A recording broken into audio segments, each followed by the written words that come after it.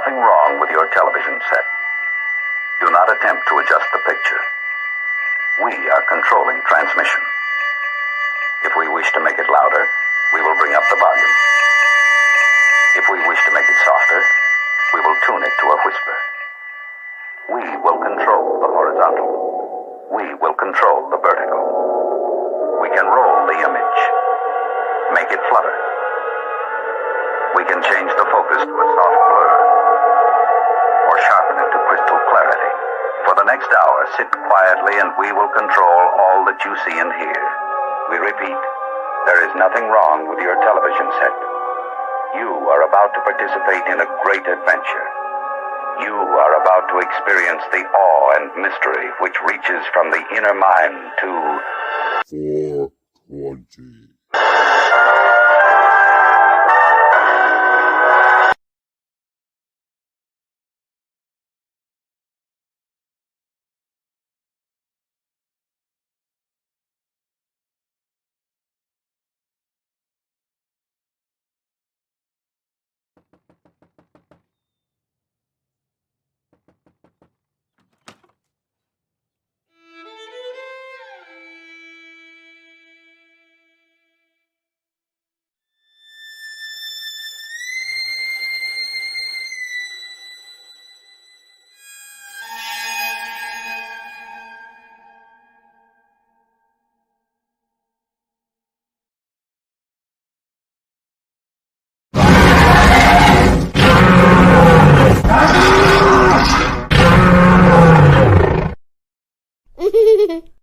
You're funny.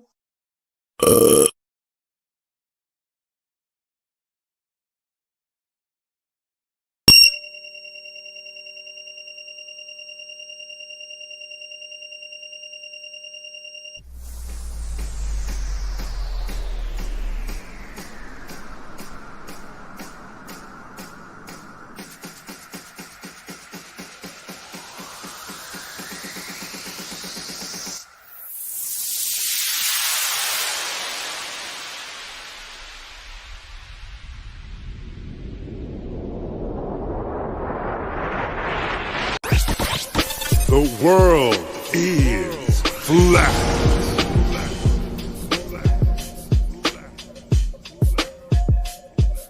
I'm here to ring the alarm with my puppet like charm, straight from the barn. I'm talking about Flat Earth Farms, cause most don't know. They think we live on a globe, a ball that floats. So listen and take notes, and take it to a higher plane. Imagine yourself in all it contains, in all its glory, and Flat Earth Farms can take you there. Open your mind outside the box. No more staring at NASA's Photoshop. No more moon landings, no line to ya. No more people standing backwards in Australia. Just facts and pure truth, planning straight to the roots. Flat Earth Farms help you understand. A magical place on a wondrous land. The world is flat, and that's a fact. Tell your friends next time you chat. Let them know a ball ain't that. Let's stay playing with the baseball bat. Cause we coming at the barn, a higher place, the Flat Earth Farm.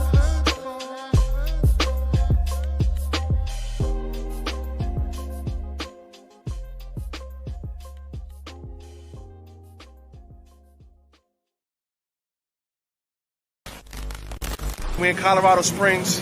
Webby and Friends concert about to go down. I'm one of his friends, so I'm here. It's hot, it's hot. Yeah. It's hot, it's hot.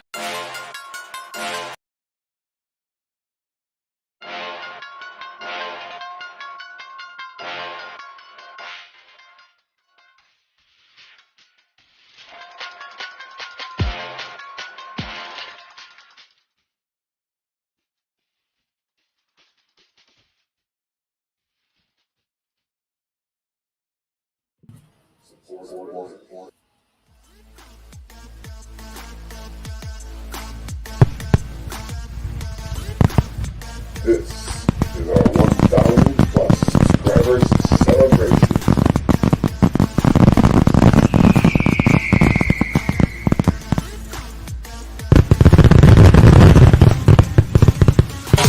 Yeah.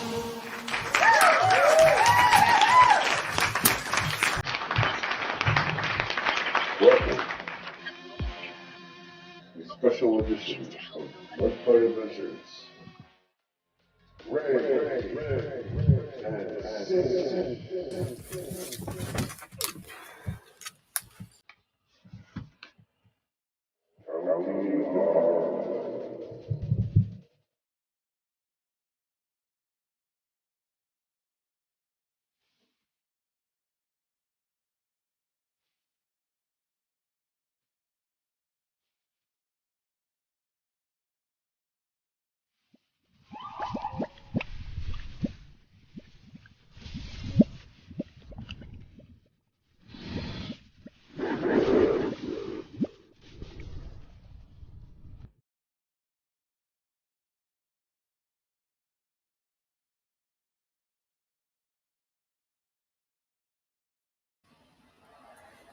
We're live.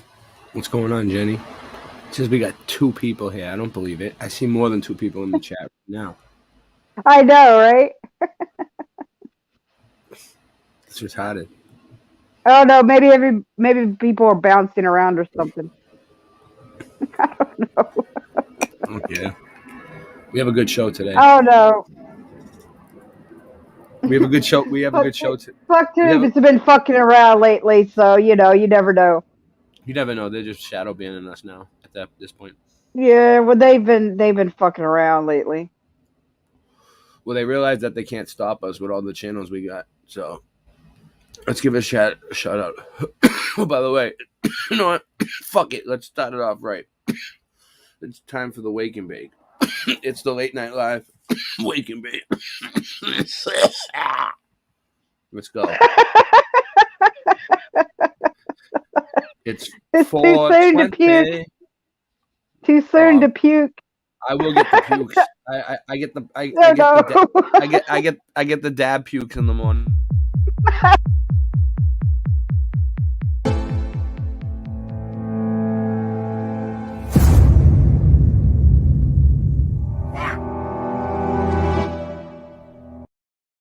Spooky.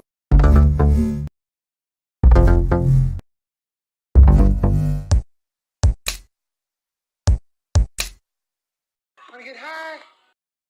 Wanna get high?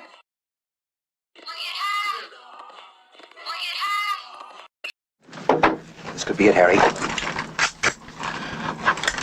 Pass the word along. Tell the men it's time to shoot the moon. Shoot the moon! No, not out there on the microphone. On the microphone. Shoot the moon. Shoot.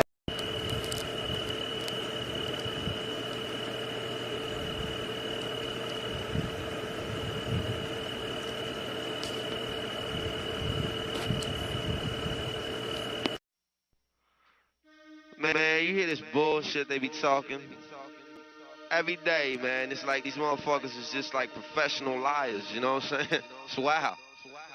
Listen, Bin Laden didn't blow up the projects. It was you, nigga. Tell the truth, nigga. Bush knocked down the tower. Tell the truth, nigga. Bush knocked down the tower. Tell the truth, nigga. Bin Laden didn't blow up the projects. It was you, nigga. Tell the truth, nigga. Bush knocked down the tower. Tell the truth, nigga. Bush knocked down the tower. I pledge no allegiance, nigga, fuck the president's speeches. I'm baptized by America and covered in leeches. The dirty water that bleaches your soul and your facial features, drowning you in propaganda that they spit through the speakers. And if you speak about the evil that the government does, the Patriot Act to track you to the type of your blood. They try to frame you and say you was trying to sell drugs and throw a federal indictment on niggas to show you love. This shit is run by fake Christians, fake politicians. Look at their mansions and look at the conditions you live in. All they talk about is terrorism on television. They tell you to listen, but they don't really tell you their mission. They funded Al-Qaeda and now they blame the Muslim religion. Even though Bin Laden was a CIA tactician, they gave him billions of dollars and they funded his purpose. Fahrenheit 9/11, that's just scratching the surface. Bin Laden didn't blow up the projects. It was you, nigga. Tell the truth, nigga. Bush knocked down the tower. Tell the truth, nigga. Bush knocked down the tower. Tell the truth, nigga. Bin Laden didn't blow up the projects.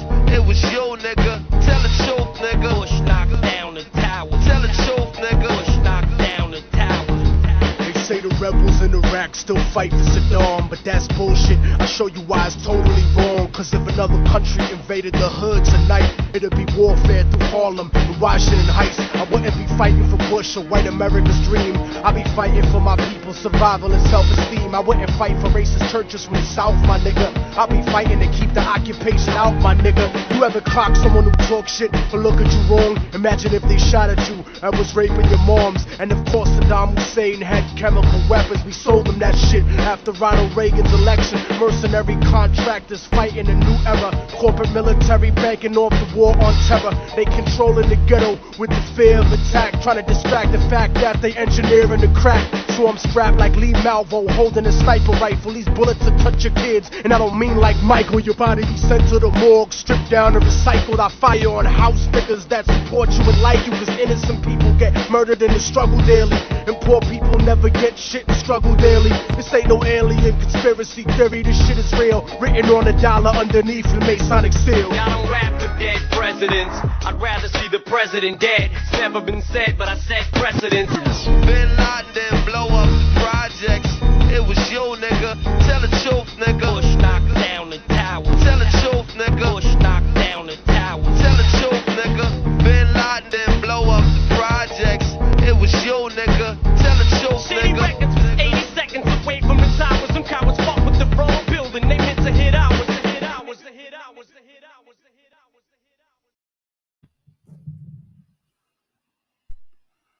I like that one. I like it too. It's catchy. Can you see that? Can you see it? Oh, you've seen it, right? You see that? Kind of. It's a little glitchy because of your green screen or whatever. What about that? Can you see it now? Yeah, I can see it, but I mean, it's just you just keep glitching in and out because of that. I know. that It background sucks. Hold thing. on. I'll get it off for a second.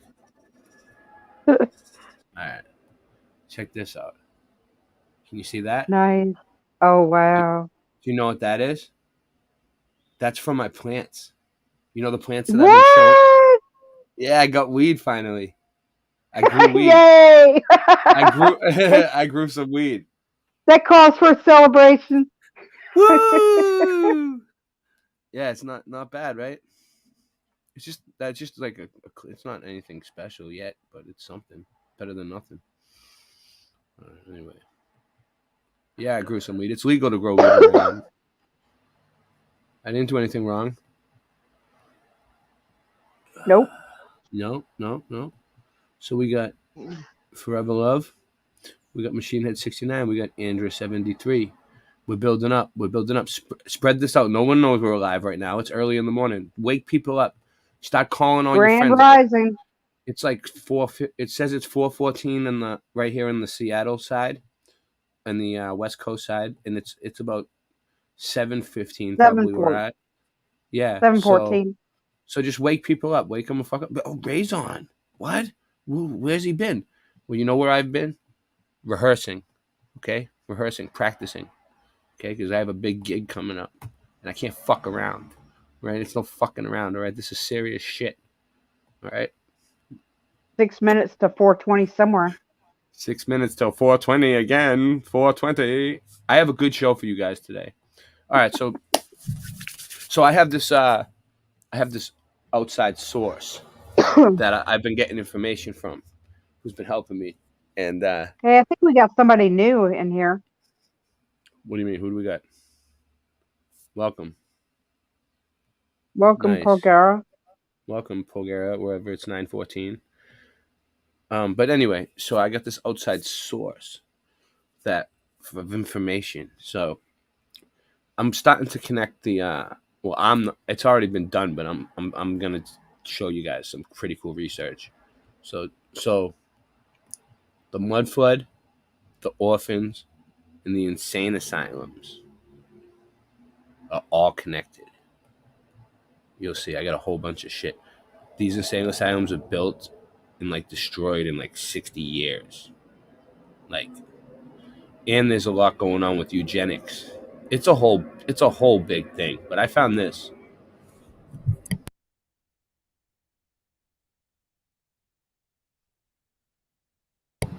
How am I sharing, Jenny? Can you see the screen? Yep. Tell me if you can hear it, because I can't. I don't have nothing to go on tonight. Yep, sounds good.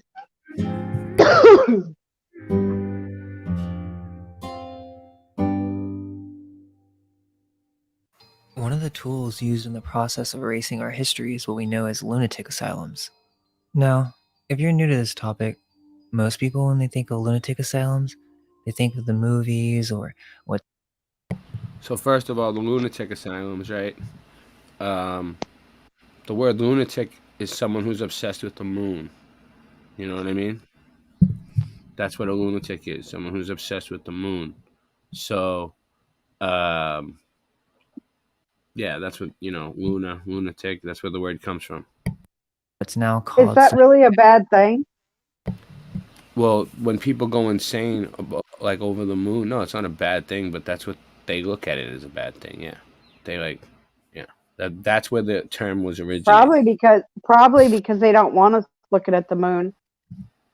Yeah, probably because they don't want us looking at the moon. But when people, so they basically use it as a way to get people to shut up and lock them in these asylums. So anyway, let me press play and we'll get into it. for people with severe mental disorders. There's definitely multiple levels to this topic, and we have the dark side, which goes into these institutions not attempting to heal these problems in any real or holistic way. And so the main approach to these health problems involves suppression through drugs, which does not fix the issue and in most cases just makes things worse.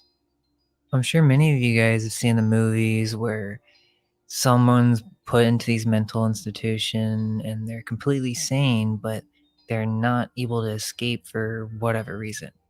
It could be the institution is attempting to keep you hostage for experimental reasons, and or you have been deemed to be insane simply for going against the establishment. It could also be that you're sane, but the institution and the outside world perceives you to be insane for your beliefs, such as schizophrenic patients who tend to communicate with other worlds. These institutions have a history, and most of these old asylums are these Tartarian, old world looking buildings that have been taken over and repurposed. You find very similar themes with the same common story, and they all use similar terminology, such as being founded or established in 1804 or 1820, but The word founded means they found it. what if these were not created during the 1800s, but were actually taken over after some type of reset? Many of the dates that they give us can be easily manipulated as well. But for the most part, the oldest asylum is in Virginia and it was founded in 1773. So most of these all started popping up around the 1812 to 1850 Civil War time period. And they actually used that as an excuse for why they needed to create even more of these institutions because people were insane after the war and they needed these institutions as places of refuge. History attempts to paint these asylums in a positive light, but what if it's the complete opposite? In order to understand this, make sure you've seen the other videos on Tartaria explained, including the one on the Civil War, which had nothing to do with slavery and was really a movement of power from the old world to the new cabal that had taken over temporarily. It's thought that the cannons were really used for destroying old world buildings and the mass wealth that was accumulated outside of the cabal's control. Once we establish that, we can see that one of the main tools for controlling those who may resist the new reset or still have memories of the past society would be to throw them into a mental asylum and heal them for being against the establishment. In England, this probably took place before it was moved into the Americas, but there was a device specifically created for mind control and erasing memories of patients. Did you hear that? There's a device that was made for mind control. Look at these places. Look how big they are. They're huge. Huge. Like I said, we really need to start in London before we move to America, as it really explains that this has been going on for a while and it's strategic. We're going to take a look at the Bethlehem Hospital, and there's some weird stuff going on here. First of all, if you search for Bethlehem Hospital, the modern picture is not even the original location. The original location was turned into the Imperial War Museum, and funnily enough, the word Bedlam actually means confusion. And notice how the cannons are right in front of the building, as if to say that these institutions created confusion and erased the old world. If we look at the history of this place, it gets even stranger. Oh, ad alert. Ad alert. Sorry, guys. Oh no. Oh no. Oh no. The Imperial War Museum isn't the first location of the building either. The hospital was founded in 1247, and it was never intended on being a hospital. It was originally designed to be an institution aimed to support the Crusader Church and link England to the Holy Land. You hear that? It was never intended to be a hospital. Never. We get a bunch of history from 1200 to the 1600s about the place being used as a medieval hospital for the needy. And as we get into the 1600s, there was a movement from the medieval style of each patient having an old style keeper physician to take care of them to the new system, which essentially involved a bunch of wealthy aristocrats starting their own hospitals that would later be termed madhouses as their healing methods were far too aggressive. There would be one physician residing over the entire institution with a visiting surgeon, and drugs were given to the patients in order to heal them of their illnesses. What ended up happening was a medical regime in which medical practices were being generalized across all patients. And the result was extreme violent medical practices that Look at would that. They induce had to vomiting blur and that one out. voiding of Look. the bowels by force. Bowels by We really force. only have the basic. Wait up. Did he just say they made them bowel by force? I think he did. Eliminate bowels by Was extreme violent medical practices that would induce vomiting and voiding of the bowels by force. We really only have the basic plans of this building, but in 1667, Wait up. Wait. What does that mean, Jenny? Avoiding the bowels by force. What are they saying?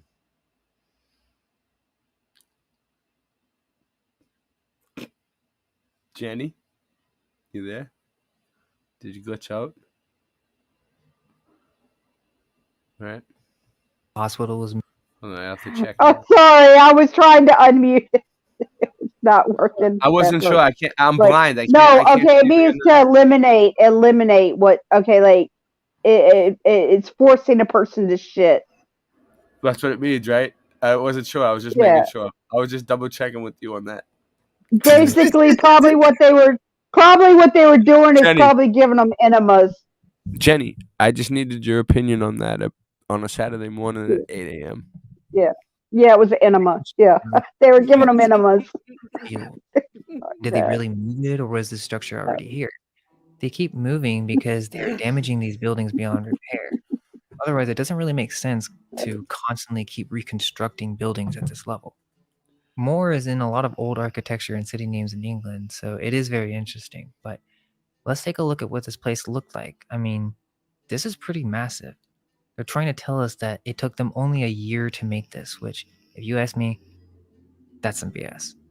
So 100 years passed by, and by the end of the 18th century, the hospital in Moore Fields was supposedly deteriorating with uneven floors, buckling walls, and a leaking roof. Yeah, so all these hospitals, right? Every single one was built and destroyed like really fast, which it does. None of it makes any sense. So remember, they didn't really build this, so they used it for 100 years, and then after 100 years, they essentially destroyed the place, and in 1791, a report was sent to the governor listing 800 pounds of damage, which would be around 1.2 million pounds today. And sure, that's a lot of money, but it would cost way more to build an entirely new building, especially the one that we see today with the Imperial War Museum. But regardless, they say it was beyond repair, and so they moved to St. George Fields. And yes, they want us to believe they did all this on horse and buggy. Yet, today, the modern hospital is so small. You would think such an institution with a long history would try to preserve it by having somewhat of a nice modern building. All right. I need a bathroom break. I'm sorry. It's early in the morning. I just had some coffee. I gotta take a leak. Yeah, I'll probably need one soon. I made my coffee too damn sweet. All right. Give me a second. I'm gonna play a song and I'll be right back.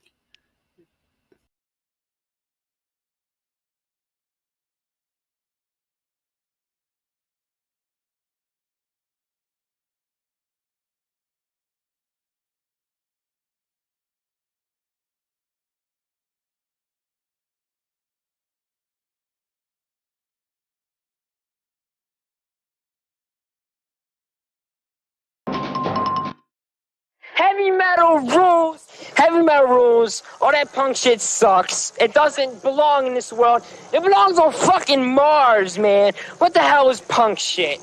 And Madonna can go to hell as far as I'm concerned. She's a dick. I mean, seriously, heavy metal definitely rules.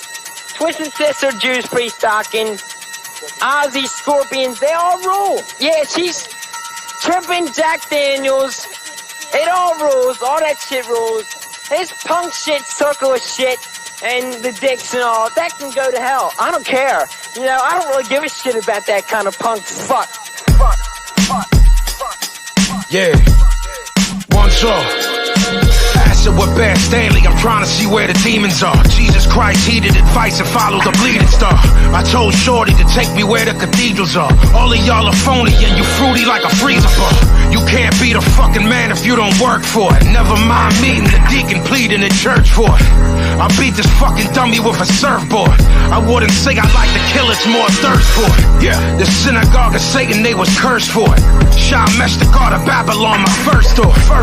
Banished this motherfucker from earth for it. He made a mockery of God and he was cursed for it. This is how an animal's supposed to rap. Tri-star Cobra shot, he turned him like a cul-de-sac. Yeah, I made a liquid metal like the Terminator. Bodies in the back, I kill a rat like the exterminator. Say your first ball, get a sound squad ball.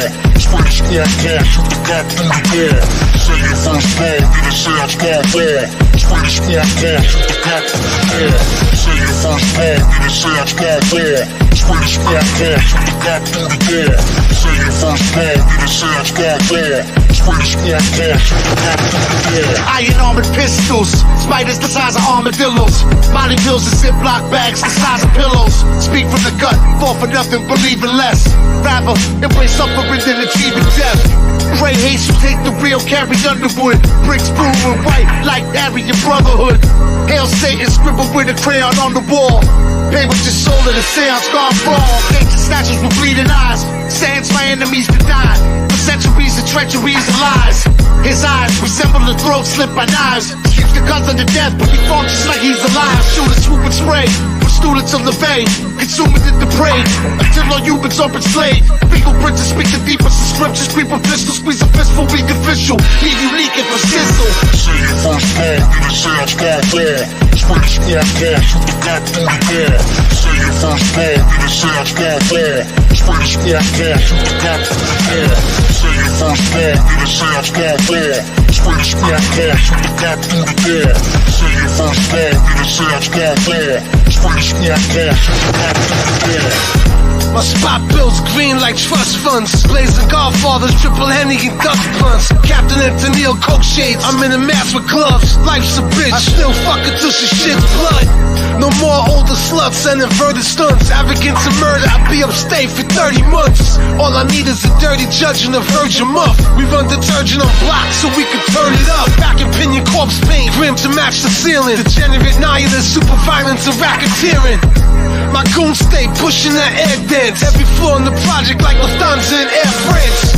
Whip top with goose gosses, get that work from rosters. Mean streets like Johnny Boy exploding mailboxes. Power like Rod Carew, ketamine in my new suit. Robbing cops like feeding elephants at the fucking zoo. Say your first ball, get a sound squad ball. Spray the squad car, shoot the cop through the door. Say your first ball, get a sound squad ball. Spray the squad car, shoot the cop through the door. Say your first ball, get a sound squad ball. Spray the squad car, shoot the cop through the door. Say your first ball, get a sound squad ball. Spray the squad car, shoot the cop through the door. You're wild, man. Wild.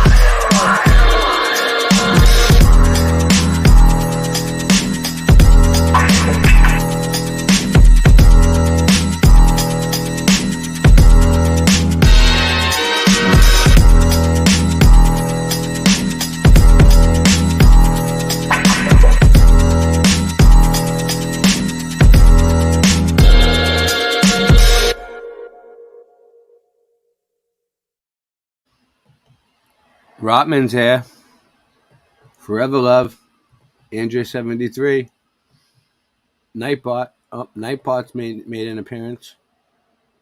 Yes. Okay. How are you doing? Love it. gonna watch the replay because I passed out. Sorry about that. All right, I'm going to share screen now. Let's do this. We gotta get through this.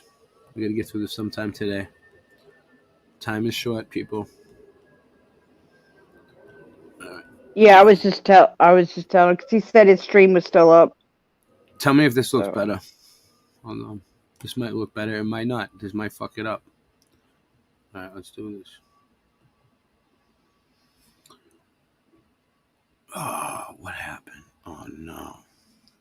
Completely just lost the spot, dude. It's terrible. And we have the dark side, which goes into these institutions not attempting to heal these problems in any real or holistic way. And so the main approach to these health problems involves suppression through drugs, which does not fix the issue and in most cases just makes things worse. Can you hear it? Can you hear it, Jenny? Yeah, sound is good. You guys see in the movies where someone's put into these mental institution and they're completely sane, but they're not able to escape for whatever reason. It could be the institution is attempting to keep you hostage for experimental reasons, and or you have been deemed to be insane simply for going against the establishment. It could also be that you're sane, but the institution, the outside world, perceives you to be insane for your beliefs, such as schizophrenic patients who tend to communicate with other worlds. These institutions have a history, and most of these old asylums are these Tartarian, old world looking buildings that have been taken over and repurposed. You find very similar themes with the same common story, and they all use similar terminology, such as being founded or established in 1804 or 1820. But what if these were not created during the 1800s, but were actually taken over after some type of reset?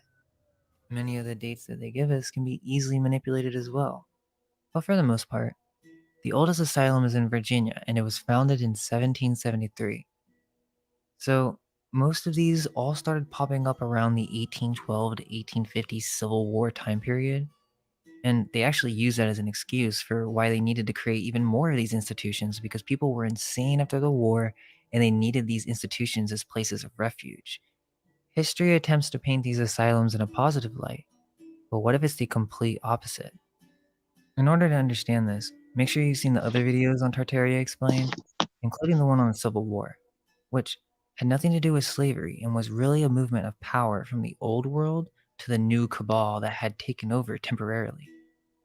It's thought that the cannons were really used for destroying old world buildings and the mass wealth that was accumulated The cannons were used for destroying old world buildings outside of the cabal's control.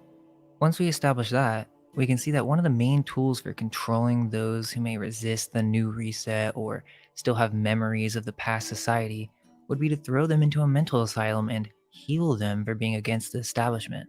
In England, this probably took place before it was moved into the Americas, but there was a device specifically created for mind control and erasing memories of patients. Like I said, we really need to start in London before we move to America, as it really explains that this has been going on for a while and it's strategic. We're going to take a look at the Bethlehem Hospital. It's been going on for a while and it's strategic.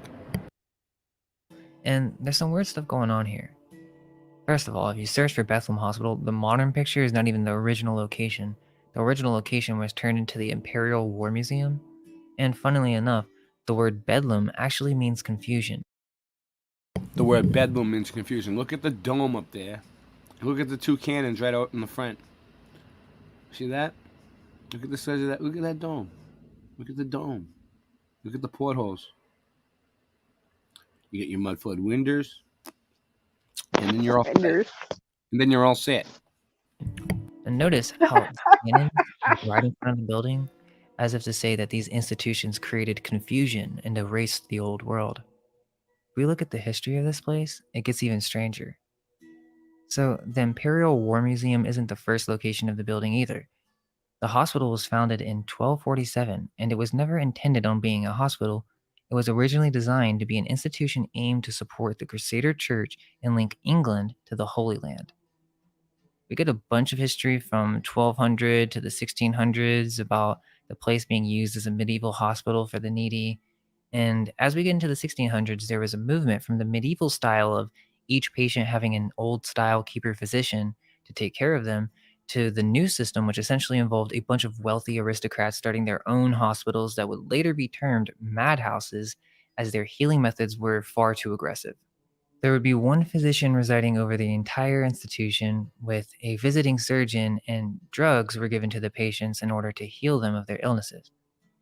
What ended up happening was a medical regime in which medical practices were being generalized across all patients, and the result was extreme violent medical practices that would induce vomiting and voiding of the bowels by force. We really only have the basic plans of Voiding this the building, bowels but by in force. 1667, the hospital was moved to more fields, which I find very interesting. They voided the bowels Fucking by force. gross. They It's voided fucking gross. They voided the bowels by force. Like, why is it called more fields? And did they really move it, or was this structure already here? Ray, They keep moving because Yeah. they're damaging these buildings beyond I just realized something. What about When he was saying that might be where the expression being full of shit came from. Because people always use that as a derogatory thing, and you're full of shit. It means you're just full of nonsense, right?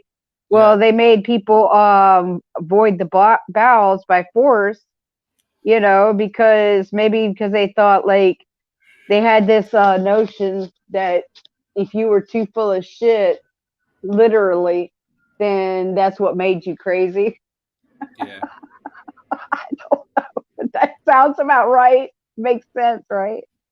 Yeah. It makes sense. It's and there's this whole thing on them using poop to make fuel and feeding us. We'll get into it later, but right now we'll do this. Otherwise, it doesn't really make sense to constantly keep reconstructing buildings at this level. Moore is in a lot of old architecture and city names in England, so it is very interesting. But let's take a look at what this place looked like. I mean, this is pretty massive.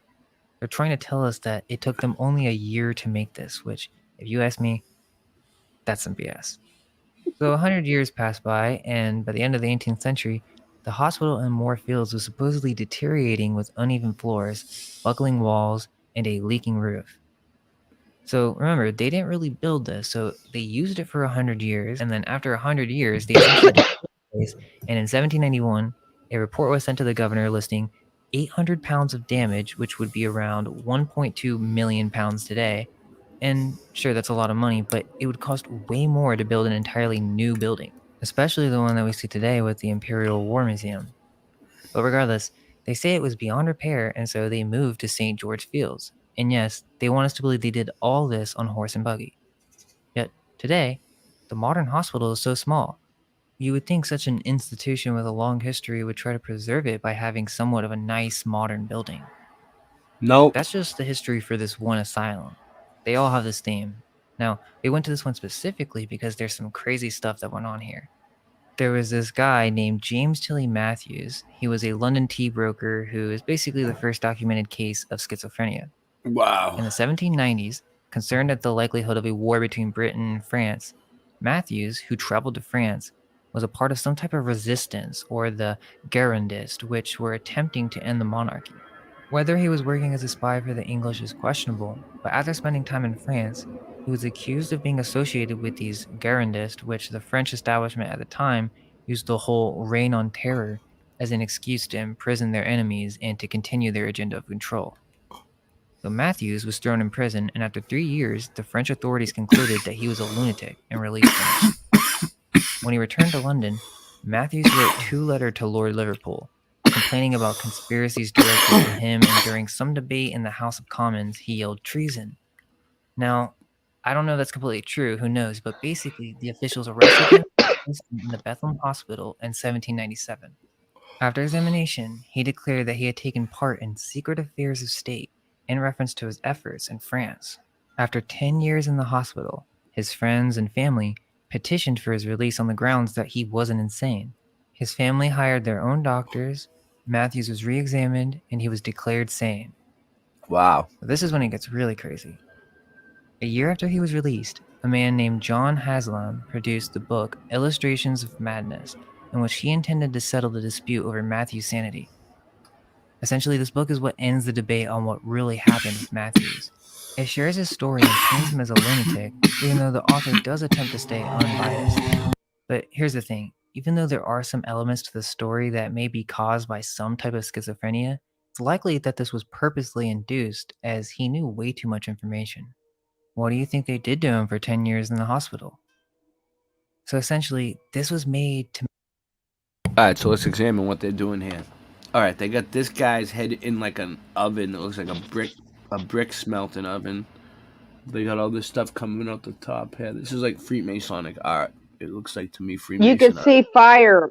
You could see fire inside that thing where they're putting his head too.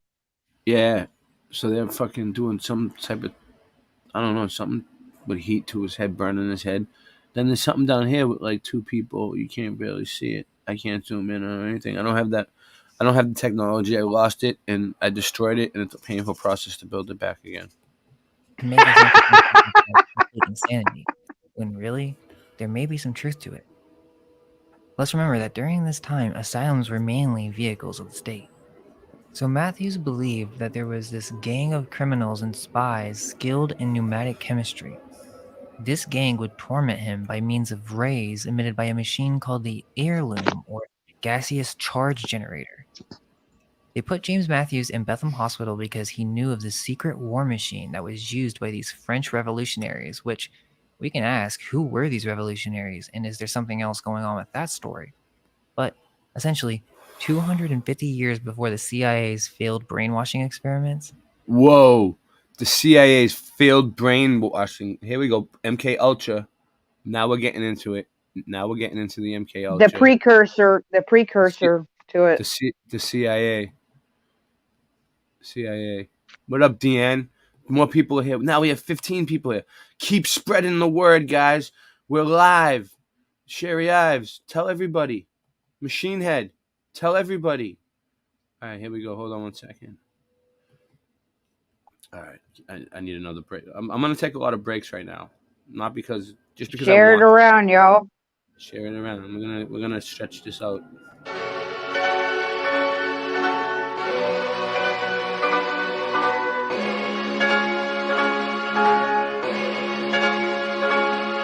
The plan might be too expensive. Over here getting new advances, while you over there doing dances. Show you how to move like a dance step.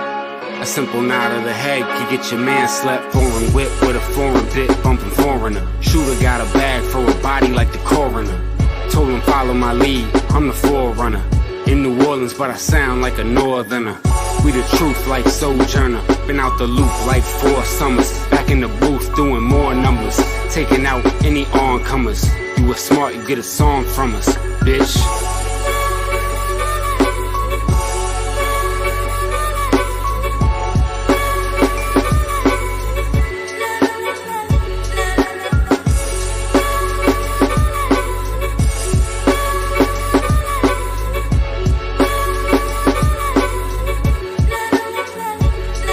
Yo, I'm sick and tired of your trash rhymes.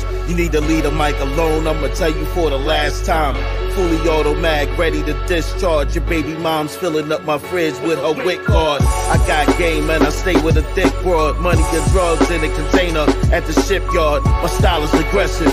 This a murder message. I hold burners to serve purpose and murder peasants. Slide off and flee the scene with the heat smoking. Kick a nigga in his ass till my feet broken. You couldn't win, nigga, keep hoping. Got your grandmother frying me chicken while she deep throating. Your whole rap style is delicate. You soft, so I be insulting your intelligence. In my closet, it's a whole lot of skeletons. Cause it's the only place where I'm hiding evidence. Taste the product like cotton, yayo. Pass the chronic like hot potato. I'm in charge like I'm Scott Baio. Gotta win, we cannot fail. Clock bell, size of whales on them lock scales. Kill your dogs like some foxtails. They going down like a prop fail. Get them smothered like oxtail. Get your cap peeled back like a hell L. Sending packs through the snail mail.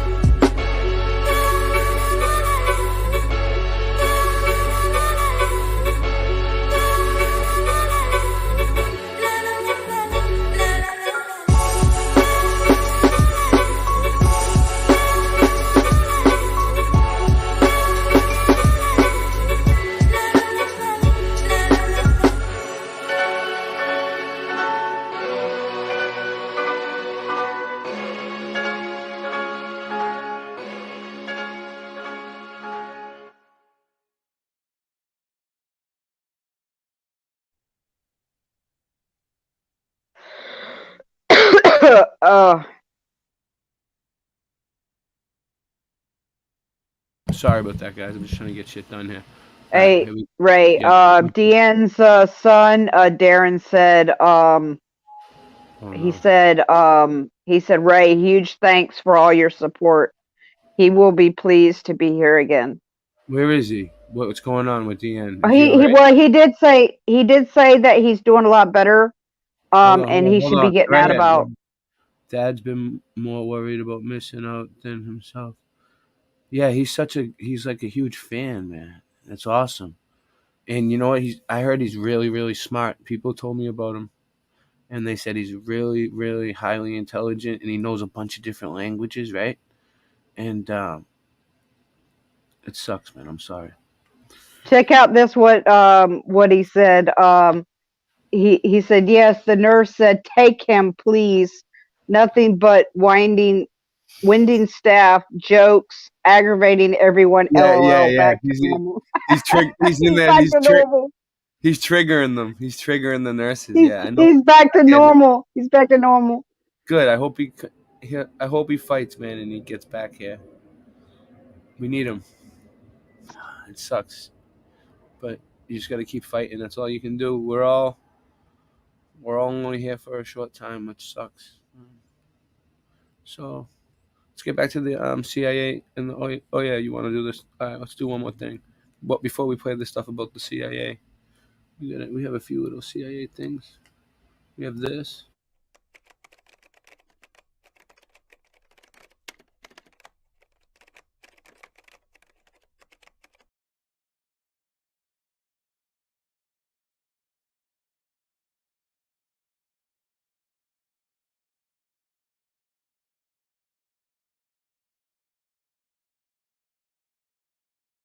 Nickname is Encyclopedia Britannica. All right, and then we got the CIA. We got.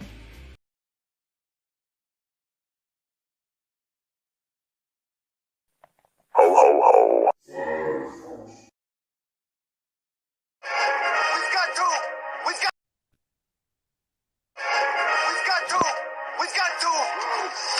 get moving. We gotta stay loose, you know? Let it cool. Let the coolness get into our vertebrae.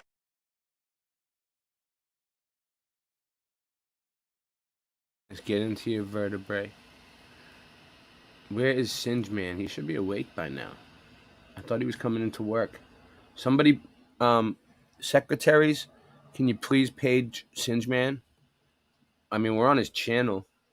The Late Night Live channel is his channel. We're on, Boston Ray Mudfoot Adventures. Was Three Fingers in the chat? Is Three Fingers there? I'm looking. Holistic Yeah, Media. I thought I might have seen him, but I'm not sure.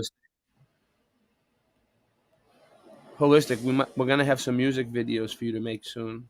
A lot of them. We're gonna probably need you, most likely. No, Three Fingers is not here. Sherry just said he's not in here. Oh, paging Singe Man.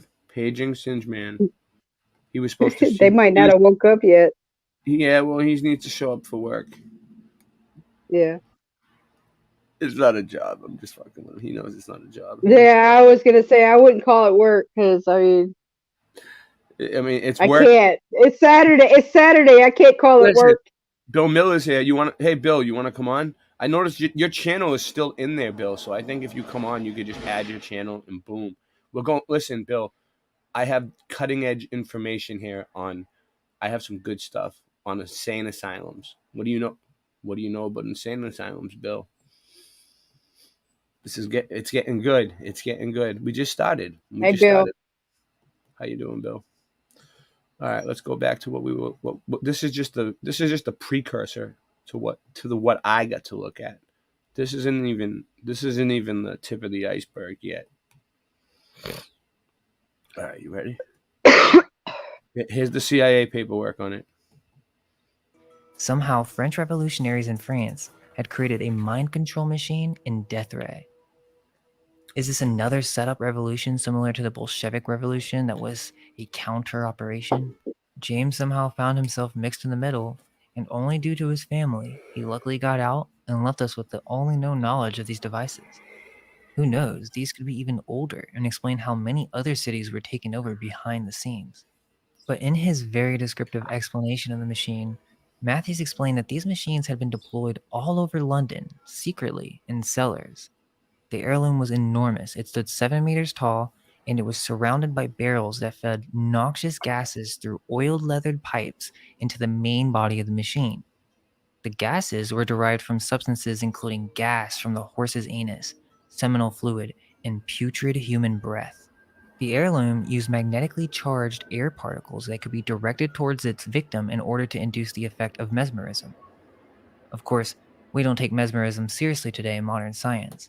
However, this was not the case during this time period, and obviously there was an advanced machine capable of inducing these effects, so who's to say that these people can't do the same with their minds? But regardless, the machine needed to be operated by a certain amount of members who each had their own name and duty, as described by Matthews. The main body of the machine had a number of keys, levers, and brass retorts. These were used to modulate the flow of magnetically charged air that was emitted from the machine. Skillfully combined sequences of the various levers and keys could produce different types of air current, which could be directed towards the victim to assault them with a whole arsenal of psychological and physiological effects. Essentially, this was some type of instrument, and an art at that, as someone would basically play it as a piano and magnetically charge the air current with the intention of directing it towards the victim to assault them. One of these effects were called kiting, where an idea is forced into the thoughts of the victim, which undulates in the intellect for hours together. And how much soever the person assailed may wish to direct his mind to other subjects, he finds himself unable to do so. Similarly, thought making. This gang could literally suck the thoughts out of a victim out of their head and replace it with any subject they choose. They had an effect called lobster cracking, in which the external pressure of the magnetic atmosphere surrounding the person assailed was increased so as to stagnate his circulation and produce instant death. They also interestingly talk about nutmeg, which is also known to give a psychedelic reaction to those who are allergic. They must have known that it could be used as a suggestogen. There are even depictions of the number of controls this machine had, multiple parameters for a variety of different settings. Now think about it. If this was just a delusion, then how is it possible to have such a detailed description of this device? There's a reason that this machine is not commonly known, and it's because these devices have been used on populations throughout history in order to cause amnesia, control popular narratives, and to take They've been used throughout history. over societies. If they use this politically, who's to say they don't use this in other areas? What if this explains the Industrial Revolution and having all this cheap labor where you had these people working in bad conditions and yet they still stayed? The story is that they were poor and they had to. But what if there was some type of device in the cellars of these old mills that induce specific thoughts, like being a hard worker? Look at what they're doing. It's like an assembly line. It's like they put this piece together, they pass it to this person puts maybe. The other issue, though, too, is back in those days, if you had a job, you didn't have a right to quit. Yeah. You couldn't just quit because people, when they got hired, they were basically like slaves. Well, they were indentured in a sense. Indentured. I like that. They were contracted. They were contracted. I never heard that word. I never heard that word before. Indentured. What is that? What is it? Oh, like indentured servitude was like a form of slavery. Yeah. Like where they have a contract on you and you have to serve for a certain number of years or a certain amount of time or whatever. And you could not get out of that contract until that time was up. And if you tried to leave, then you would be arrested and charged for I guess work abandonment or whatever they called it, something like that. You were not allowed to leave your job because if you had a job, you were contracted into that job. Worker, because I got you. You have I have something going on over here. Now, there is another part of this that we'll cover briefly. I might have to move if my kids wake up because it's daytime and I'm doing this like on the sly. I might have to like move rooms. If I have to do that, I'll have to. It's going to be a big project, but I'll just take a big break and play a bunch of songs and come back.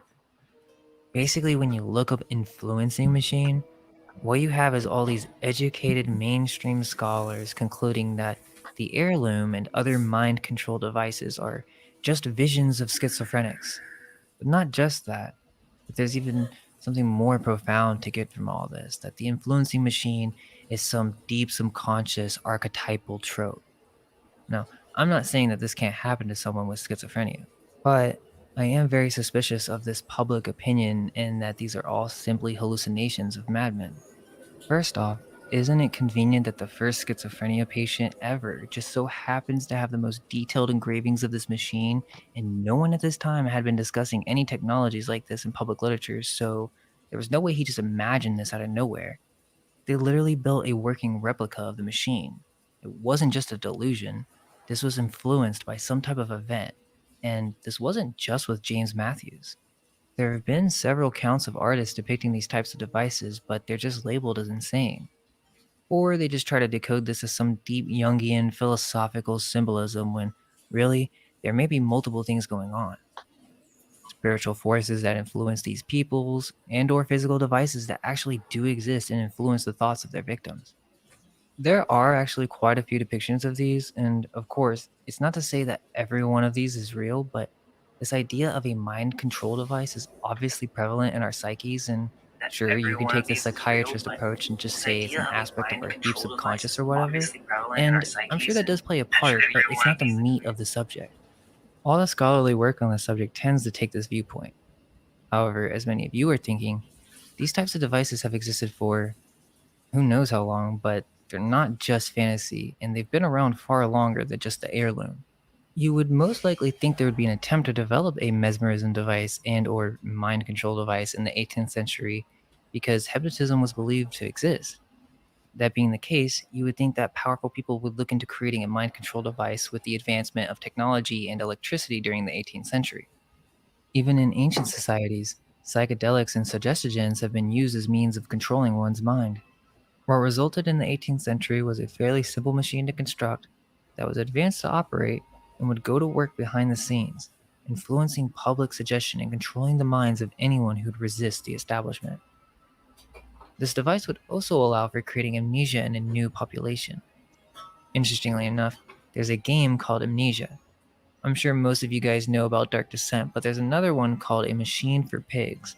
There's this artist who composited everything as one map, and it's really interesting to look at because you have the same type of heirloom device, and you see this happening on a mass scale with it coming out of the factories, and there's a Tesla coil in the background as well, magnetizing the currents. There's actually a lot of weird stuff with this game. You have the old world Tartarian buildings, and there's also this thing about absinthe, which again that gets into psychedelics. But yeah, I just thought it was really weird. I mean, a lot of these illustrations seem to be depicting some kind of hidden past, or maybe they know something that we don't. Also, I want to give a shout out to Paul Cook as he had some really good research on this topic, so make sure to check out his channel.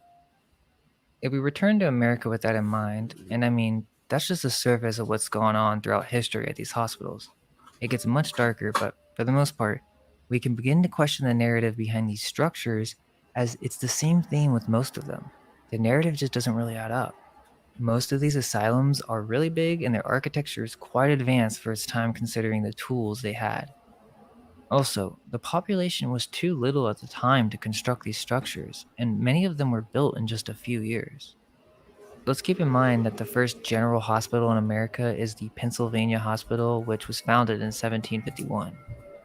So let me get this straight. They're building these massive Hey, Michelle. structures in cities out of nowhere. Philadelphia started in the early 1700s, and they don't even think about creating a general hospital for over 50 years. The oldest asylum is the Virginia Eastern Lunatic Asylum, which no longer exists as it was destroyed in a very convenient fire in 1885. According to the depictions, it looks to be an old world building that is slightly buried beneath the ground. This building only took 2 years to build according to the story, as it was established in 1771 and the first patient was administered in 1773. The second oldest asylum is the Spring Grove Asylum in Maryland. Again, it looks very similar. Now, It started off as a general hospital in 1797, but it actually can trace its roots to an institution 3 years earlier. Basically, it was a men's club headed by a sea captain named Jeremiah Yellett, established what they called a retreat for the ailing mariners of Baltimore. That kind of sounds weird to me, but that's how it began as some private men's club and then became a hospital for strangers and mariners. The Hospital for Seamen and Strangers. It seems that the hospital was actually funded by Captain Yellett and his associates. So the story is that the club evolved into a hospital as a way to take care of the mariners who had many medical conditions such as nutritional diseases. They referred to many of the patients as inmates, and it seems that there is something else going on with this supposed retreat. Basically, it could have been a means for mind controlling newcomers who came by sea and labeling them as insane if they do not fit the narrative. At the time, Maryland's mentally ill were called inebriates and or being mentally retarded. Now, they didn't have a word for being mentally insane. Maybe because it wasn't really prevalent until after the reset, so of course, they had to create this narrative. The Northeast Coast is home to America's oldest ports, at least from the mainstream sense, and where these old world cities first started to be taken over, right? Like the west of America wasn't conquered until like after the Civil War, so the Northeast must have started these reset plans very early on, programming any immigrants who may be trying to relocate. So in 1797, the hospital had a new purpose for the reception and care of lunatics, or really anyone who didn't fit the narrative. Let's also keep in mind that yellow fever epidemic happened around this time, and I just wonder if this was also done with intent. Now that we understand they had a mind control device using magnetized air currents, you would think that maybe they know how to spread disease using similar methods. Of course, the excuse is mosquitoes were breeding in the wetlands, and because of warmer climate, this led to a number of these outbreaks. That doesn't really make sense as the Native Americans never suffered from these issues, so there's definitely something else going on when it comes to all this sickness, the sudden need to create all these hospitals out of nowhere, which really should have been constructed from day one in any well planned city. Unless, of course, they didn't have any need for hospitals, but that's another can of worms. Basically, in 1808, the state took over the building and they decided to do $40,000 in repairs, which that's a lot of money at that time. And the story goes that they got this money because a bunch of lottery winners donated back to the state so that they could expand the hospital. Right? That makes sense.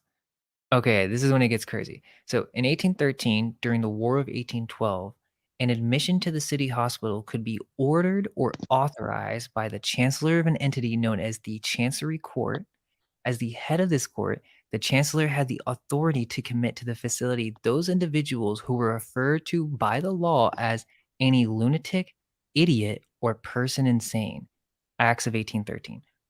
So within 10 years of creating this hospital, which was started and funded by a boys club, the state takes over and creates a law that they can basically put anyone they deem crazy in the mental asylum. Captain You see what they did there? Yellett obviously had connections with the state. They were in cahoots. He just funded it. Now, I'm just giving you one example, the second oldest, in fact, but you just have to think. These started appearing out of nowhere all around this area around this time, and I mean a lot of asylums. And the typical answer is because of yellow fever, civil war, and syphilis. But as we have gone over the hidden side of things, we see there may be a different agenda at play. All these backstories for these hospitals aren't giving you the whole truth. I mean, just look at this logbook of the West Virginia Hospital for the Insane. This list documents reasons for admission to the institution. I mean, these guys weren't playing around. So these are pretty crazy. If you ran out of money and became homeless, got business trouble, if you got kicked in the head by a horse, I guess that was common back then, imaginary female trouble, an immoral life, not sure what that's supposed to mean, imprisonment, okay, that's kind of scary. If you had your own religious beliefs, or if you were a woman with her own beliefs, that would get you sent to an asylum. Let's see. Bad whiskey. Okay. These institutions don't really care about your health. They were designed for that purpose. These facilities are tools of the state to control a society based on what the controllers deem appropriate. If you overstudied religion, that would get you sent to the institution. Overtaxing mental powers. So if you were too smart, they would get you. Oh, and look, you can get sent in for politics, right? How convenient. I mean, this is a super long list. I'm not going to go over it all, read it over, but it's just insane. I mean, egotism, how do we even measure that? Someone acts arrogant, they just get thrown into a lunatic asylum? I mean, this kind of became a meme because of some of the weirder, funnier ones, but they would basically throw you into an asylum for any reason that they wanted. It could be any reason. They would just throw you in if you were a problem. Ad alert. I get it. Very old world looking, and you know it's not really commonly accepted that there are castles in America, but many of these old asylums and old prisons are literally just that. They just aren't called castles, and we've never looked at them with new eyes. Many of these old asylums share what is called the Kirkbride Plan, which is a system of mental asylum designs advocated by American psychiatrist Thomas Kirkbride. Now, this is the explanation they give on why many of these buildings have similar designs, but could it be that these are actually older world structures, many of them containing underground tunnels and also mud flooded windows? It's even in the narrative. One good example is Rockwood Asylum, which first we have to look at the Kingston Penitentiary, which, if we look at some photos, it looks very old world. This is Canada, but still, you can find the same thing in the US. But the story goes that the Kingston Penitentiary was overrun with medically ill, criminally insane inmates. So, to solve this problem, the asylum was built on the shores of Lake Ontario, close to the penitentiary, built by the prisoners themselves. That doesn't make any sense to me, but we're supposed to believe that somehow they made these insane inmates build an asylum for themselves where, by the way, in the Rockwood Asylum, they would literally make people wear uniforms with the label lunatic. And it was also a common practice to drill directly into the skull. So, I mean, yeah, I'm sure they were so excited to build this asylum. Who would have guessed that the mentally insane have the skill to actually build architecture like this? I highly recommend checking out There's No Place Like Home. She has a great video on this subject, so shout out to her. But she goes over this as well, and we see the same thing with the Toronto Insane Asylum. That basically, during this whole 1800s period, the state took it onto themselves to take care for whoever they deemed to be critically insane. As I just showed you with the list, you can imagine how this could go really wrong. The Toronto building has the same dome structure with the stairs that lead up to the entrance, mud flooded windows, and looks like a typical Tartarian building. Another good example is Traverse City State Hospital, which is extremely Victorian looking. It also has a pretty scary feel to it.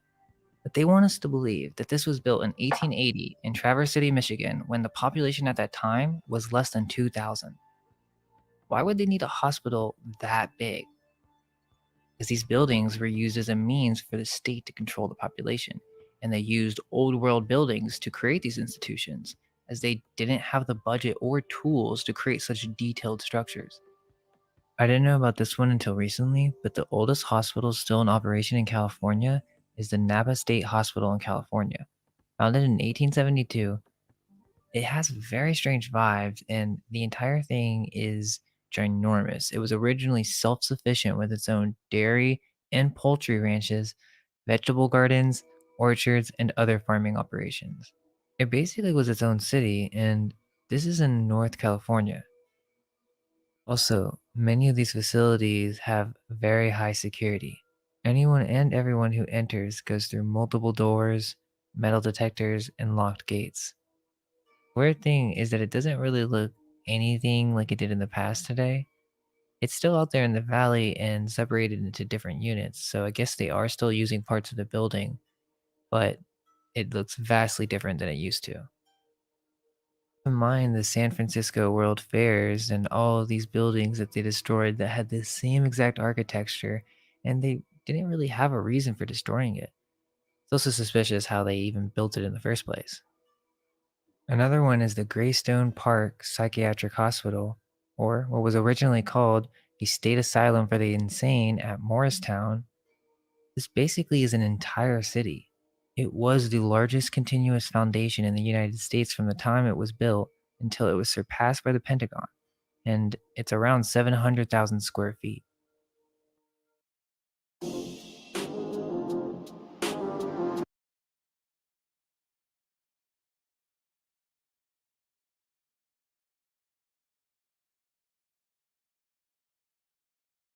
just like a castle to me. It literally has gargoyles.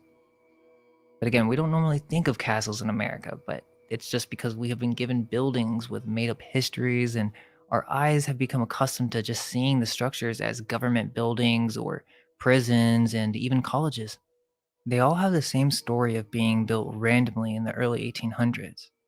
I mean, why would you want to make a jail look so fancy? Is this really the most efficient way to build such a structure with the tools and resources available at the time? I mean, we won't even build something like this today.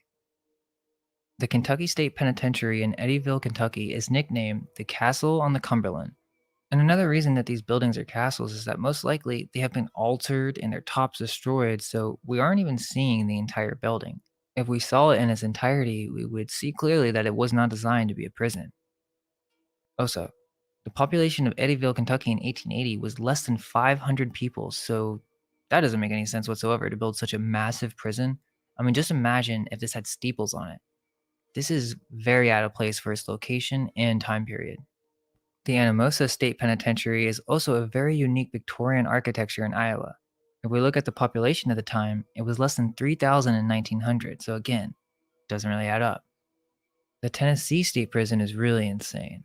It actually reminds me a lot of the Biltmore, which this probably connects more so with many of the old world mansions, but we actually have a little surprise coming out soon. It's going to be big, but back to what I was saying, the Tennessee State Prison was founded in 1832, but as in all these stories, for some reason, they always decide to move the building to a new location. It was either burned down or beyond repair, and or It had they to come up go. with some It new had to go. plans for some gothic architecture. It supposedly finishes construction in 1898, but it just seems like these were redesignated structures. Had It's to too go. out of place and seems kind of pointless to spend so much money on these buildings to only last less than 100 years. There are many more of these prisons, but I also think colleges play the same part. I mean, think about what we're talking about. It's all state programming.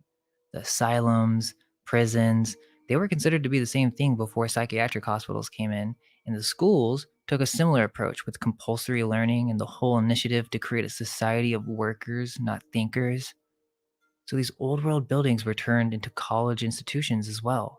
He's doing the thinker pose, fist William to and chin. Mary, Columbia University, Yale University, Hold on. Princeton.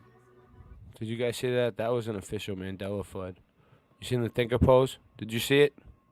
Jenny, did you catch that? Did you see him doing the thinker pose? Right there? You're muted. You're muted. You're muted. Did you see him? Sorry, I forgot. No, I missed that. I blinked. Well, that was an official. That was an official Mandela flood.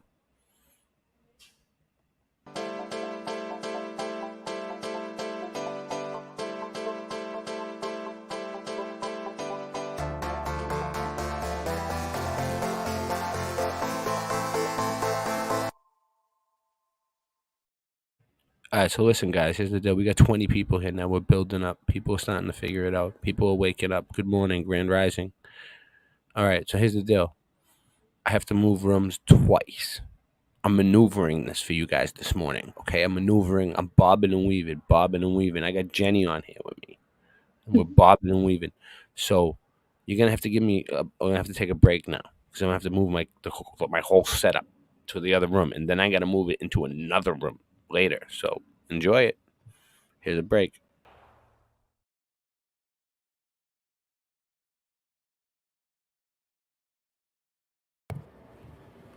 Can you hear me? How's my mic sound? Yeah, good.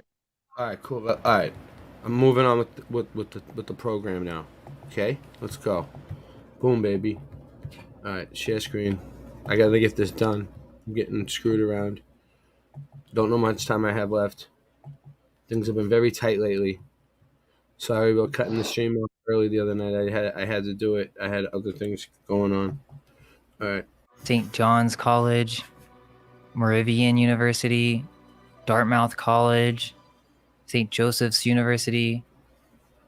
These buildings and castles have been right in front of our eyes this entire time. These are government-controlled, old-world buildings that were repurposed as mind control weapons.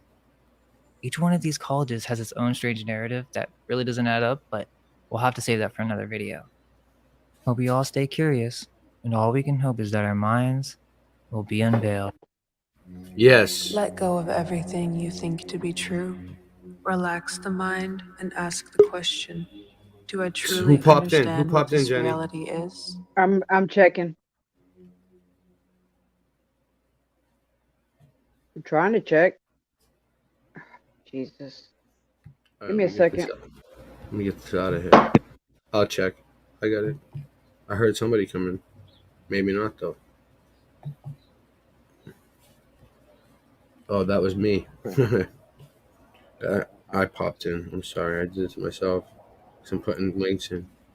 All right. Give me 1 second. Stop. I hear the echo. Stop screen sharing. Airplanes going by.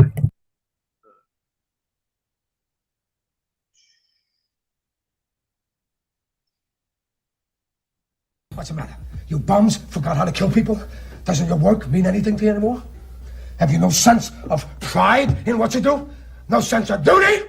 No sense of destiny? I'm looking for generals! What do I got? Foot soldiers!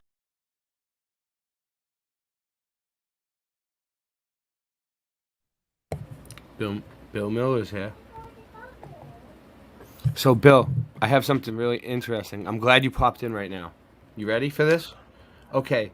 So, I'm echoing a little bit. I don't know. Not much. Not too bad. Grand Risings. Grand Risings, Bill. So anyway, so there's this in Massachusetts, right? There's this Taunton State Hospital, right? Mm-hmm. And it's one of these hospitals. Look, airy and abandoned, right? It was here's the images, right? Mm-hmm. Look, let me show you something, Bill. It was this is what it used to look like right here. It's the one on the thumbnail, right? Yeah. Look, you see? That's what it used to look like, right? It was they're trying to say that it was built and destroyed within 60 years. Yeah. One of those stories. It had to go. It had to go. Knock it down. Knock it down. And now, my family lives there in Taunton. Okay. And they went and I had them check it out for me, and they said it's not there. There's still a hospital there. Yeah. But now I'll show you what it looks like. Hold on. A shell of what it once was. Yes. Is my It's audio right good, here. Ray? Yeah, your audio's great. Okay, We're sounding good today. We're doing good. Look, this is what Excellent. it is. This is what it is now. Ooh. Or Yeah. something like that, and it's all run down, and it's not. You know what I mean? I bet you could find footage of urban explorers going through that one. Yeah, I think there was something there. Hold on a second. Let me go back. What happened to it? Top of the day to you, Jenny. Yeah. Good call. Airy and abandoned book, exploring masses, the travel. Let's check this out. Can you see it? Yeah. Airy and abandoned inside Masses Taunton State Hospital. Yeah. Also once known as the State Lunatic Asylum, Taunton remains closed to the public, but its airy legacy lives on in Massachusetts. Kind of sounds like tartan. Yeah, Taunton. Yeah, it does. It's weird. I think it's like Native American though. That could be. Oh, is that available? It took you down. Yeah, they took me there. They took me down? Yeah, for a minute. Now you're back up. Oh, well, no, we're fine. We're fine. All right. Oh, what just happened? And they changed the scenery on me. You see that? They're fucking with all of us. To go back. All right. So the Taunton State Hospital, the state conjures up the image of horror movies with the same people being kept at mental asylums in a form of extraditional prison. It is a psychiatric hospital located on the Hodges Avenue in Taunton, Massachusetts, and not to be confused with the main campus of the modern hospital of the same name. Not to be confused. Don't confuse it. Although some of the old facilities continue to be used, it is one of those mental asylums that just sends chills down one's spine, unfortunately. You know, most of it is now demolished. Unfortunately. No, fortunately for them, it was demolished. But some of it remains and stands as its testimony as one. So it was there. You know what I mean? They can't hide it. They can't say it wasn't there. It was part of it is still there. Yeah. It's a story that bears witness to the many mental asylums that once dotted the country. So there was many mental asylums. Yeah. Yeah. So history of the Taunton State Hospital. This is his story. Right. His story of, because it's not our story, right? Mm-hmm. According to Autodidactic, right? His story of the asylum dates back to 1851. And that's a weird way to write 1851, by the way. I don't know. When moves were made to find a new site for a psychiatric hospital, as the state's only other facility in Worcester was under pressure with the rising patient population. Oh, in 1851 they had a rising patient population. Yeah. Yeah. Not many skilled laborers around, but you can knock up an insane asylum like that looks like a castle, no problem. Yeah. Exactly. They all look like castles. According to the National Park Service, the studies of the conditions in Worcester was a result of a eloquent and moving memorial delivered to the state legislator by Dorothy Dix. D-I-X. What kind of a name is that? Dorothea Dix. in 1843, the NPS notes. So, and that's just, the NPS noting it. It's not really, the NPS, what's that, like a press? National Press Service? So it's the news said that, you know what I mean? And they're just cementing it into the history. National Park Service. Oh, well, Same I thing. was almost onto something. That memorial documented the admissible conditions that most localities provided for their citizens with disabilities. The Taunton State Hospital was first established in 1854. It was established in 1854. So that doesn't tell us shit. And it was when the building was actually built. It was known as the State Lunatic Hospital at Taunton. It was originally built in a rare and rather unique neoclassical style designed by architects Boyden and Ball. And it was one of the more beautiful works of the hospital art in the country. Kirkbridge buildings, Bill. What do you know about Kirkbridge buildings? Kirkbridge buildings. That's a new one. What is Well, this is what we're looking into tonight. Look. In 1851, the Massachusetts legislature appointed a commission to find a site for a second state asylum. This was necessary to alleviate the pressure of a rising patient population at Worcester.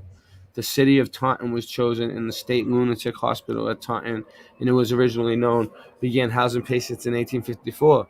Although not as large or as architecturally ornate as its siblings in Worcester and Danvers. So there's another one in Danvers State Hospital, the Taunton State Hospital, and Kirkbridge. Just get them all over the place. Danvers is right next. All these places are close to each other. State Hospital Kirkbridge is still impressive, designed in the neoclassical. So, what does it say? The Kirkbridge. I have a link about the Kirkbridge buildings. So we'll get to it. So it says at least the campus enjoyed fresh air and sunlight, and was built on a principle of treating the mental health of its patients. Hospitals in psychiatric type are said to have been self-contained cities. Self-contained cities. The original design was able to accommodate 250 patients. Yeah. It's the Kirkbridge design, Bill. That's what it is. It's a design of the building. I'll show you. I have a link to it. It's a specific building design. It was the second state asylum in Massachusetts, built at a time when understanding of mental health was much different than today. Yeah, you definitely much different than today. Additions. Over its life, sick wards, crisis centers, juvenile facilities, and group homes were added. Over its lifetime, it was expanded at different times and grew to include over 40 buildings and structures. The main part of the hospital closed in 1975, and the buildings began to fall into disrepair. 24 pictures of vacant hospitals around the world that no one should ever visit. All right, let's just check that out real quick. There's one. Okay. Is it going to make it easy for me? It's Yanktown State Hospital. Hold on. What do all these pop-ups do? I fucking hate the pop-ups. Wow. I'm just going to go through these really fast. I don't have time to go over every single one. Wow, look at that one. Let's see. Can I zoom in? Is it going to let me zoom in? What does it do? No, that's not what I need. All right. Zoom in. There you go. We can zoom around a little bit. You want to zoom in on things? You guys like the Mudflood channels that zoom in on things? Here you go. Whoa, look at that Mudflood window. Woo! Let's zoom around. Ooh, this is what I do all day. Ow! You know what I mean? All right. So anyway, well, I thought you guys might like that. Listed main building, the Kirkbridge building. Dome collapsed in 1999, dude. 16666 upside down. More destruction would come in 2006, another six, when parts of the former asylum were destroyed by the fire. Oh, in 2006, it was destroyed by fire. In 2009, some of the most damaged buildings were demolished. So they just been destroying this fucking thing left and right since 1999, even before that. Just fucking destroying it. Closed. What does it say? The main part closed in 1975. Gutted. So look, these are all different ones. They're all Kirkbridge buildings. Look, and they've all been destroyed, like every single one, Yeah. taken down. Yeah, Look, I don't believe those stories, I mean, they have buildings in Europe that are allegedly 1,000 years old that are still standing, but all of a sudden these buildings just start to fall apart. yeah. I think somebody's kind of instigating the destruction of the buildings and calling it disrepair. So here's another one, right? Hold on 1 second. I'm on a roll. I'm on a roll tonight, Bill. I'm on a roll today. This morning, I've been up all night, dude. I was practicing all night. Well, not really. We didn't really get much practice done, but we had a lot of fun though. How are you, Jenny? Yeah, how you doing, Jenny? What do you got? A nose ring? Muted. Is that new? Are you getting piercings, little girl? All right, here we go. Nova Scotia.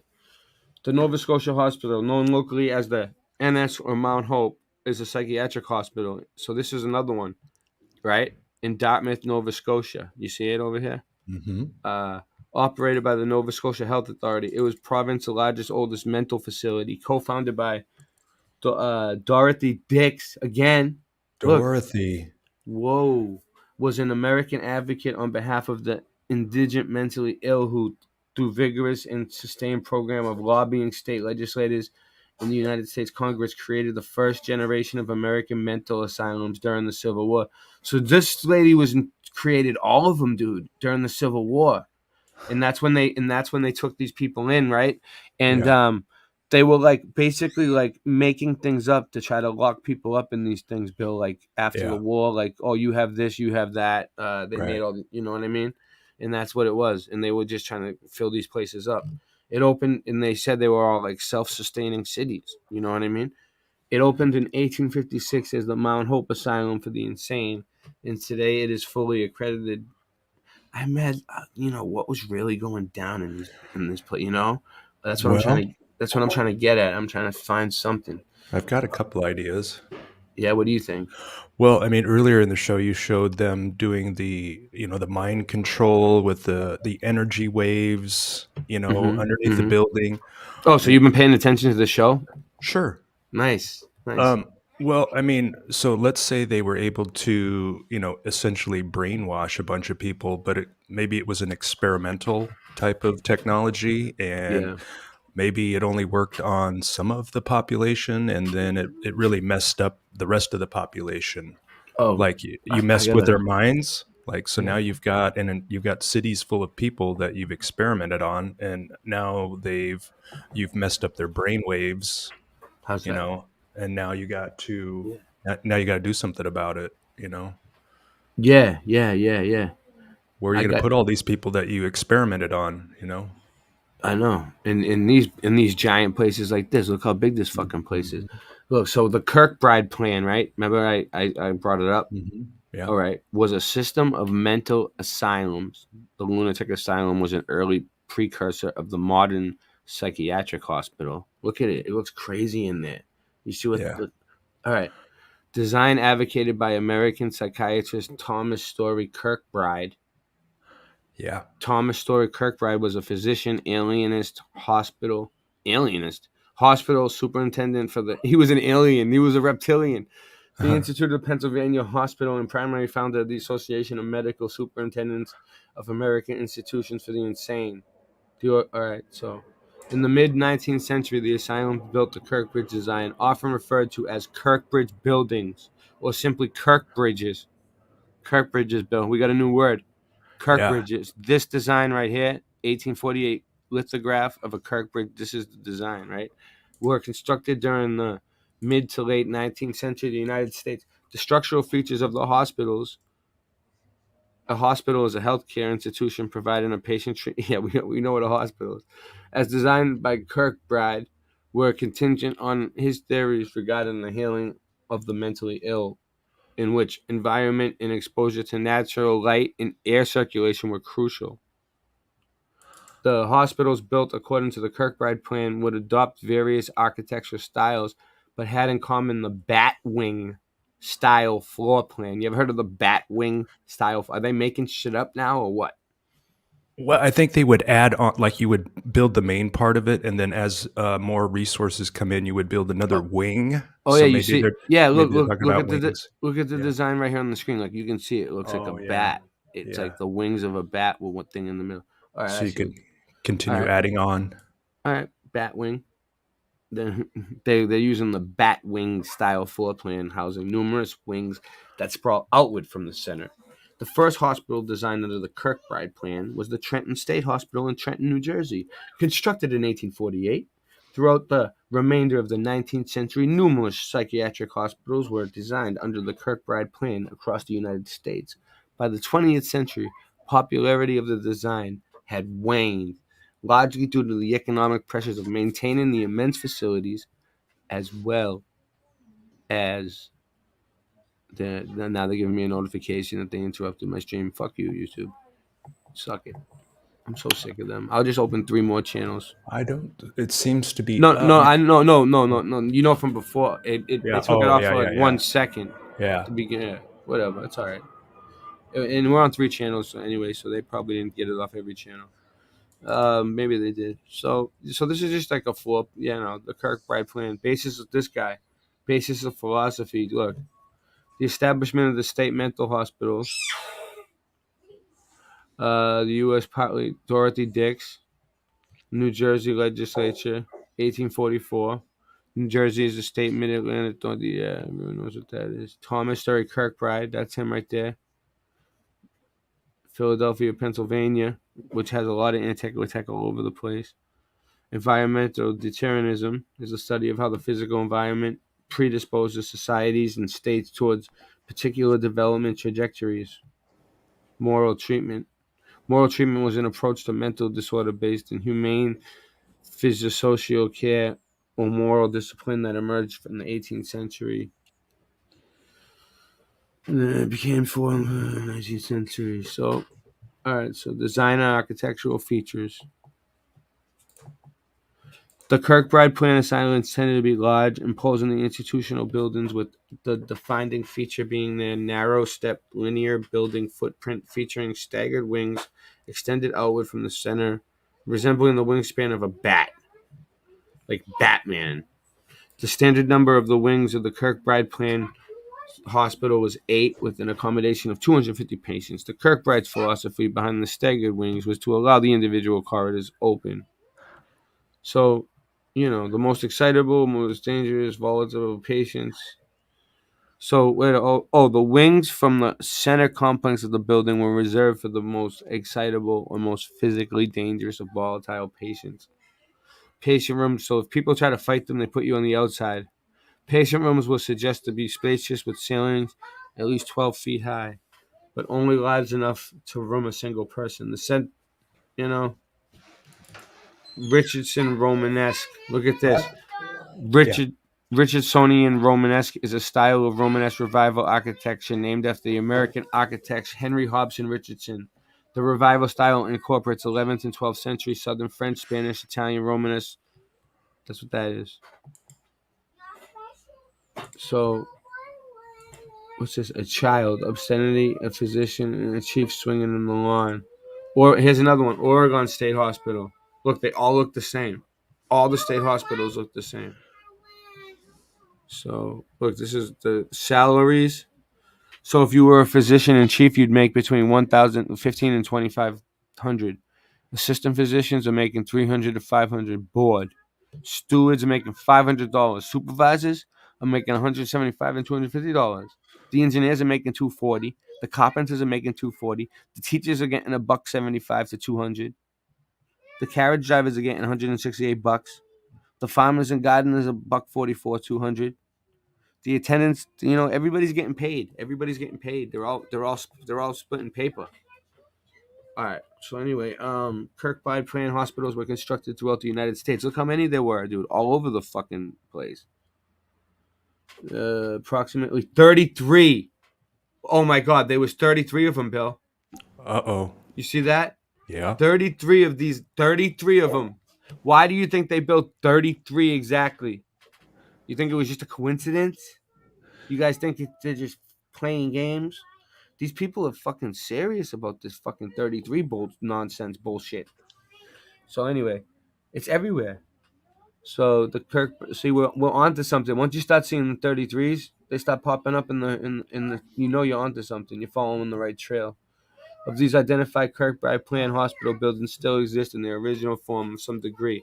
24 have been preserved, indicating that the building is still standing and still in use, at least in part. The building is still standing in part, or still in use in part. 11 of the 24 preserved properties received secondary condition codes of deteriorating, vacant, partial demolition, and so they were all falling apart, like you said, Bill. They were all fucking crumbling. 26 were demolished to be replaced with new facilities. Yeah, the highest concentration of Kirkbride Plan hospitals were in the Northeast and Midwestern states. Yep, that's where I'm from, the Northeast and the Midwest. Fewer Kirkbride Plans. Oregon State Hospital, Eastern Oregon State Hospital. There's a whole bunch of them. What if this is where they were putting all the people that weren't being affected by the brainwashing? What if this is where all of the people that knew what was going on were gathered and collected and sent to? It's crazy. They're like, oh shit! Here, they're on to us. We better collect them up and stick them somewhere and call them insane. Look at this preservation efforts. Look, it says edit. What, I can edit this? I can add my own thing in here? Well, if it's Wikipedia, I think so. I mean, due to their intricate architectural features and historical significance, Kirkbride Plan hospitals have attracted conservation efforts from local and national groups. Approximately 30 of the buildings been registered with National Historic Register of, the NRHP, okay? Local conservation groups and historical societies have made attempts to have numerous Kirkbrides from demolition. The Danvers State Hospital, look at it. That's in Massachusetts. The Danvers State Hospital, also known as the State Lunatic Hospital of Danvers, Danvers State Asylum, was a psychiatric hospital located in Danvers, Mass. It was built in 1874, opened 1878. Northampton State Hospital, Hudson River State Hospital. They all look the same. I found something in my archives we could play when all you're right. done. All when right, you're yeah. done. No, when you're done. I think it's done. I don't think there's really much more on this page. I have more stuff after. Let's do it. What do you got? It might be. I don't know if I have controls because I just came in through the regular link. I can't get it to play. Do you have it? I think I'll have to. I can control the volume. This is after the event they called World War I. Yeah. And these soldiers were turning up at these asylums. And they're saying that they've been affected by being too close to the bombing. Oh, wow. Yeah, this is what happened. They said they all ended up in the asylums after World War One. Yeah, this is World War I footage. Well, look at them. This looks like more of a disturbance. It looks like they could be on drugs. Like they gave them meds that made them like this. What were they doing to these poor people? Yeah, electroshock therapies and shit, maybe. What's up, Voynich?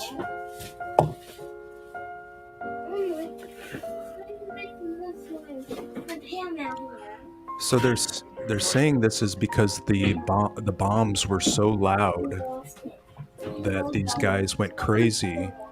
But what if they were subjected to some kind of electrical like a disturbance in the frequencies or something that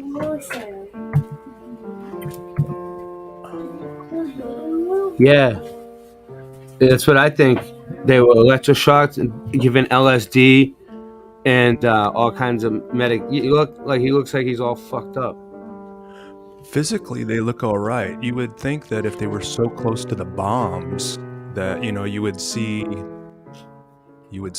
some physical damage, but apparently, I mean, they look good physically, like they have all of their limbs, you know, like they didn't get hit by the bombs. It's just the noise. It looks like of the bombs. it looks like they're fucking with them and they're taking notes. They're like, all right, let's give this dude this dosage of this and shock him and look what he does. What if these were the people that were resisting? Wow. What if these were the people that were resisting the brainwashing? You know, like oh, we better do something about them. They're onto our plan. This is really good stuff.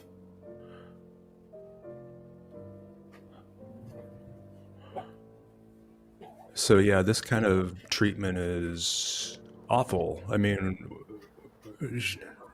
need to find out who's doing this to people and why and stop it, you know? Yeah. How you doing, Voynich? Good morning. I'm doing awesome. Yeah. We're looking at insane asylums and how... Yeah, dude, it's hard to watch. I mean, like you guys are pondering, like they did something to these people, you know? Yeah. Yeah. It's like when they inject like stupid stuff into you, of course you're gonna act stupid, you know? Yeah, something, and that's what all these asylums were like founded for, to control this huge population of mini cities of 250 people. I think that all the people that call themselves doctors or therapists or even some nurses, you know, very cruel people. Very cruel. Yeah. But you know, an actual nurse, an actual doctor cares for people very much. True. You know. Yeah. So and there's also things in between them, people and characters in between. But yeah, you know, we are being sold this image of doctors and nurses that really care, and they are there. I mean, I know they are there. That's, you know, but there's some very weird and wicked people in that, right? In that branch of profession. Thank you, Bill. That was really cool, man. You have anything I need else to like ask that? a question. This is important. Yeah. Were Go y'all ahead. able to hear me at all? You're yelling right now. I can tell you that much. You're really coming in loud. Oh, well, okay, listen. But were you able to hear me before? No, I couldn't hear. I didn't hear you. No, we didn't hear you before. No. Okay, I think my mic went out on my my earphones or earbuds. That happens to me too. So Because fuck, I was trying to say something for the longest and nobody could hear me. really, that sucks. What were you trying to say? What were you trying to say? Do you remember? About, you know, I don't even remember. I don't even remember because I got freaking pissed off about the mic. All right. It'll be all right.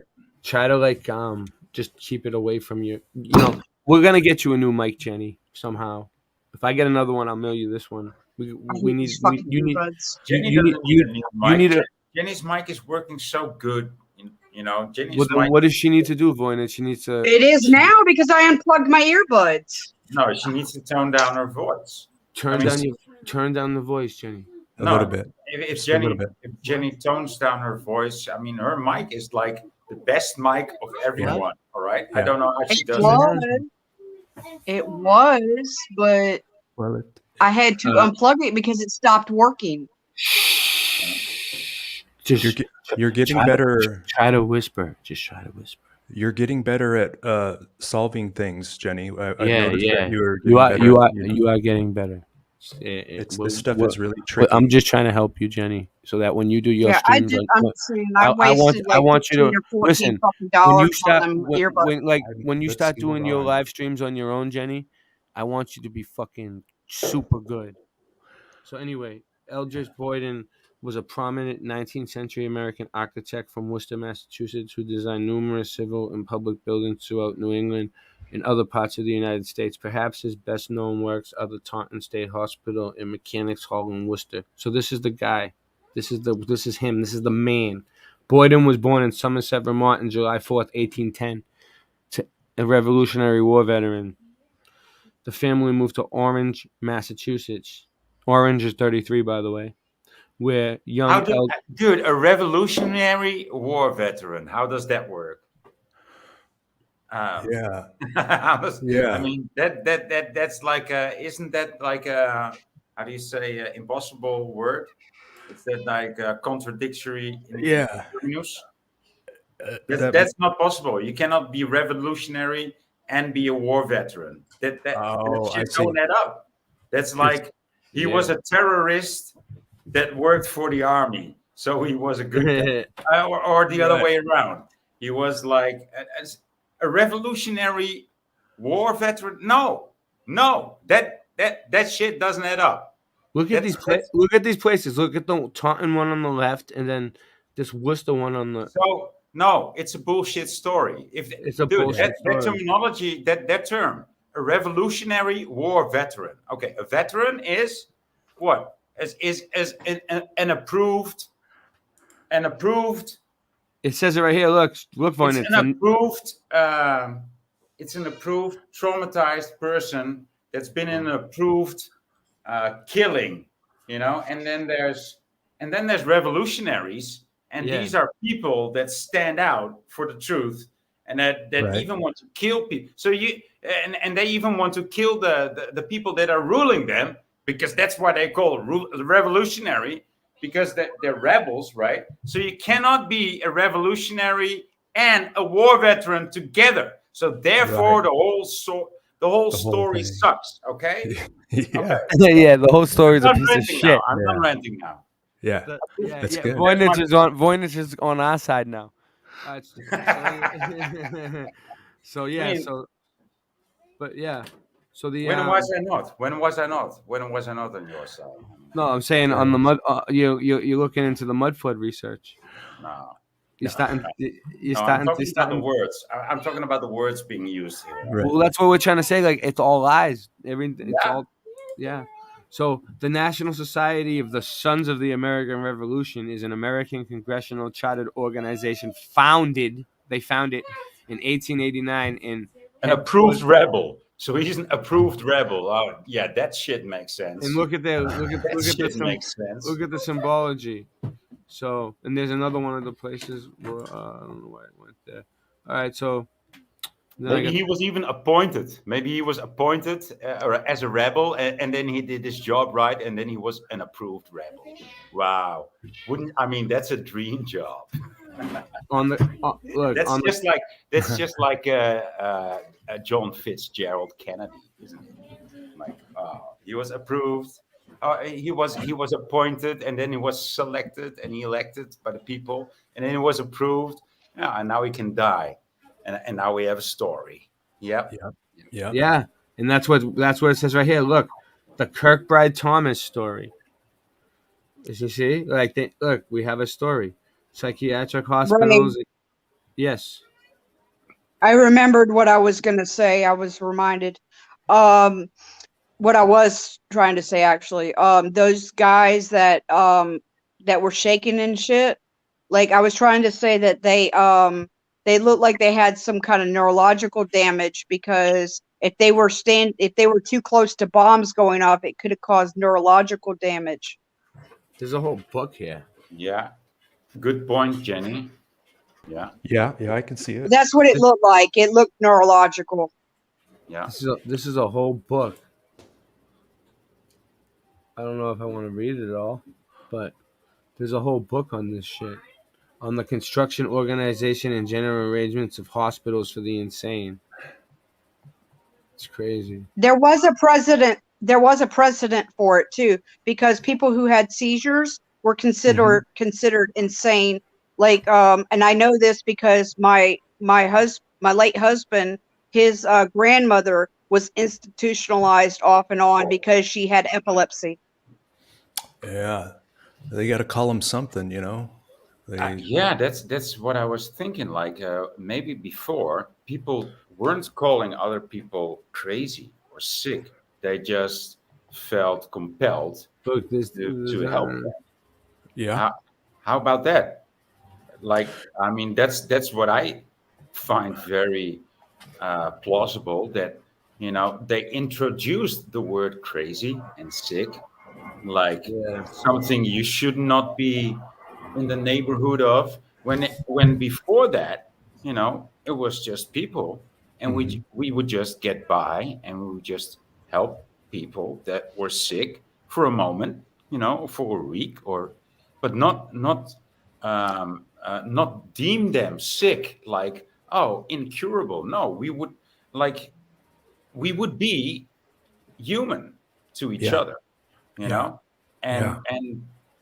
and somehow this how do you say, this degradation came in that era, and people started to call other people sick and crazy, when hmm before they would have taken care of these people, like, oh, what's wrong with you? Do you need some food? Do you need Yeah. some rest? I mean, you can come to my place. I will make a place for you if you just need to rest or whatever. and Right. and we would get along in that manner, and we would not need hospitals. No, I agree. I Right? agree. I mean, we do have the ability to heal ourselves, and Yeah, sometimes and we and need if we others. don't, people in our surroundings might, and you know Yeah. sometimes all you need is just some rest and some care, some tender love and care, some TLC, Right. right? Yeah. Yeah. Yeah. Yeah, that's what I needed. Yes, the other night I needed some rest. What's up, RT? Sorry, man. I'm just trying to RT in the house, cool. RT in the house. I'm just trying to put something in my Lincoln. Hold on, so I'm almost there. Yeah. All right, Bill. Go for it. Yeah, that's what I was trying to say, RT. You have to start it. Oh shit. Yeah, that's a good point, Jenny.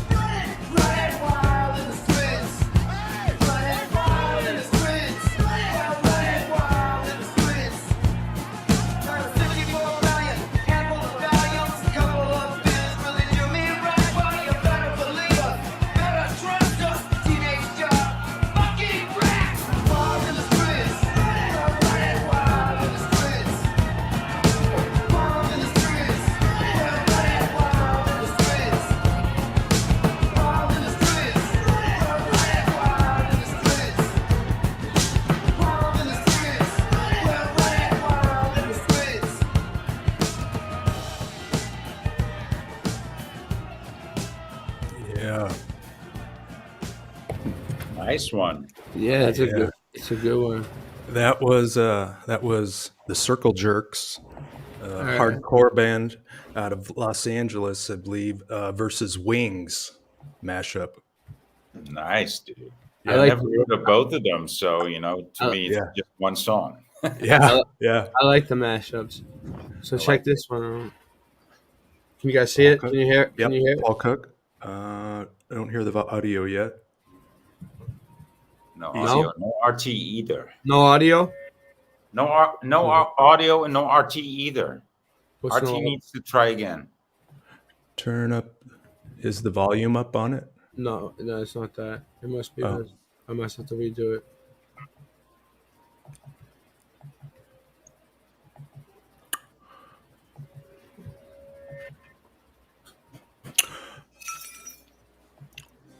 Easy Tigers. Easy I don't know. Andy. Tigers. Easy Tigers. To my Patreons, maximum respect. Today's going to be a showcase Okay, of stop the video, please.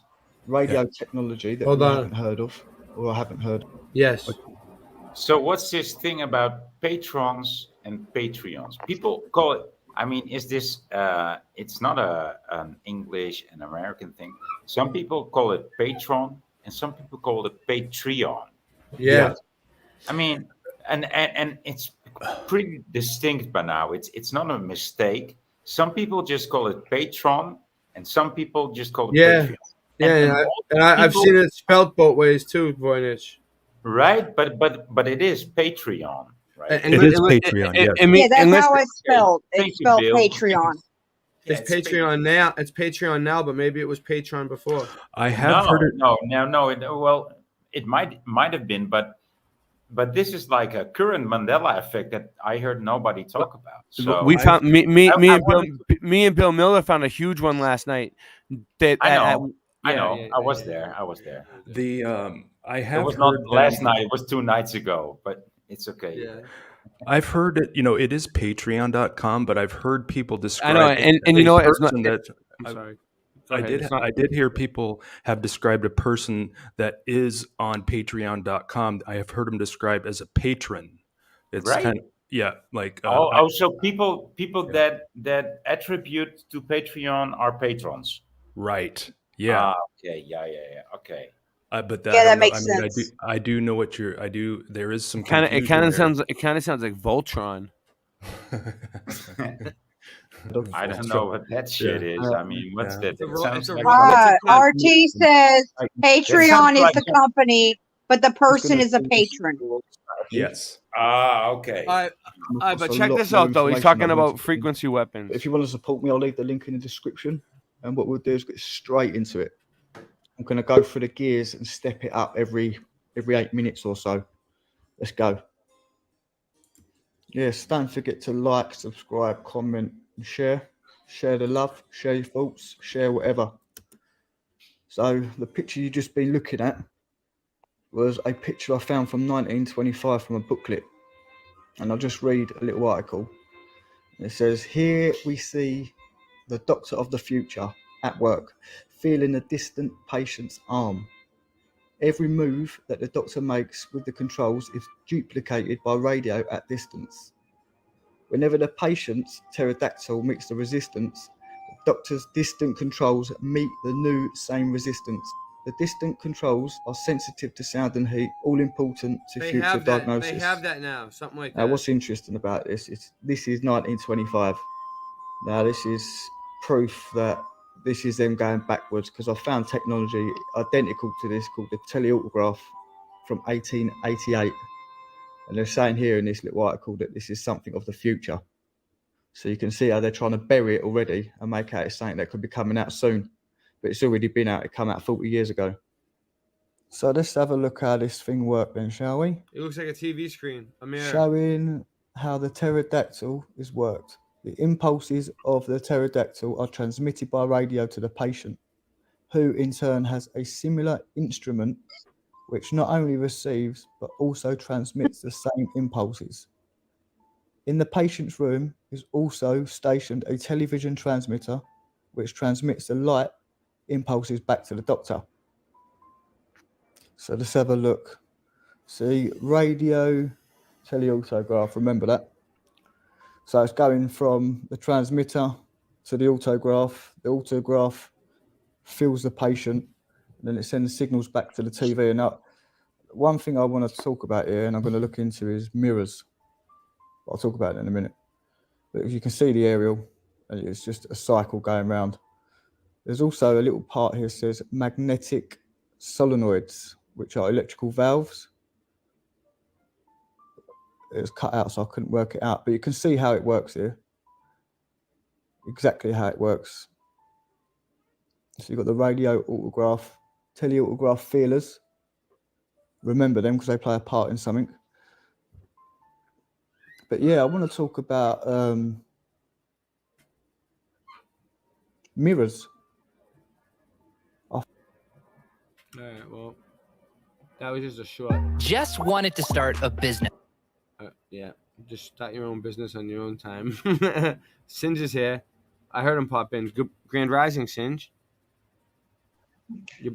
Y'all heard me popping in? How you doing? Good. Hey, I'm talking on the internet. Sorry. Hey, how's it going, y'all? What's happening? How you doing? All right. We got more. You want to give the you want to give the chat a shout out? Give the chat a shout out. You're echoing. You're echoing. Fix the echo. Things man is echoing like very, very bad. I need to get my mic. I mean, my headphones. All right, I'll mute you. There we go. There we go. That was bad. We can't take it anymore. We're not gonna take it. Oh no! No, Don't make me play that one. You have it? We're not gonna find one. Don't make me play that. Find the mashup. Don't make me go headbanging. Find a mashup. Look for it, Bill. Bring it up. Just wash the comb my head. We're not gonna take it. No, we ain't gonna take it. I don't know. We're not gonna take it anymore. No, we're not gonna take it. We're not gonna take it. Oh boy, we're not gonna take it anymore. We're not gonna take it. No, we ain't. We're not gonna take it. We're not gonna take it anymore. Twisted Sister. You're gonna love it. You guys are gonna love this. You guys are gonna love it. You know, October 1st. That band, dude. October 1st is the debut. I actually hate that band. You guys are gonna love it. Never liked it. Yep. Yeah, that's right, Musician for Truth. October 1st is the debut. You'll see. Batty Meltologist. RT. I mean, I hate it so much that I need to roll another joint. Just there you go. Yeah, to deal with it. For medication. I mean, that's how bad it makes me feel, dude. Just thinking about this whole fucking theater, this whole theatrical act of theirs, like. What you mean, the Truman Show that we live in, or the container? Oh, yeah, that's it. But I was not the fishbowl. Then the container that we're stuck in. I'm not gonna. That we can't get out of. That's right. We don't. I'm not a number. Jen. I am it looks a like free man. It looks the like whole fucking thing crashed. Dude, yeah, relax. You don't have to yell about it. Oh, I'm sorry. I didn't know I was yelling. Jenny, He just doesn't make it. A little bit of love. Get a whole The whole system crashed. A little bit of love. When I get to the bottom, I go back to the top of the slide. Where I stop and I turn and I go for a ride. Till I get to the bottom and I see you again.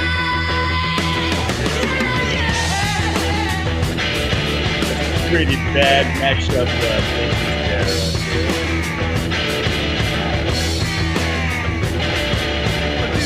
Don't you want me to love you?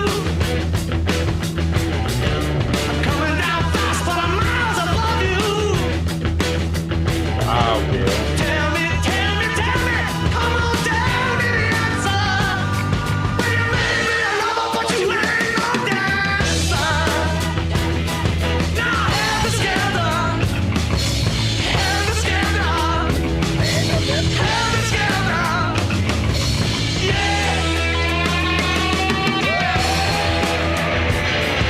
Dude, I mean, to combine these songs, yeah, when you think about it, would be so obvious, but nobody ever did it. I know. And now you did it? This isn't mine. This one isn't mine. Dude. Oh, this one isn't yours. No. I just have a collection of them. Yeah. Sounds like one. I hope to. I hope to. Yeah, you do it just as well as this. If you would have never told me that this wasn't yours, I would. I know. I don't want to take credit for other artists, but I'm really influenced by other artists that are doing I can this. hear that. I mean, yeah. Well, it bled through pretty well. I hope to get to this level one day. Yeah, I think you are at this level. I think it was one of yours. Thank you. There's still some progress to go on the audio portion of it, mixed in the tracks. I've gotten pretty good at the video portion of it, but the audio. No, but the thing you got to put into very well is like the beat and the rhythm. I mean, you seem to be able to combine things that are like not very likely to combine, but you seem to know to combine them in a so well. I mean, yeah, very original. Lately I've just been developing my eye and my ear to finding and seeing the things that I like, you know, and this was one of them. You know, as soon as I saw this one, I was like, yes, this is going into my collection, and I'm going to learn from this one and have it be influential in my short films and my mashups. So I'm getting a pretty good collection of these. So that's why I never heard of this one. I never saw this one. I'm not so much into either of the bands. Yeah. So that's why I thought this was an original of yours. I wish. These are buried deep in the archives. I mean, sometimes it takes me I can see that. hours and hours to unwrap the layers to get down to these, but once I get into that zone, I'm just collecting mashup after mashup.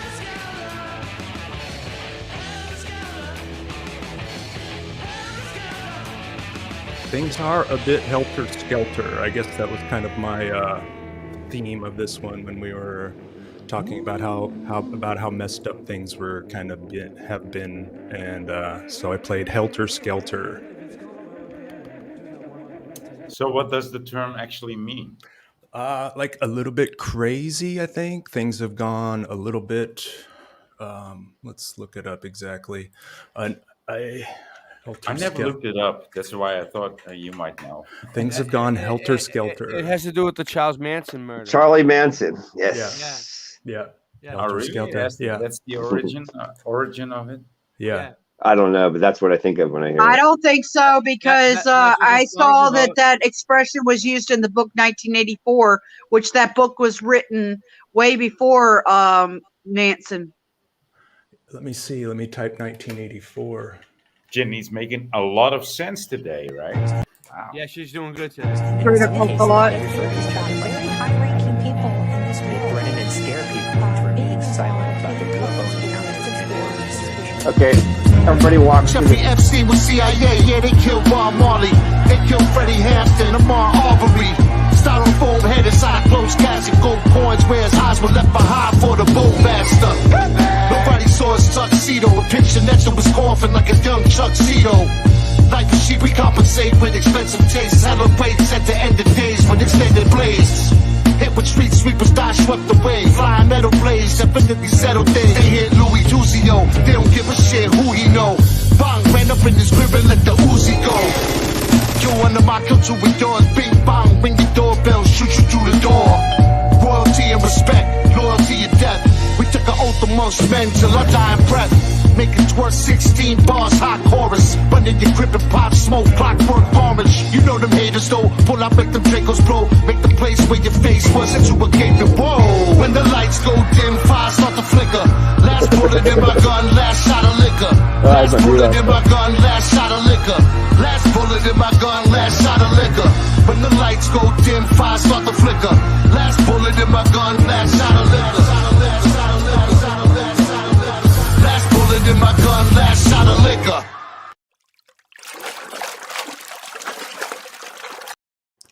Yeah. Oh, wait. It didn't, All right. didn't go out all the way. Oh.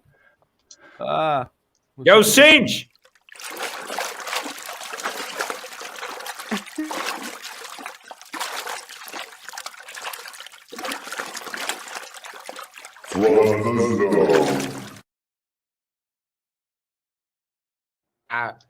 What the fucking zone, dude. I mean, don't drain the swamp. LSD is a major threat to police officers. Sometime in the future.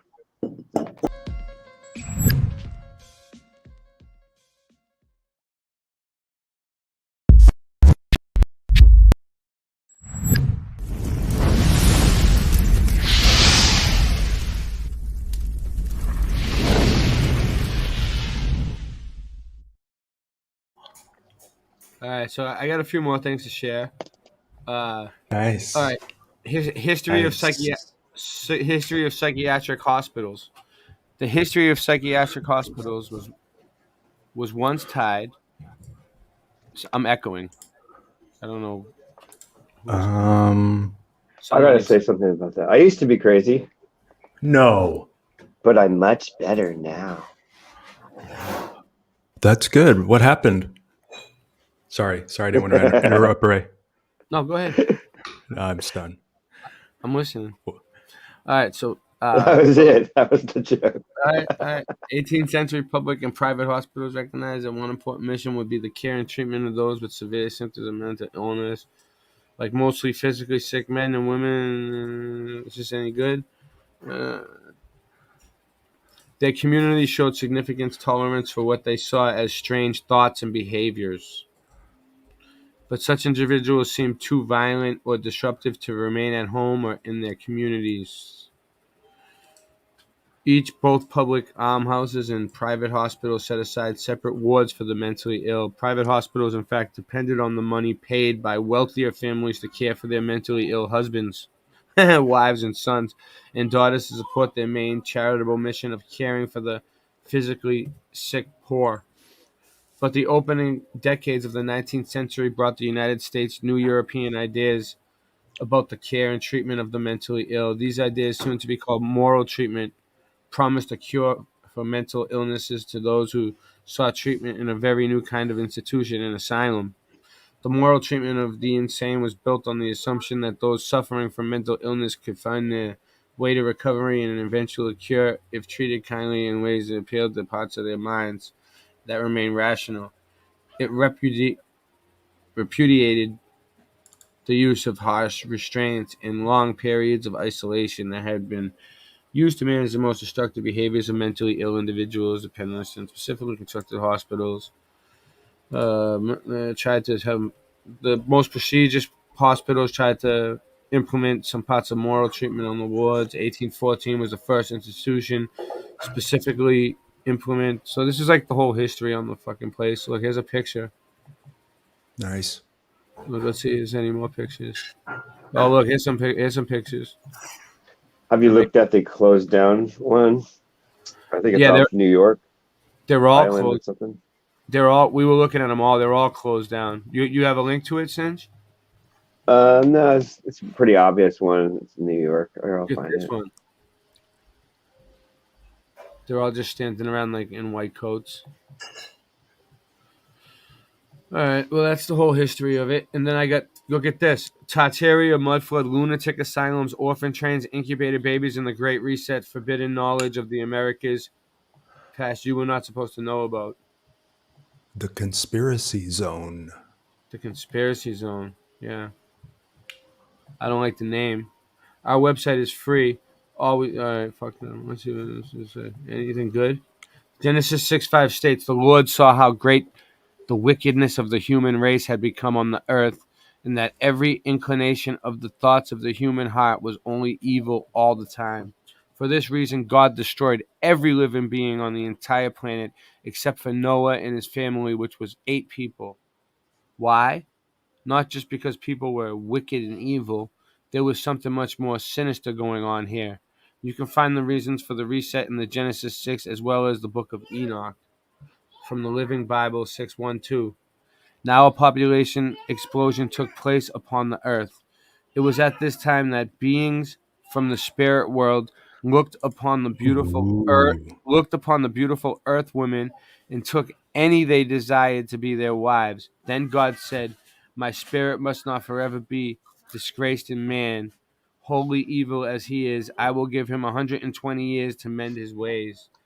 For in those days, and even afterwards, when the evil beings from the spirit world were sexually involved with human women, their children became giants, of whom so many.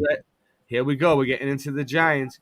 So many are told when the Lord saw the extent of the human wickedness. Look, the giants. So now what we see going on here is intermixing of fallen angels called the Watchers in the book of Enoch, who had sexual relations with human women in their children. because giants or Nephilim. That's why the entire world was destroyed, because this human angelic intermixing had created the genetic catastrophe on the entire plane, and God pulled the plug on it.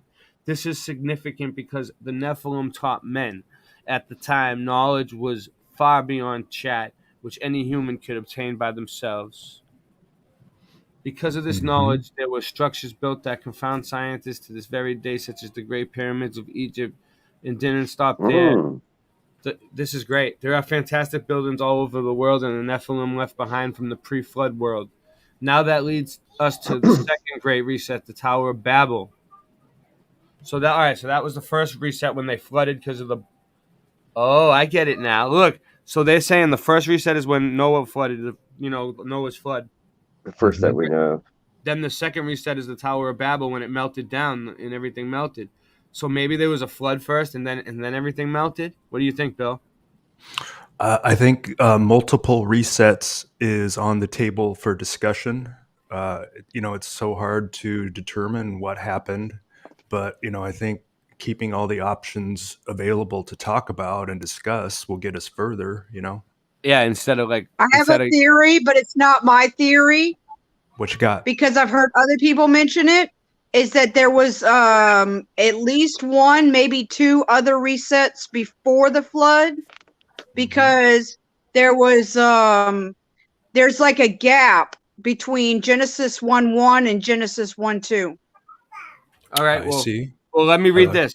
The second great reset was in Genesis 11 in the Tower of Babel. No, this was no ordinary tower. It was super sophisticated and without a doubt was built with an occult knowledge that the builders used that was left over from the Nephilim. At this time, the Nephilim had been destroyed by somehow.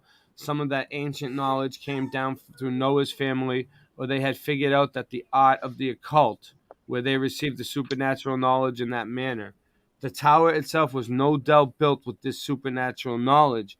As a matter of fact, the tower may have actually been tall enough to get to where we know now as the timberline, where there is a huge temperature change. It may also have been tall enough to where the oxygen level significantly dropped. Who knows what they could have accomplished if God himself hadn't stopped the tower's construction. So why build the tower? The reason? Mankind was still so deprived at this time that they wanted to build a tower to where God sits and make war against him. They really thought they could win a war with the Almighty if they built a tower and reached to heaven. 11. Now the whole world had one language and a common speech. 2. As people moved eastward, they found a plain in Shinar and settled there. A plain in Shinar and settled there. They said Shinar. It was just Shinar. Shinar. They said to each other, "Come, let's make bricks and bake them thoroughly." They used brick instead of stone and tar for mortar. Then they said, "Come, let us build tar for mortar." That's weird. Tar. Yeah. Yeah. Let's build ourselves. Tar for mortar. That's weird. That's a weird solution. And they use brick instead of stone. What? With a tower that reaches to the heavens, so that we may make a name for ourselves. Otherwise, we will be scattered over the face of the whole earth, which is the face of the earth, which, all right, clocks have a face, watches have a face, but balls don't have a face, all right? But my balls have a face, though. I mean, yeah. They do. But the Lord came down to see the city and the tower the people were building. The Lord said, if as one people speaking the same language they have begun to do this, then nothing they plan to do will be impossible for them. Come, let us go down and confuse their language so they will not understand each other. Yeah. I know that one. Well, I'm reading scripture. So the Lord scattered them from there over all the earth, and they stopped building the city. That is why it was called Babel, because there the Lord confused the language of the whole world, from where the Lord scattered them over the face of the whole earth. So from there, God himself confused at the language to force the people of the earth in those days to stop building the tower and disperse across the face of the earth and to form nations.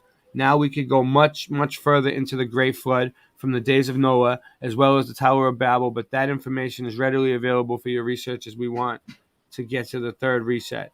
The third reset, the mud flood, somewhere between 1800 and 1910.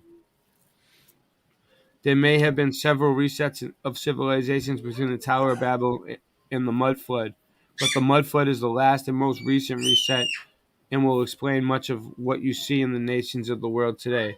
Was America Phoenician Empire for hundreds of years? Much of the Dark Ages. Phoenicians wrote this. Yeah, they built everything. Much of the Dark Ages has been shrouded in mystery. We know very little about this time period of the world's history, and much of what do we know has been fabricated and the flat out covered up. But we do know is there was a cataclysmic event worldwide that left much of the structures across the world buried in sediment and mud. There was an advanced civilization in America and across the world in the 1600s, 1700s, 1800s, in many cases much earlier. By advanced, we mean in many ways more advanced than we are today. That's right. Forget about the lie you have been told all your life, and that the American Indian occupied North and South America and lived in teepees. That is a big lie. Well, there were those types of people, tribes here, they would have been considered in the same way we today consider the homeless who live in tents. You could go into any large metropolitan city today and find people living in tents, but that in no way represents what is happening in that entire city. Below is the contrast to what had been early America. Yeah, so yeah, I get what they're saying. Yeah, you might. Yeah, I get what they're saying too, dude. Yeah. yeah. I mean, that's our future. It's our future. Yeah. It's our ancient. It's our ancient future. It's our ancient future. Yeah. Boy. I mean, look at the world's fairs. Look how beautiful this shit was. You know. But only for 3 months. Yeah. Right. So what is this world gonna be like? So they're gonna. Okay. So our future is gonna be this past. Okay. So they're gonna represent us communicating with each other across all continents, right? And they will say, "Oh, look at these people! They knew how to communicate amongst each other, but and now they're all gone." And the next thing you know is, after they put you in this whole fucking world fair, they put you in a fucking insane asylum because that's where they need you next. Right. Yeah? Well, this really covers everything, Bill. Yeah. I put a link in the chat. I don't know if you showed that place. It really has a Tartaria look to the building. Is it about? Does it have to do with the insane asylums or anything? Or what is the Hudson River State? Yeah. All right, let me get it.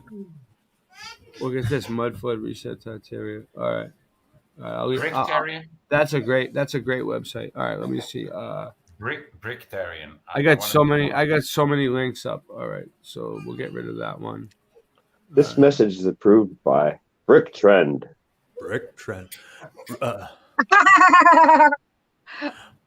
What's the guy's name? Hudson River State Hospital. Rizzo? Little Rizzo owns it. Oh, Little Rizzo. Okay. He's a if I ever have a son, I might call him Brick. You know. Give me a second, guys. Rick. I mean, that's a cool name for a dude. What's your name? Rick. Tetrahedron of trust, man. Ricardo. Ricardo. Okay. Yeah, that's gonna be his full name. Yeah. Ricardo. What? Yeah. What? Or like Voynich, you could do Bricknich. Bricknich. Voynich. So this is another one that is a Kirkbride building. No. It's gonna be Ricardo. It's another one. Yeah, I love my honey too. Forever love. Mother Cinch and I have decided on it already. It's gonna be Ricardo. It sounds good. You got to go with your instinct. So, I don't know. I can't really figure it out. I mean, it's all right here. I don't feel like reading it at all. But yeah, it's another one. Ricardo. It's another one that was there, and they. All right, so when did they take it down? Is it still there? I don't know. It's crazy. There's so many of them. Shot of liquor. Look at this. The effects of flooding on mental health. Outcomes recommendations. What? The effects of flooding on mental health. What does that Flood even the mean? zone. Oh wow! You want to? Yeah, I've been doing my research. Right, I've been up. That's I've been up. that Yeah. AI gives on your conversation. No, It tells no, you I've about been up all mental night. institutions and about mud flood, and it's creating your interest now. I was up all night. I was up all night researching this. That's nice. Ray got this. I got it Yeah, together. yeah. I'm kicking ass today. What are they determining? Go ahead. All right. right. Yeah, can I read it? Can I read it, guys? Yeah, one sec. Daddy was wanting to know what brick trend was. Tell them, put the link in for them, Jenny. I don't have the link.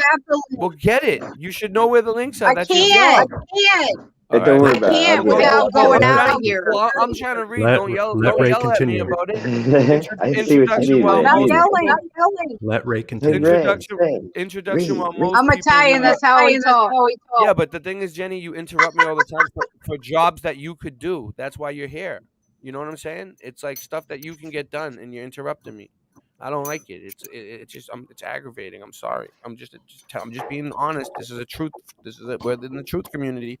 Introduction. While most people who are involved in disasters recover with the support of their families, friends, and colleagues, the effects on some people's health, relationships, and welfare can be extensive and sustained. Flooding can pose substantial social and mental health problems that may continue over extended periods of time. Flooding can challenge the physiological resilience of the hardiest of people who are affected. Methods. The Health Protection Agency undertook a review of literature published from 2004 to 2010.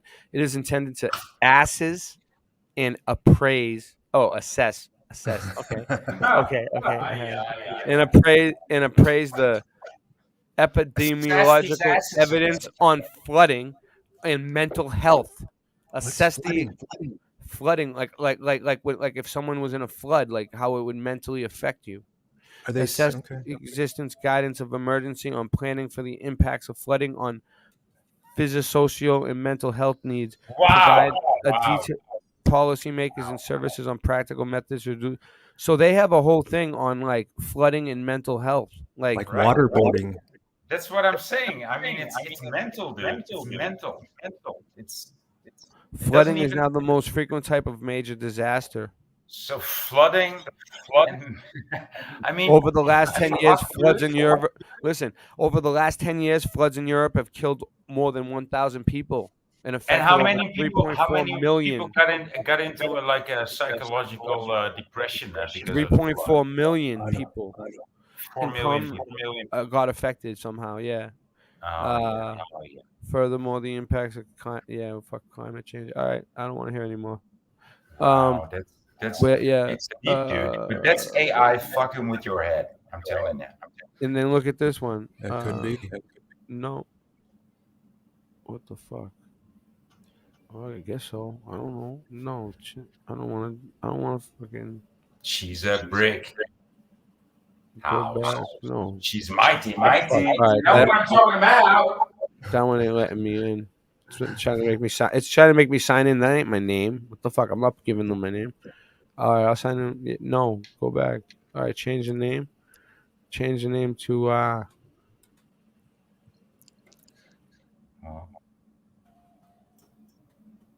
Come up with something witty. yeah, Justin Timberlake. Oh, I can't use it. Fuck you then. Fuck them. All right, mania, dementia in the 1870s, admission to the Cornwall Asylum. What's that, You see this? 50 years in the 1870s, they were Victorian Asylum. Asylum populations rose greatly in the 19th century. Increase whether this is mainly due to an increase of psychotic illness or to a decrease in tolerance of the mentally ill in the community is unclear. Many patients were admitted under the Poor Law and Lunacy Acts. They had something called the Lunacy Act. After amending acts of 1853, the parish medical officer was required to visit all paupers in his areas. Methods. The Lunacy Act, here we go. The Lunacy Act of 1845 stated that all asylums must keep an admission book, a contemporary record of each admission with basic demographic data and details of diagnosis, cause of disorder, the age of the first attack. It also contained records of the date of discharge or death, or whether the patient had recovered or not. From the admission book dated 1870 1875, the only surviving one for Bodmin, we obtained demographic data and information on the illnesses and outcomes. Results. All but a few patients were labeled as having mania, dementia, and melancholia diagnosis, such as moral insanity. Popular in other parts of the country were not used in provincial Cornwall. The following case of records. So, like, oh, look at this. Admitted 20th April, age 33.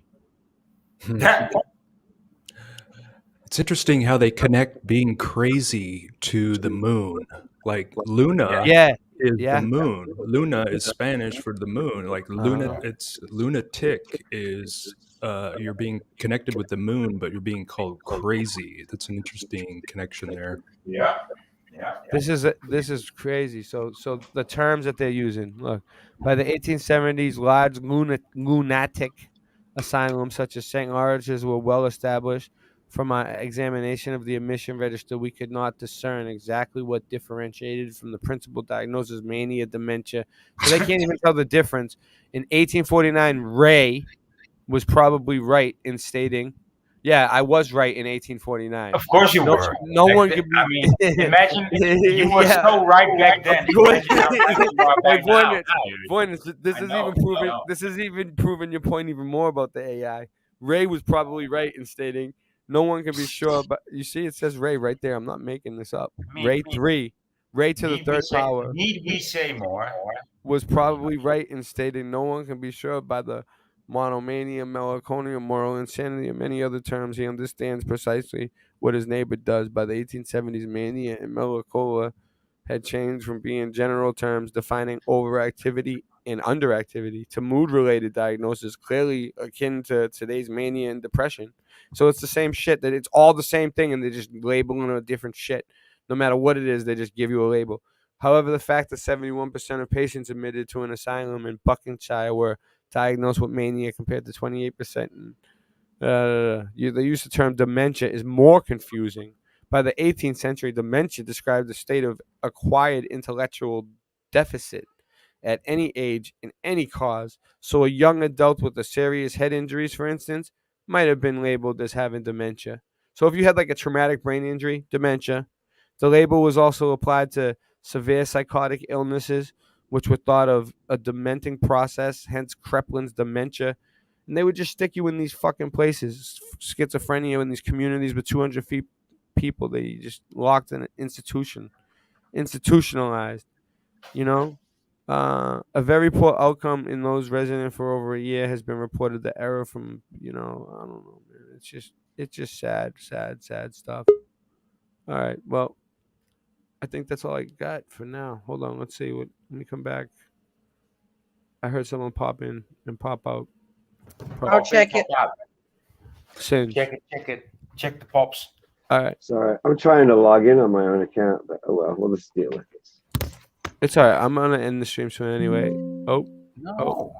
Oh, that's sad. Hey, I'll have Ray. to figure out a way to Actually, yeah. What do you guys want to do? You guys don't want to end the stream? I was going to say I'd have to figure out a way to get Void to start up. All right. No. I'll keep going. just give me a second to make myself a coffee. Who is this person?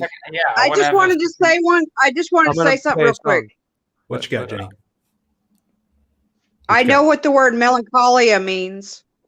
What is it? What, melancholy? It's another word for depression or sadness. No, it's not. No, it's not. That's not what melancholy means. No. No, melancholia. It's thinking Or melancholy. No, it's not another word. I thought it was I thought it was sadness.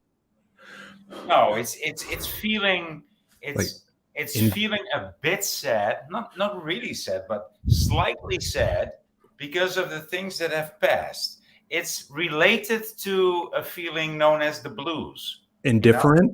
It's different. Yeah, It's that's different. Indifferent, maybe. All right. No, yeah, that's not what I meant. indifferent. No, Okay. not indifferent at all. No. I've seen depictions where the person has melancholy and they're just kind of sitting there with their hand on their face and Yeah, they look. it's close to reminiscing, Yeah. and Okay. it's feeling a bit bad about the past. Mm-hmm. Mostly bad, but also a bit good and a bit romantic. I see. That's what melancholy means to me, at least, and Okay. in my culture. All right. Are you guys ready for a break? Depression. Are you ready for a break? Sure.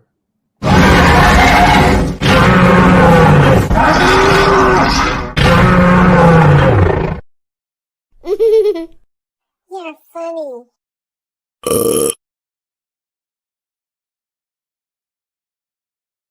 That's brutal.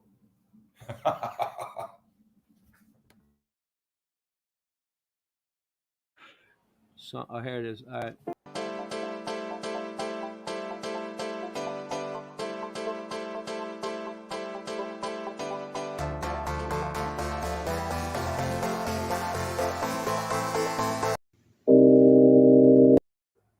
Is that a mashup, Bill? A bit, yeah. Oh yeah, Cool. yeah. Not mine, just one I like.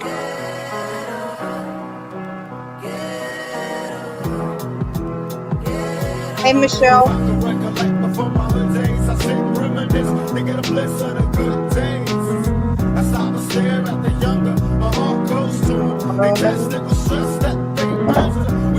Oh wow, that's Tupac.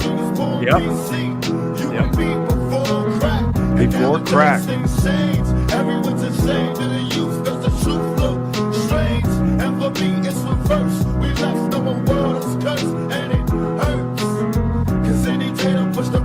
I know what the shoes over the power lines mean.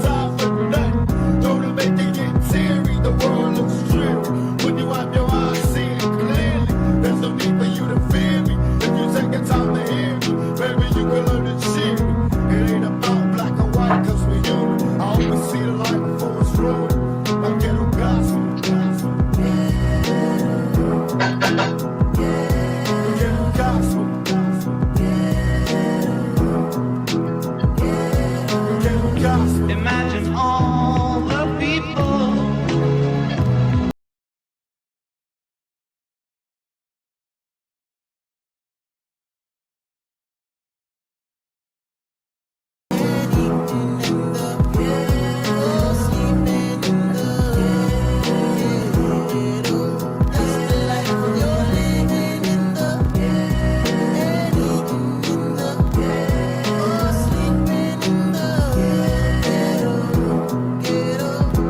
People, don't you understand? Your child needs a helping hand. You're gonna be an angry young man someday.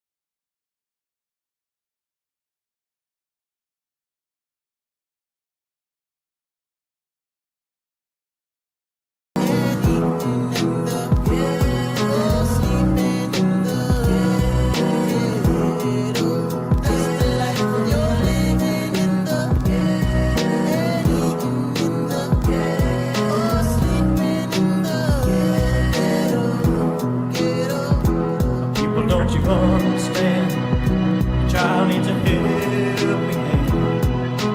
You're gonna become angry on them someday. Take a look at you and me. Are we too blind to see? Do we simply turn our heads and look the other way?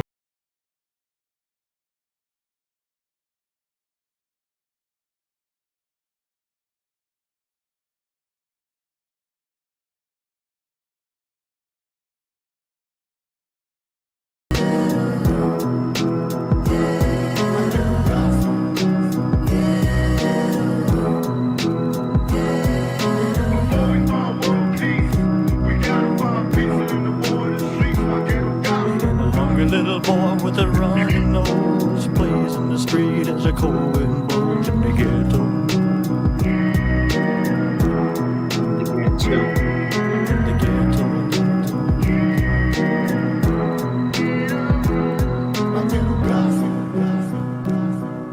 Mashups are okay. Roll bliss. In the ghetto.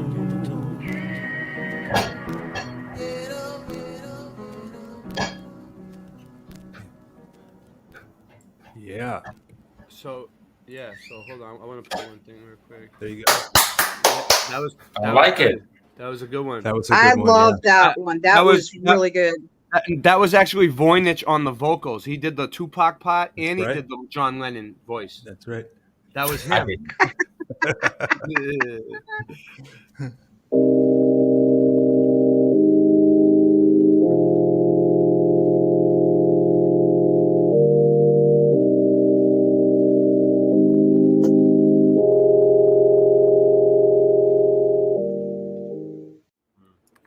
It's weird, yeah. I've heard somebody else tell a story about it.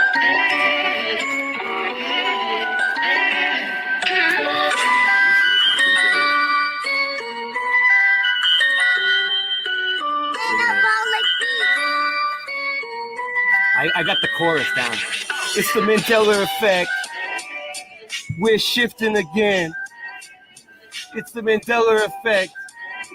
Everything's different again. You know? So, yeah, ready?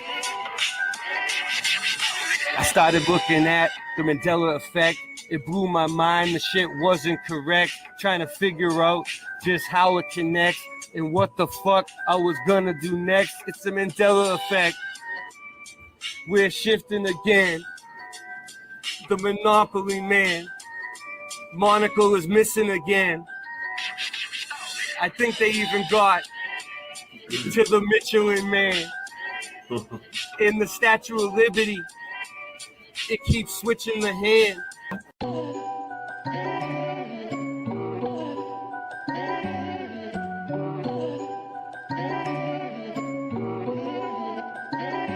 Remind me to tell you about the Monopoly Man and the other the Risk game. Did you know your reality is being put to the test?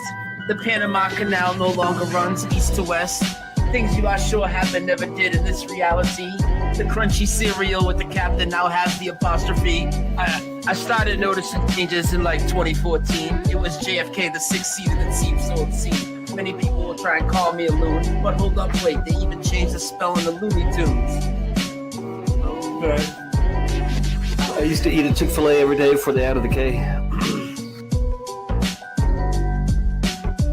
So what's causing this? Many want to know. Well, I don't think it's CERN, it's just a magic show.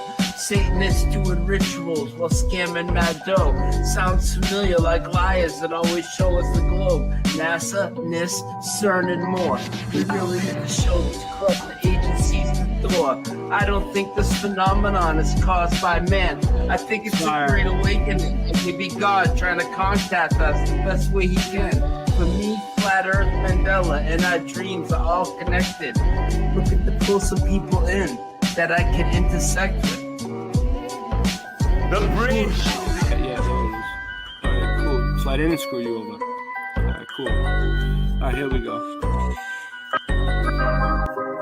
Can you guys hear that? Can you guys hear that? Yeah, we got you. Yeah. All right.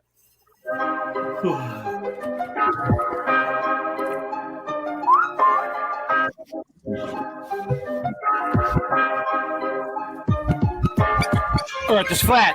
What you gonna do about it? The earth is flat. Now what you gonna do about it? The earth is flat. Now what you gonna do about it? The earth is flat. Now tell me what you think you're gonna do about it. I did so many things about it already. Tell me what you think you're gonna do about it. Tell me what you think you're gonna do about it. Tell me what you think you're gonna avoid about What it. you gonna do about it? I thought you knew about it. Would you rather do without it? We're the center. The sun and moon moves around it like a clock. Can you hit a moving target with the rocket? I'm not hard to get along with. Just take a bong hit. Do you serve up any content? The stars are constant. You want a conversation for it? It makes me vomit. We never do get hit by comments. You want it. Leave another useless comment in the morning. The earth is flat. Tell me what you gonna do about it. What you gonna do about it? We know it's flat. And there is a bunch of us. Them globies munching on a bunch of snuffleupagus. You think it's cute? Then why not cuddle up with us? We know it's flat. Why you making such a fuss? My supper was the fucking best. That's just because the earth is flat. It hit me like an uppercut to the nuts. The earth is flat and there's nothing you can do. The earth is flat and there's nothing you can do. With a Russian with the crew, don't forget to brush after your food. They got asteroids, asteroids, and asteroids too. The earth is flat and there's nothing you can do. The earth is flat. What you gonna do about it? The earth is flat. There's nothing you can do about it. The earth is flat. There's nothing you can do about it. The earth is flat. It's fucking flat. The earth is fucking flat. The earth is fucking The only flat. way you can go about it is round about it. But beyond that, it's fucking flat. The earth is fucking flat. How did the voice Very good, line very up? good, Pablo. You know about that. Did it line up with the beat? There's no way around it. Then I got this. I got Late Night Live. And I get I that. don't know why. It's weird, yeah. No, it's weird.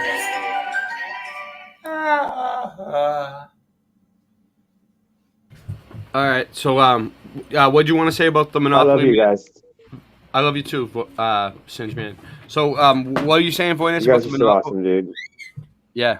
What's going on with the Monopoly? Yeah, the Monopoly guy. Dude, In the risk game, I'm more interested in the risk game. The Monopoly guy is old news to me, but let's go. What is it? So the Monopoly guy, the Dutch version, the version that I know of the Monopoly game, doesn't even have a Monopoly man in it. It's just houses and money. But It's always been like that. Yeah. But you remember? That's what I remember. And okay, but I'm gonna tell you, I'm afraid to look up residue. that's a weird thing that's in.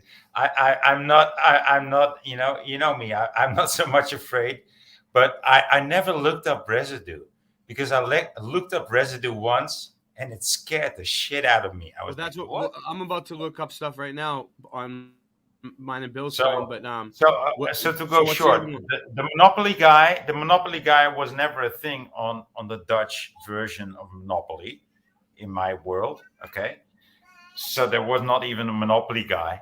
So yeah. What about I know Risk? about the No, Monopoly. but look at this though. Can I just tell you something? Look. I put "Don't take the brown Oh, acid" boy. in quotations, Oh, and underneath it says "Don't take the brown acid." Don't take the brown acid. Quote: Don't take the brown acid. Woodstock. Woodstock. Yeah. Don't take the brown acid. Yep. Woodstock. That's residue right there, baby. Boom. It is. So anyway, what were you gonna say anyway, Voynich? About the take risk it? board. You Yeah, want to yeah. know about the risk board, right? So Yeah. and the risk board also has like excellent residue on South America, being like South America instead of Southeast America. Right. And so, but I know it's in my box in my garage, so to say. But So- I haven't looked it up, dude. Still, ever since Please, the speak Mandela Dutch. effect hit me, so that's like 2018, I think. Well, Brian- I'm looking Go for. I remember me and Bill Miller remember them saying, "Don't take the brown acid" or "Don't eat the brown acid." I Take. remember them specifically saying "take," and I remember them saying, the brown sunshine acid. I remember them saying sunshine acid. And Brown sunshine. I don't remember the sunshine. I specifically remember the sunshine, and it was like it Yeah, was but on you're the album crazy. that my dad had. It was. I mean, you're Ray. I mean, you're crazy. You're from Boston. But apparently, I mean, I still haven't found the quote. To get back, So look, this is the official announcement that they're showing now. to get back to the warning that I've received, you may take it with however many grains of salt you wish. That the brown acid that is circulating around us is not specifically too good. It's suggested that you do stay away from that. Of course, it's your own trip, so be my guest. But please be advised that there is a warning on that one, okay? There's another announcement where the guy says, well, if you're going to take the brown acid, just take half. Stop it, Bill. I swear. I swear. I mean, I swear. no, you gotta bring some proof to the. All right. Let me. I'm looking for it. Yeah, find it. But just take the acid, but take take the whole fucking rainbow of acid. Yeah. Just not the brown acid. The brown acid. No, Brown Voynich. acid comes from the potty, dude. Voynich. This is what it was, okay? The counterculture, the hippie movement. You know how it was started. In every country to basically, it was started by the CIA, right? Well, the brown acid was given out at the door at Woodstock to everybody. It was handed out. It was like when you went to the show, they gave you the brown acid, right? The brown sunshine acid. So everybody, it was like a controlled thing, dude. They fucking I get it, dude. It was they tried to subdue the whole fucking movement by handing out free fucking drugs. They gave them bad acid, like some kind of chemical that fucked with their heads on purpose.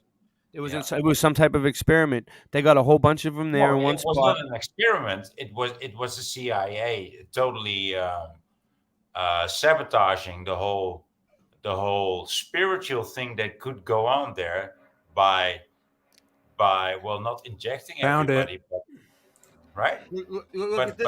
All right, but by giving them right this one says, "Don't take the brown acid, YouTube." Right? To get back to the warning that I've received, you might take it, however, many grains of salt you wish.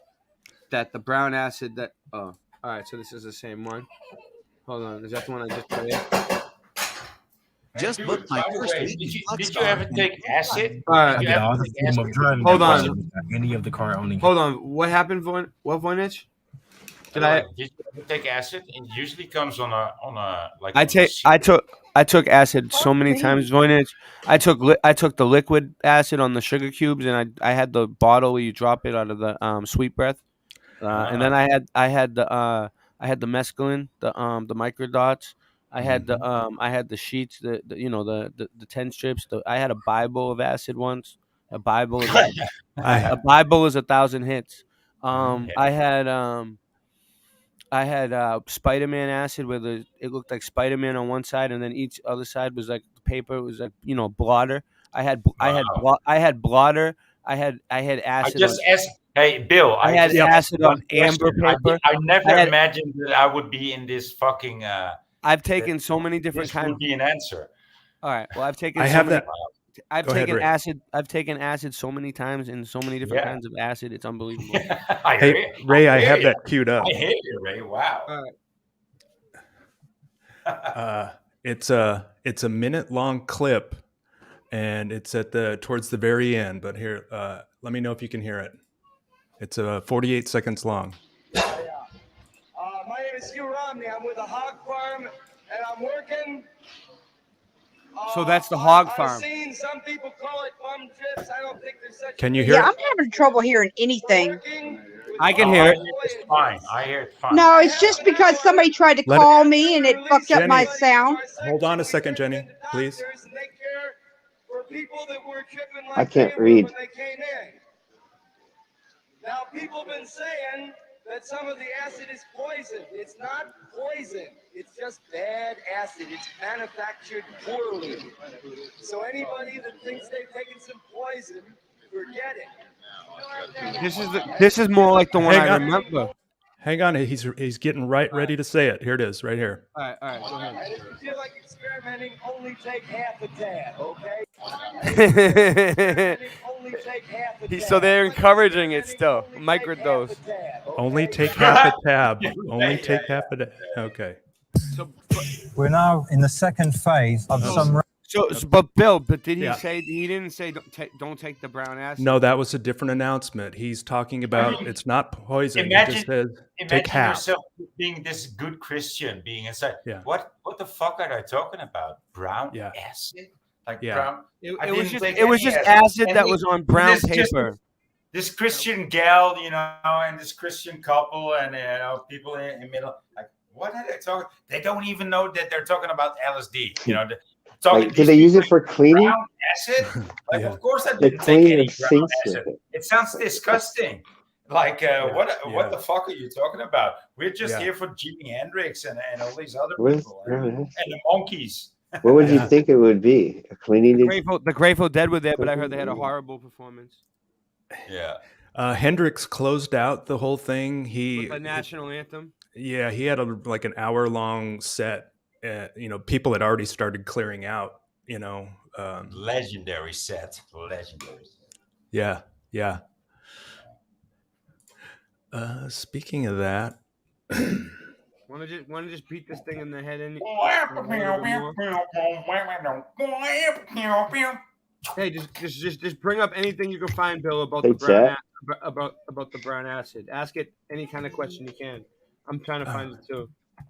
Okay. I'd like to say, if you cannot afford acid, whether it be brown, dude, is acid expensive where you are? It's very cheap over here. No, dude, you can just. I mean, if you just have bread, dude, and you just let the bread go old, and when it's moldy, when it's moldy and it's Yeah. like got good, it's got this good argot, right? Argot poisoning. That's what you're talking about, right? Oh no. Well, no. From the bread, from the bread mold. You trip from the bread mold. It's argot. Yeah, that's what LSD is based on, dude. Yeah. I know what you're talking about. Yeah, it is. You're right. And that and the Hawaiian the Hawaiian red rosewood seed. That's what it is, right? That's what. Well, it can take many forms. But once upon a time, I was just making myself this grilled cheese sandwich, and I was just eating it away, and it tasted nice and good. And but I was making it in the dark, eating it in the dark. Look at, I found some residue though. And I made my third grilled cheese sandwich, and I looked at the bread that I used, and I was like, dude, it was all moldy. And I was thinking, oh, that's why I have this weird thing that's in my eye. It's not in my eye. It was in my vision. It was like this snake. Yeah. It was this like undeniable hallucination of a snake in my eye, in my vision. Right? Holy shit. And when I looked at the bread that I was eating for the last half hour, I was like, so now I know what this snake in my eye is. Yeah. So, dude, that's some weird stuff, dude. But if you just let your bread mold, hey, will you mail me? Will you mail me some of that, Voynich? No, dude, you just let your own bread mold. Just Boston. Who just popped in here? Someone just popped in. Who was it? Just let your bread go manky. Who sees it? Who popped in? Don't let him in unless you know who it is. Who is it? I don't know. Does anyone see it? Jenny? It is. I think it's who. Was it? Was it the back. thing that I loaded? Maybe. Oh yeah, it is. All right, do it. This is not mine. It's Steve Miller versus Jimi Hendrix.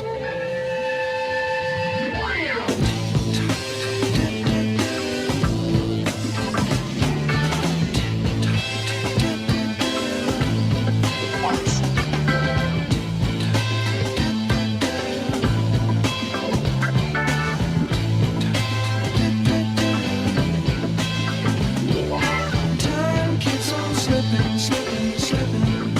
into our future.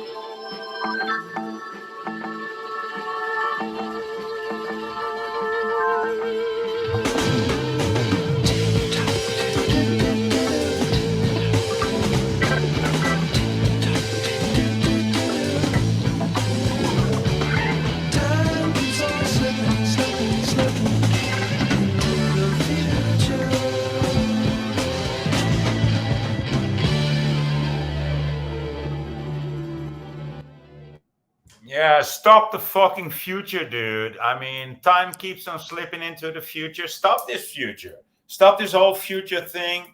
I don't like this whole future thing. I mean, time keeps on slipping into the future. I mean, something's got to be wrong with this whole future. Tick tock, tick tock. So Exactly. what about the future is now? So check this out real quick. Am I still sharing? Hold on. All right. Jerry Gar CIA. So check this out.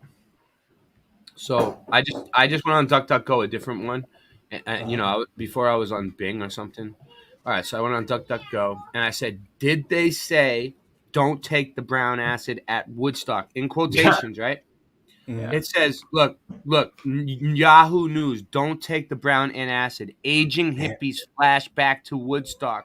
50 years ago Thursday, Les Paul was hitchhiking. Look, I'm gonna check this out. This is like a hippie story about Woodstock. Him remembering it. Let's see. This is memory. Let's see what he says. Look, there they go. The clowns again. No, that's the hog farm. Oh yeah. Yeah, the hog farm. No, if you having a bad, that's the guy. No, that's the guy giving out the fucking brown acid, dude. No, they had Voynich. They had these guys called Wavy Gravy. Listen, Voynich. They had these guys called Wavy Gravy. No, don't talk to me about a farm. wavy gravy. No, I've seen the wavy gravy. We talked about it. Yeah, and they walked around and they used to make people have good trips. They're like teeny clowns. They're like Remember the clowns that would go around if the people were having a bad trip? They would send out the clowns to scare the shit out of you and make send in the clowns. Yeah, send in the Those are clowns. If I was having, I never had a bad trip. Send in clowns. Send in the gravy wave clowns. No, you're not having a bad trip. I'll bet that's a mashup somewhere. Bethel, Who New sings York. that? 50 years ago Thursday, Les Pointel was hitchhiking to the new storied Woodstock Music Festival. Yeah, make a he mashup. Of course he hitchhiked, right? He hitchhiked it. He heard about on the radio and hopped in the car. Today he's returned to the. They all hitchhike. They're fucking hippies, Ray. Yeah, but fucking hippies. Exactly.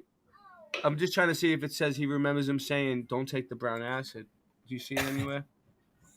It should. No, it should say it. Oh yeah, rice seed mold. Yeah, rice seed. It's not so much bread, but dude, if you can find any rye bread, just have white bread or brown bread. Well, that shit works on you too, dude. I mean, it worked on me. I wasn't even trying. Okay, I just ate some mold bread, and that shit works. I mean. You could also say, well, that explains everything, Voynich. Look, here it is right here. Look, someone said ergot poisoning right here. Just like I was saying. I heard it was ergot poisoning, but I don't know for sure. Yeah, that's what you said. Rice seed. But they're talking about the brown acid at Woodstock was ergot poison, poorly manufactured, caused bad trips. No, it was manufactured by the CIA to make you do that. So it's just a piece of cardboard that happened to be brown, right? Yeah. I asked. I'm in a group chat. I'm in a group text with a bunch of friends from my youth, and I posed that question to them. Yeah. And I said, how would you quote the key sentence from that announcement? And my first friend wrote back in quotes. He says, "Don't take the brown acid." End quote. Yeah. See, people remember it. Yeah, I totally believe it, dude. I think you guys found yourself just a brand new Mandela effect. Yes, we did, and I think y'all took the brown. and we're just hammering it in that me and Bill Miller discovered it on this stream on Late Night Live. It was discovered there. Voynich was there. Voynich is the witness. Yeah. I'm the witness. I took it. It was pretty good. I didn't. It was pretty good. You took the brown acid at Woodstock? No, afterwards in the. It's his father. I mean, that explains. They call it Goonie Bird, though. Oh, how was it? It's the way was it good? His father took the brown acid. Yeah. Here's a compilation of those announcements. It's about a minute long. You know, all us people from the Bay Area, we're real LSD freaks. The stuff that they're passing out here today may or may not be LSD, but there's a chance that you won't have a very good trip. Now, what you're supposed to do after you know that is you're supposed to stop taking it. I'm informed that somebody somewhere is giving out some flat blue acid. It is poison. It's deadly serious, man. Be cool. Those of you who have partaken of the green acid, if you would, as soon as convenient, please go to the hospital tent. There is someone giving out some flat blue acid. It is poison. There are 15 people who are very ill from it. To get back to the warning that I've received, you may take it however many grains of salt you wish, that the brown acid that is circulating around us is not specifically too good. It's suggested that you do stay away from that. Of course, it's your own trip, so be my guest, but please be advised that there is a warning on that one, okay? That's it. All right. Okay, I hear you. Yeah, I hear you. Do you want to hear one of my trip stories? Yeah, please be advised that there is a warning on that. Okay. When I was just, it was just somewhere in Amsterdam, some club. Okay, I mean things go wild. Okay, so you take drugs. I'm not like a big taker, but. I could go wild, but I was used to like really, really good stuff, The stuff I usually get from others was not so good or whatever. I used to get good stuff. I used to get good stuff too, Voynich. Right? Yeah. So we're spoiled like that, okay? Right. And so I took one of these pills together with this girl in some I don't know, some disco. What form was it? What do you mean pills? What do you mean pills? Pills? You got acid in pill form? You never know. You never know what you're gonna get, right? I mean, you can swallow. No, I know, but I'm saying you got. Dude, I mean, I never did that kind of thing. I mean, I was just with her, and she said, "Well, I've just this pill here. Shall we both swallow half?" And was it a dude? And after that, the whole conversation ended pretty soon. All right. What did it look like? Doesn't matter. No, shut the fuck up, dude. So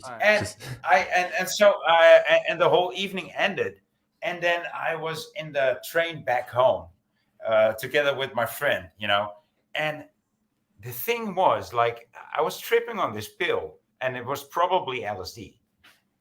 Yeah.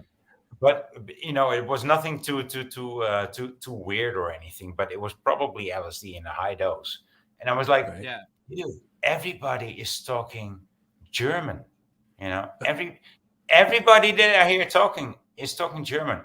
Is there? I know, and I was talking to my friend Gijs. His name is Gijs. I said, I know they're not all talking German. It could be some, but I mean, it even sounds to me like you're talking German. I know you're not talking German to me, but everybody was talking German. So there was like a very weird glitch for me, right, on LSD. But then, like 5 years later, I heard somebody talking about a trip on LSD, and everybody was talking German. And I was like, yeah, I've been there. I've been there. So yeah.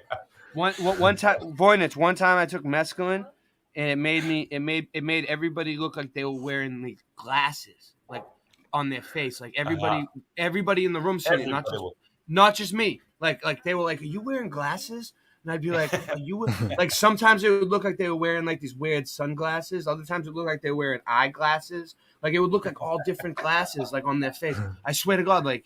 And we were like all bugging out, like but they were wearing glasses. and then listen to this, and then listen to this. I went out to meet my boy for some weed.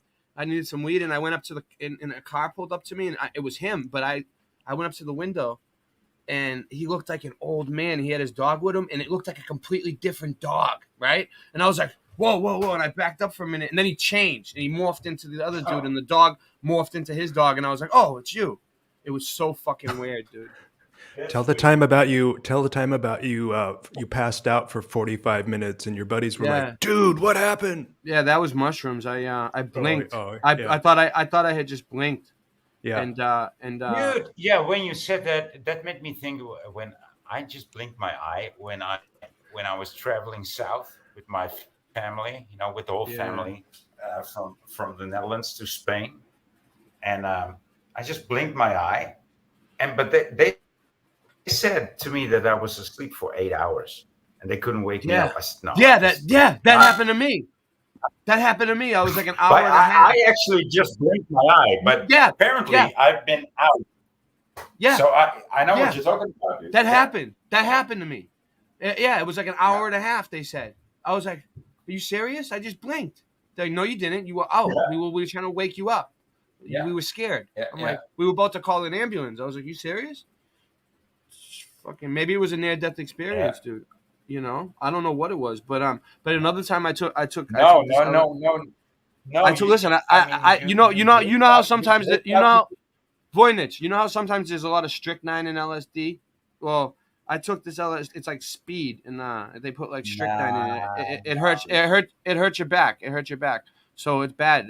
But I took one that had a lot of strychnine in it, I think, and it fucking. It made me like feel like I had an out of body experience, dude. Like I detached from my body, and I felt like I was part of the ceiling, looking down at my head. And I was sitting with my friend, and I could see the top of our heads, and I was like above us, floating, and I couldn't get out of. And I felt like the ceiling was sucking me in, and I was like,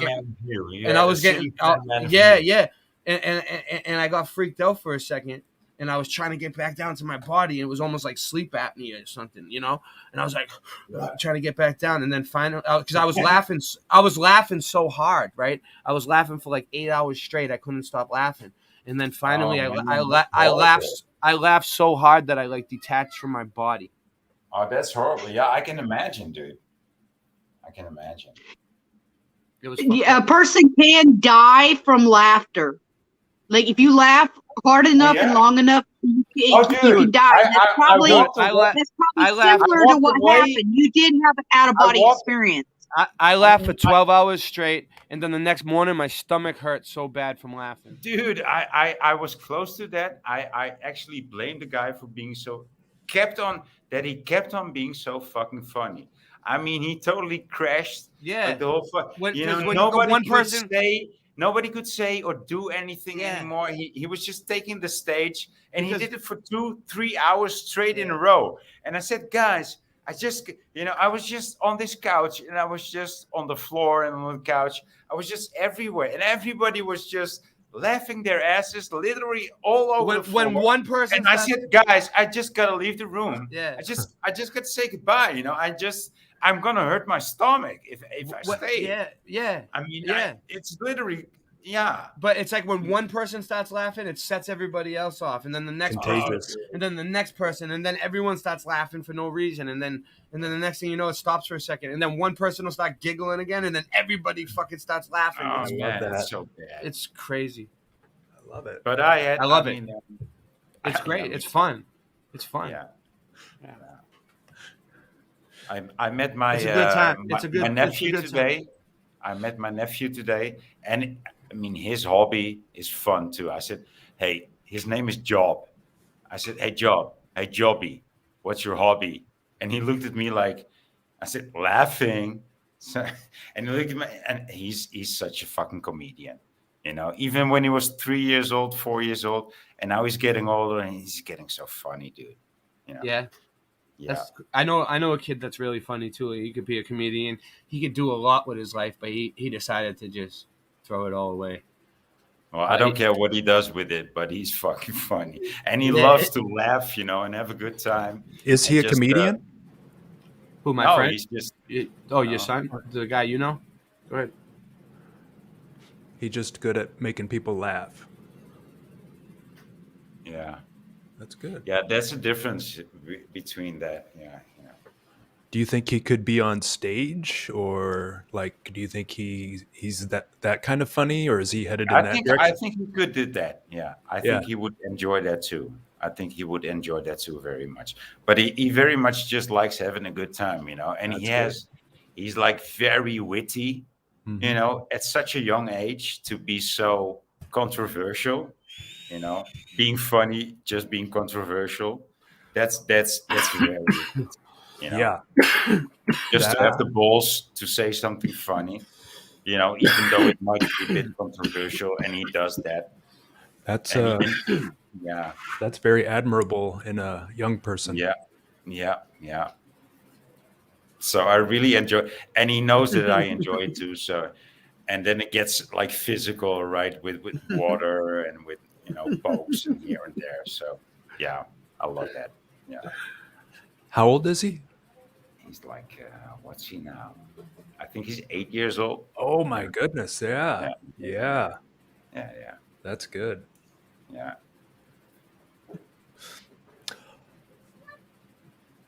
What do we got going?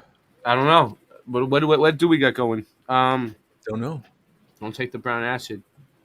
I never did, dude. Yeah. All right. Well, I'm just imagining all those people looking around, like, you know, so they've handed it all out of the door. Everybody's kind of gotten their seat, and they're all sitting there, and then they've taken it, and the guy comes out and these announcements, and just kind of people looking around at each other going, oh fuck.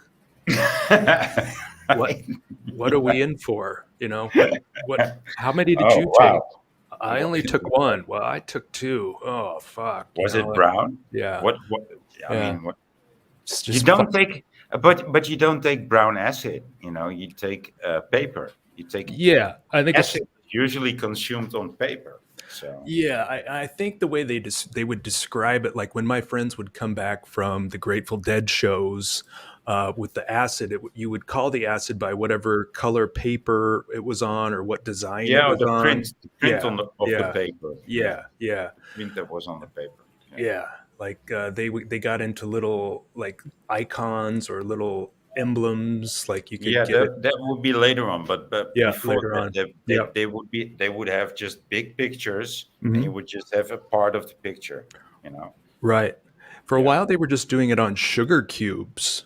Like you would just get the dropper and do a little drop onto the sugar cube, and then that's how you would consume it, you know? Yeah. Very crafty.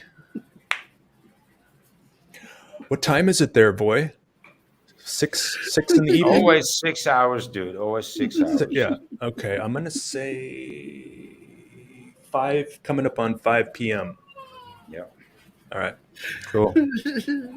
What do you got, Ray? Share with us. What's so funny? Hey, when you're laughing, it's contagious. All right. I'll share with you. All right. This is inside shit. So last night Christian was here, and like we had, you know, we were jamming, and we had all kinds of equipment all over the fucking place. Like we set up all the, you know, we have like a fucking recording studio set up, you know. So like. Oh, like, nice. It's a pain in the ass though, because we gotta like set it up and then take it down and then set it back up and take it down, and then we have to move to different rooms and move it all around, and it's just keep getting fucked around. So basically like you know, fucked around by the females, you know what I mean? The women always trying to break up the band, you know, just like the Beatles, you know. That's what they do. So But basically, we're getting ready to go for October 1st, and we're gonna have a big show, and at Faye's house. There's gonna be a flat Earth meetup at Faye and Joe's house October 1st, Nice. and we're gonna debut. That's what we're gonna have a big debut. And we've been practicing asses off and writing music and doing all kinds of shit. But basically, the TV remote, right? We were using it last night. I remember we were using it. And then we packed up all this shit, and now like I couldn't find it. Michelle couldn't find it. How, like you can't find the TV remote. It's like it sucks. Sure. I've been like running the stream blind all night, so I just texted Christian like, do you happen to have the remote like mixed in with the because it looks like all equipment, Yeah. But, Does he? I don't know. And I just said, hey, can you pass me the remote? He's gone. Like, hey, can you find the remote? I need to change the channel. I don't know what to do. It'll show up. It'll show up. You know what I mean? Sure, Somewhere. sure. It's got to be somewhere. I probably left it in the bathroom or something stupid. It's probably in the freezer. Freezer? I was going to say My freezer. TV don't have a Microwave. Hey, check the freezer or the Microwave? the fridge. Check the fridge. I have to push buttons on the side of my TV because when I got the TV, it did not have a remote with it, even though it's one of those flat screens. Voynich, I harvested some pot. Look, let me show you. Nice. All right. Let me shut off my background. How come already? I mean, no. It's because you know how like sometimes like some of the branches get low and they get bud rot if you. Oh yeah, was it? Yeah, okay. Yeah. So I wanted to just it was like a low one. I didn't harvest my whole fucking shit. No, dude. It's I mean, I know it's very late this year. You know what I remember? I mean, look at my plants. There's not even. I mean, it's not nice.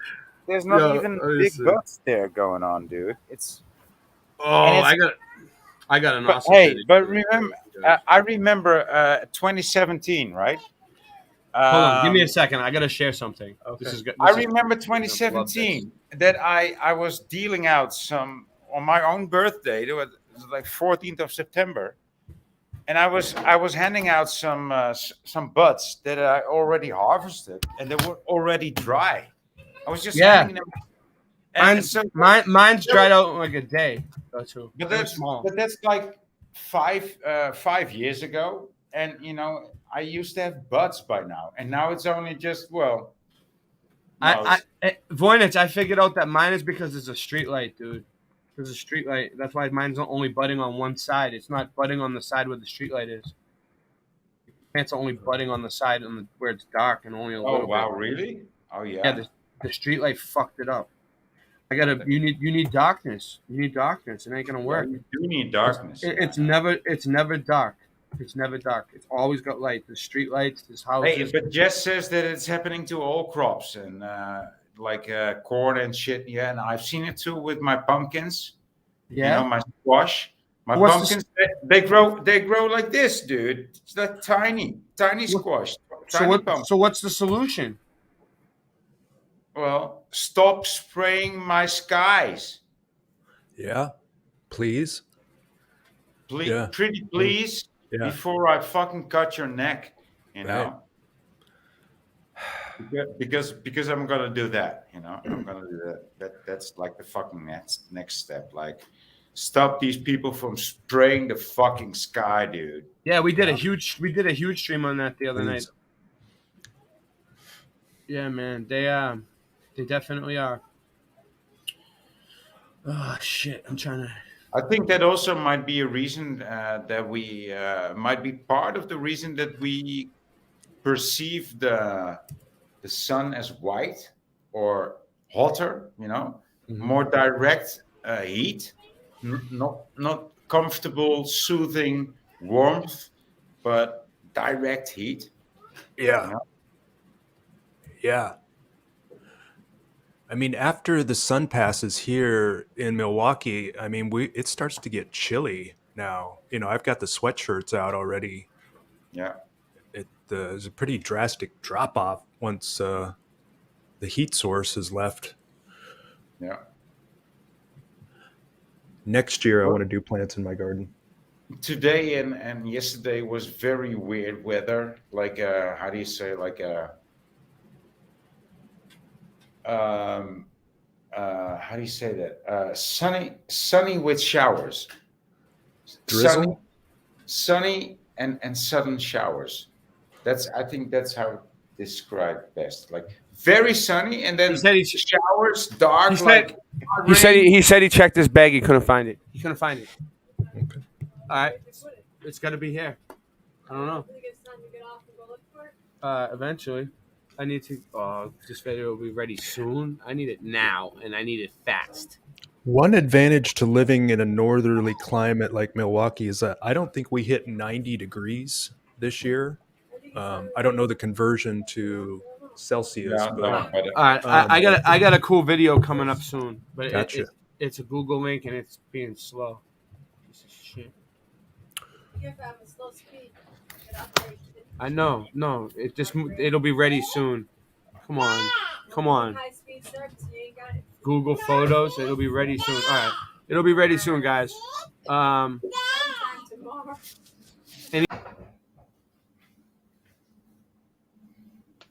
we're back, I guess. Oh yeah, let me do this one.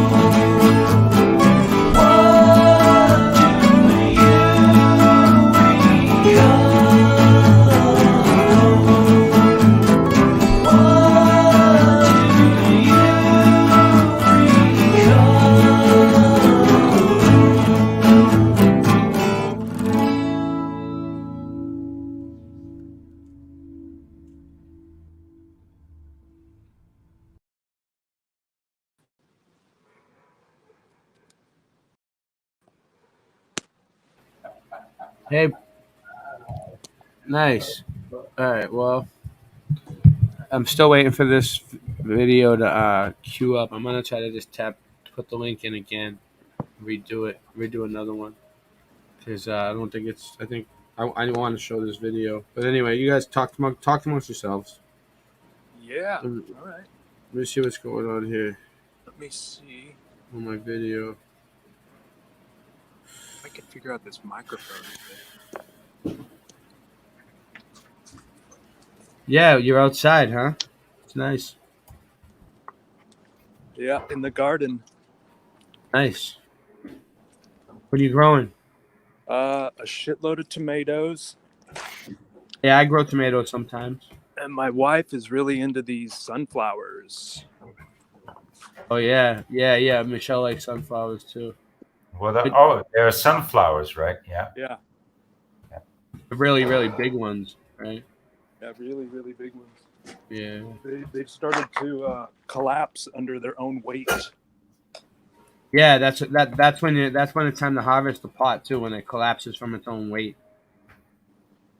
So, do you eat the seeds, or do you make oil, or what, or are they just for decoration? Come on. No, not you guys. Go ahead, keep talking. I'm trying to get this link in.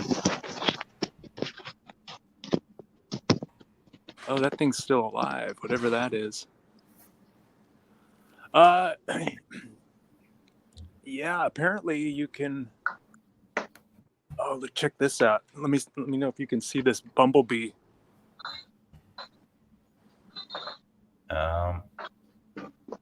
Is that coming through? I think I can see that. Yeah. Let me see if I can do this a little better. Yeah, I see it. Yeah. Can y'all hear me okay?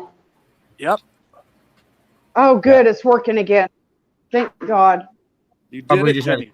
You did it, Jenny. You made it back.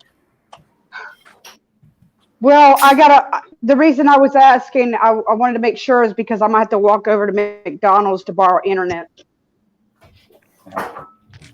Yeah. Yeah. The clowns won't let me get internet. Other than data. This trumpet vine. They're blocking me. You'll get it, Jenny. You'll get it. I get hummingbirds. Not here in Aiken. I'm not. I've been waiting over a month. No, wait a minute. No, that's wrong. I've been waiting 2 months for them to come and bury a line, and they're not going to do it. They're never going to do it. Don't say that. No, I know why they're not going to do it, because the management, the office is not going to pay to have it replaced because they damaged it. They're too cheap. In a way that leaves it still a possibility. Yeah. Well, I'm not staying here very much longer anyway, so that's another reason it's not going to happen, because I'm not staying here. I'm leaving. Okay, all right. Yeah. I get hummingbirds. Do you guys get hummingbirds? Yeah. Yeah. I get all day long. I see these hummingbirds flittering around this trumpet vine. I seen them in Dominican Republic, and they look like bugs almost. They look like bugs, but if you zoom in, they're actually birds. They're amazing. Yeah.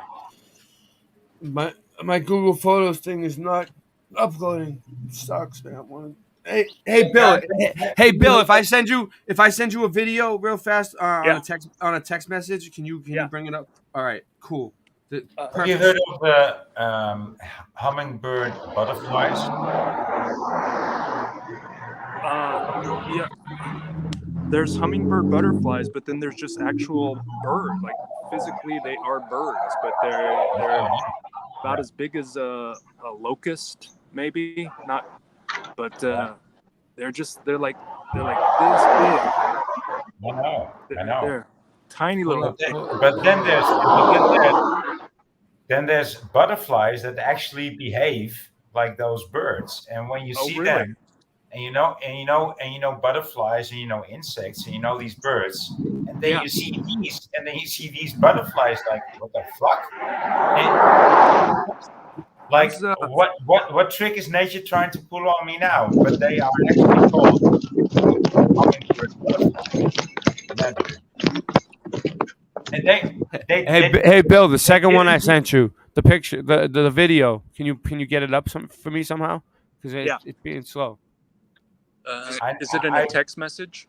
Yeah, I sent you a text message. I sent it in a Google link, but the Google link's probably gonna do the same thing as this. So I just sent it to you straight up. You can download it into your phone. It's from Flat Earth Farms.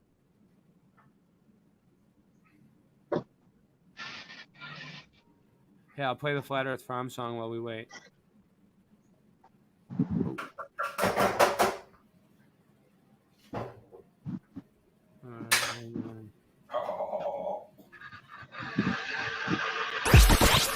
The world is flat.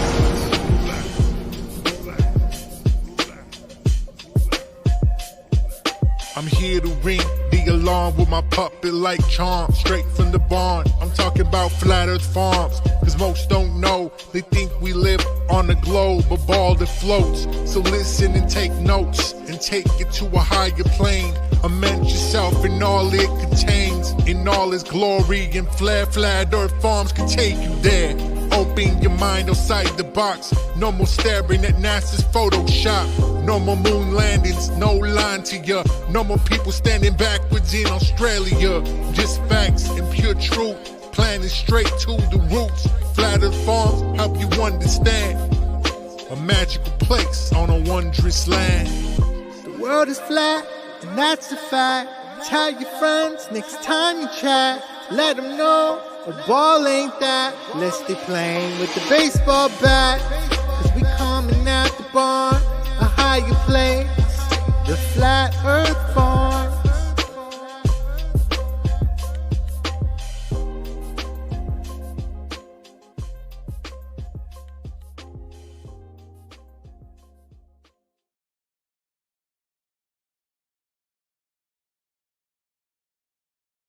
Is it? What do you think? Is it ready yet? We got it. I think it's cool, but we need a Flat Earth Farms link. We do need that. I gave it. I know. I gave it to Bill. Oh, Flat Earth Farms link for the Yeah, I can give you guys. Yeah, I mean, we should have. Well, it's in the description of all the videos. But you should also have it in a Nightbot. Is it in Nightbot? Yeah. Good idea. Whoa, Jenny. Mute Jenny. What the fuck? Jesus. Come on.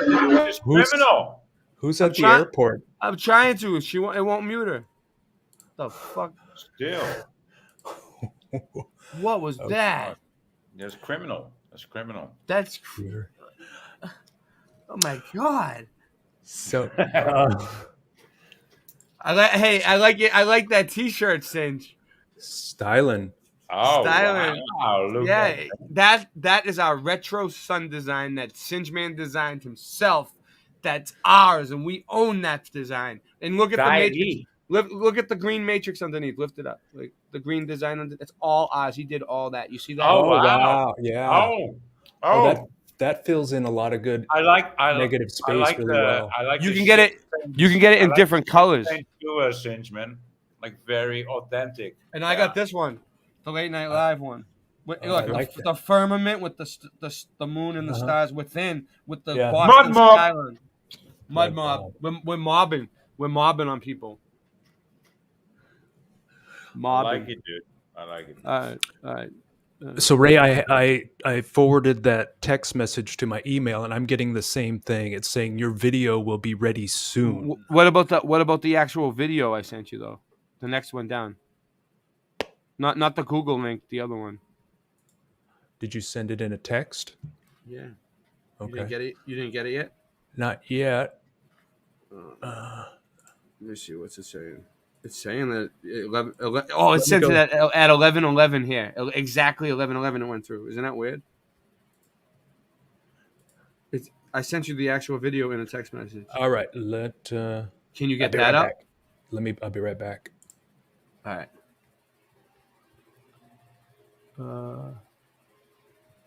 Let me see. Try to play.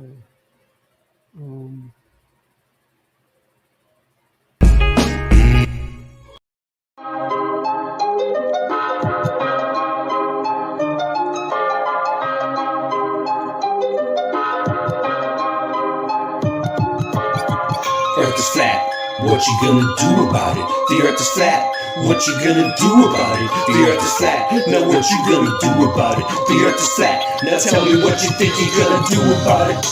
Tell me what you think you're gonna do about it. Tell me what you think you're gonna do about it.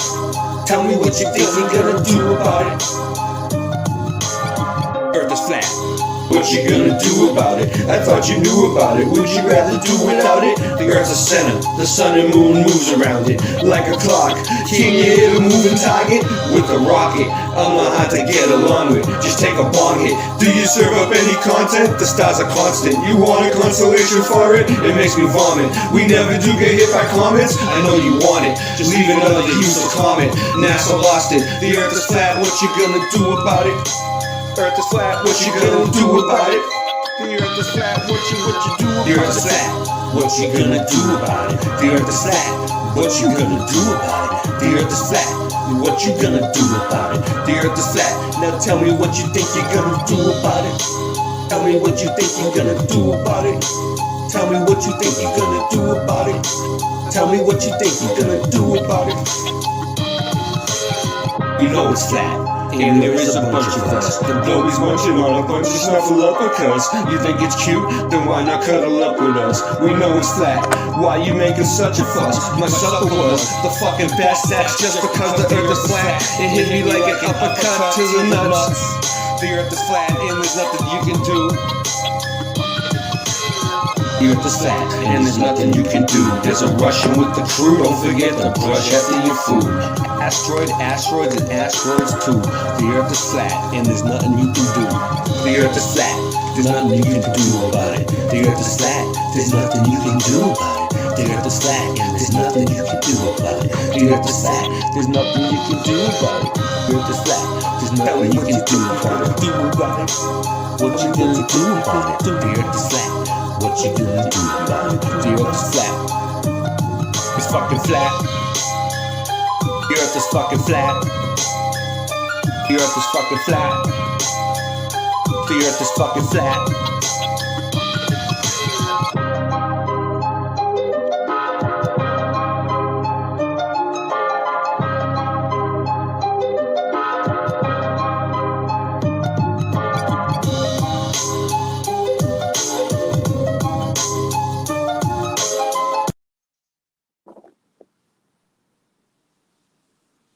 So, Bill, Well, guess what?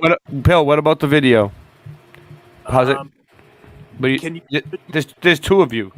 Can I what? Can you send it to my email? I can try. It's probably not going to send out. I think that's the problem. I tried to send it to my email. Yeah, I don't. We're screwed. From the phone. There's two of you now. I'll take one of you out. Okay. Yeah. I'll have to remove one of you. Hold on. I'll go back in and take it off the screen. I'll just kick one of you from the studio. Okay. Boom. Easy peasy. I gotta get you back in. I gotta send you an administrator link so I can get you. If you send me the administrative link, then I can kind of also do like I don't know, like kind of the production part of it, you know. Yeah. Hold on one sec. Free you up for some other stuff. All right, I got my secretary on it. Eventually, it'll come through. She's I can't use McDonald's Wi-Fi Why not? because it won't let me into StreamYard with it. Yeah, McDonald's Wi-Fi sucks. I tried using it too. It's not private. It has to be private Wi-Fi, my own fucking Wi-Fi that I fucking pay for. So I can't go to anywhere that uses public Wi-Fi. Well, yeah. Well, then you know what you got to do then. All right. Well, listen. Well, there's not. I got to leave Aiken. That's what I got to do. We'll do it. Welcome to 2022. Yeah. So what are we doing here? So we ain't getting the video up, I guess. Let me see if it came up for me yet. What about a Wi-Fi hotspot? Huh? My hotspot is dead. Okay, that might be part of it. Yeah. Well, Have you I had have good to luck leave with your I have to leave the central Savannah River area. There you go. They fuck me here. They fuck me all Mass the way around. accountability. Yeah. Maybe you should go on an adventure, Jenny. I'm going to. I'm planning on it. All right. Where are you headed? I don't know. All right. That's good. That's good. I mean, sometimes it's Just away from here. That's all I know. sometimes it can be fun not knowing where you're going and heading out. I just want to get out of. I just want to get out of this area. The death trap. Let me see if this is going to work, Bill. I'm going to try to send it. I'm trying to send it to your email. Let's make that happen for Jenny, everybody. Yeah. Does my audio outside seem all right? Because I can never really tell when I switch. Yeah, your audio is great. Okay, good. Thank you. Yeah, I definitely have to get out of here because if I don't, I'm gonna die, and I'm not exaggerating. Yeah, that's motivational. I mean, that's a good reason to. They're targeting me hard here. Is that why you are Jenny T.I. Murphy? Yes, I'm a targeted individual. Targeted individual. And yes, and all my handlers are in this area. Oh, handler, man, we're into it deep now. Handlers. They want to fuck me sideways here. That's awful. So we're gonna keep going. Don't worry. Yeah. All right, here we go. Yeah. I got something good. You guys are gonna love it. Parasitic mind control. All right, let's look. All right, that's what we're all about looking into mind control lately. She's talking about being a targeted individual. Let's do it. Boom, baby. You guys are gonna love this one. Boom, baby. It's a conspiracy or us. Come on, you know it's gonna be good. Yeah.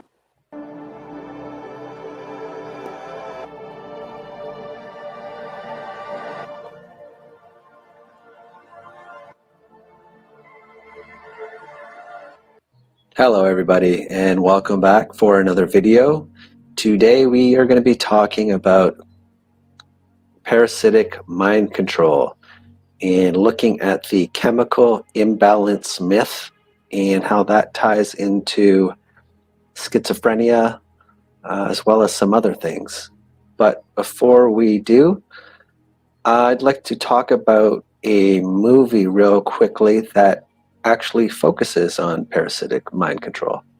You know, what better way to ease us into this topic than talking about the movie called They Live, which is one of these cult classic movies, and I'm guessing most of you have seen it, but it kind of sums up pretty well the way that things seem to be going with our current society. But They Live, I believe, was a 1988 science fiction movie directed by John Carpenter, and it follows this unnamed drifter who is played by Roddy Piper, and he discovers that the ruling class are aliens, concealing their appearance and manipulating people to spend money, breed, and accept the status quo with subliminal messages in the mass media. And it's not until in the movie, it's not until he finds these sunglasses and he puts them on, and those glasses allow him to see the form of these entities, these parasites, and they're very hideous. But they've conscripted all members of the police and the government officials and agencies, and all these people are working with these parasites. So it's this one massive conspiracy, basically, and he tries to figure out how to. There's a signal that's being sent out, and it's allowing these entities to be cloaked. But he tries to figure out where the signal is coming from and destroy it. So, great movie. I'm guessing most of you have seen it. But what I kind of wanted to bring up before we get into our discussion today is how these parasites communicate with each other using these watches during the movie. And there are several scenes where they're all talking into their watches, and it's kind of creepy because you can see their true form. But And even the police, some of them are policemen and they're talking into their watches. And there's even a scene where this gentleman, this is in a bank, and he not only does he communicate with the watch, but he uses the watch to open up a portal or a gateway that he goes through, and it takes him, I believe their lair is underground. And why I wanted to mention that is just because John Carpenter, he seems like he's one of these directors that they're tapped into what's really going on behind the scenes, just like Stanley Kubrick with films like 2001 Space Odyssey and Eyes Wide Shut. John Carpenter almost appears to be the same way. So, you just always wonder, are they trying to tell us something? But the thing with the watches, what caught my attention with that is when you start looking at these Sumerian depictions of the gods, they're wearing these, what appear to be these, something similar to a wristwatch, even though it probably has some other function. But you've got these deities wearing these watches, and here's an up close shot of one of these watches, and they do seem to like holding that pine cone for some reason, but I think that's supposed to be like the pineal gland. But these, it's always the same pattern on the watches too.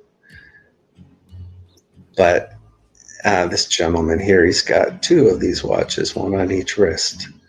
And here's just one more. But again, these ruling elite with these watches, and it just makes me wonder how there's a similarity to the movie where these elite, these alien parasitic elite that are talking into communicating with their watches, opening up portals that are layer underground. And I just thought I'd mention that. I mean, just for interest's sake.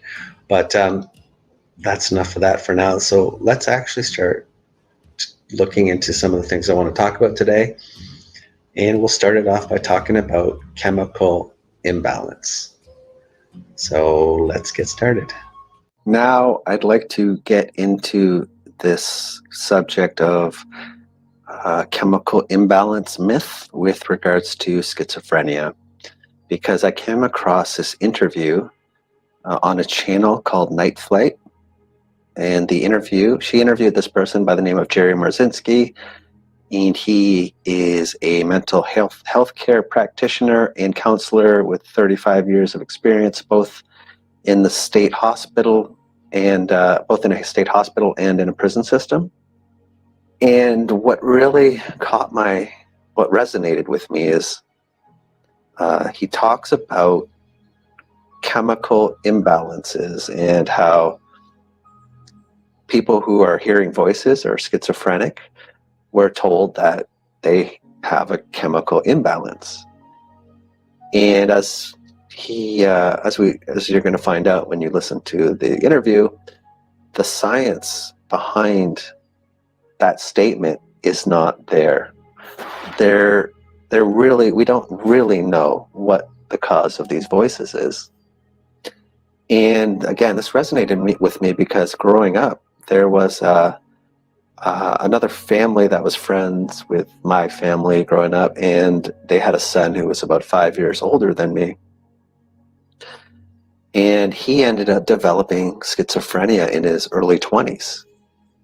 Now, he tragically ended up losing his battle with schizophrenia and the voices, and he took his own life. And I just remember thinking, what sort of mental disease manifests as voices which are always negative? And I just never really sat well with me. But it was a long time ago, and I just hadn't really thought about it until I saw this interview. And Jerry Marzinski, he interviews a lot of these patients who are hearing these voices, which is something that is typically not done. And he actually asks them, patients, about the voices, and because there's a lot of unsettling patterns to these voices, as opposed to just random delusions. There's a consistency to a lot of these voices.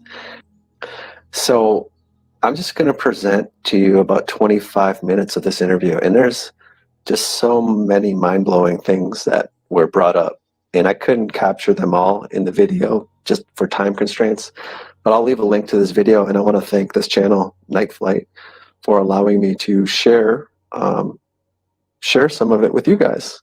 And of course, I will leave some links. And so I'll play about 25 minutes, and I'll come back after, and we'll finish up. Good evening, everybody. This is Night Flight. I'm Judith Prober, and tonight I have Jerry Musinski with me. He has been working as a mental health practitioner and a counselor for 35 years. And I'm very happy to have him here and his insights. So, Jerry Musinski. So real quick, this video is pretty cool because it goes right along with the insane asylums. You know what I mean? With the whole theme of the show. This is good.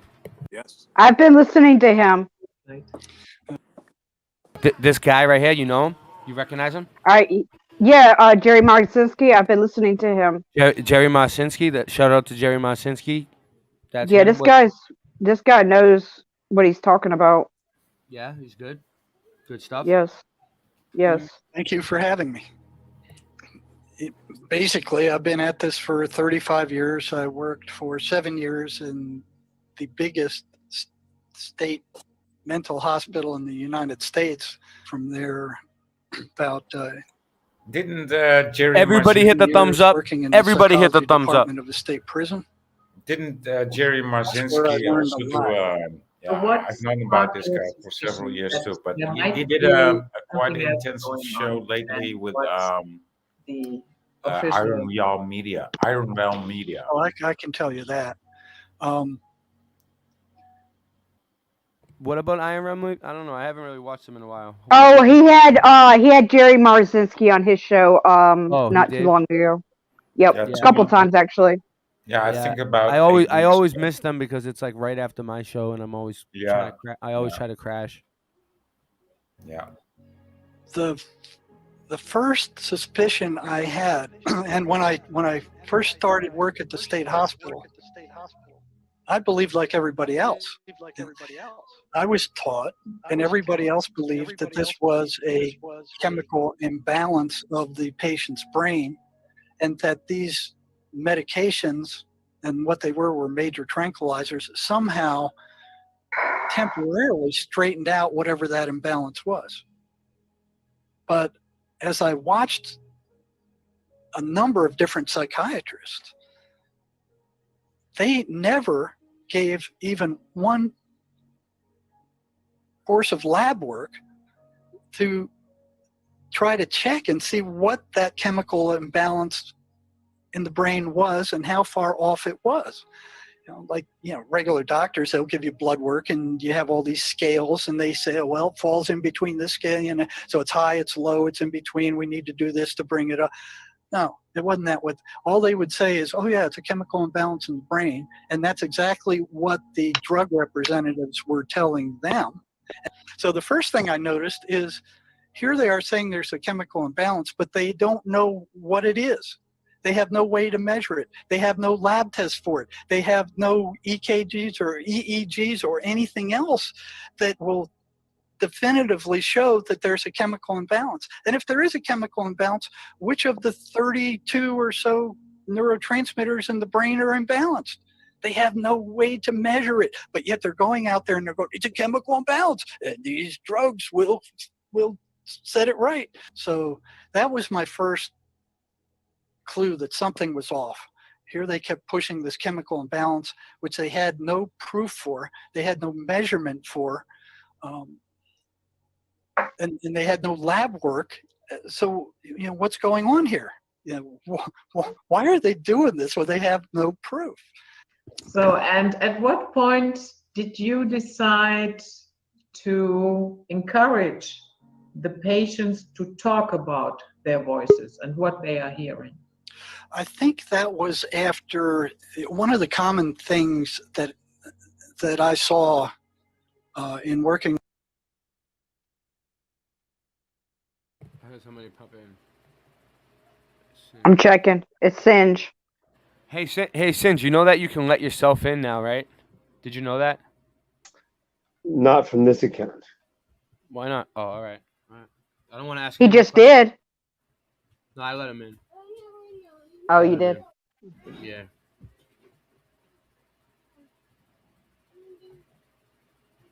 I don't know how it works. He's probably right. With these schizophrenic patients was that their voices would often tell them to kill themselves.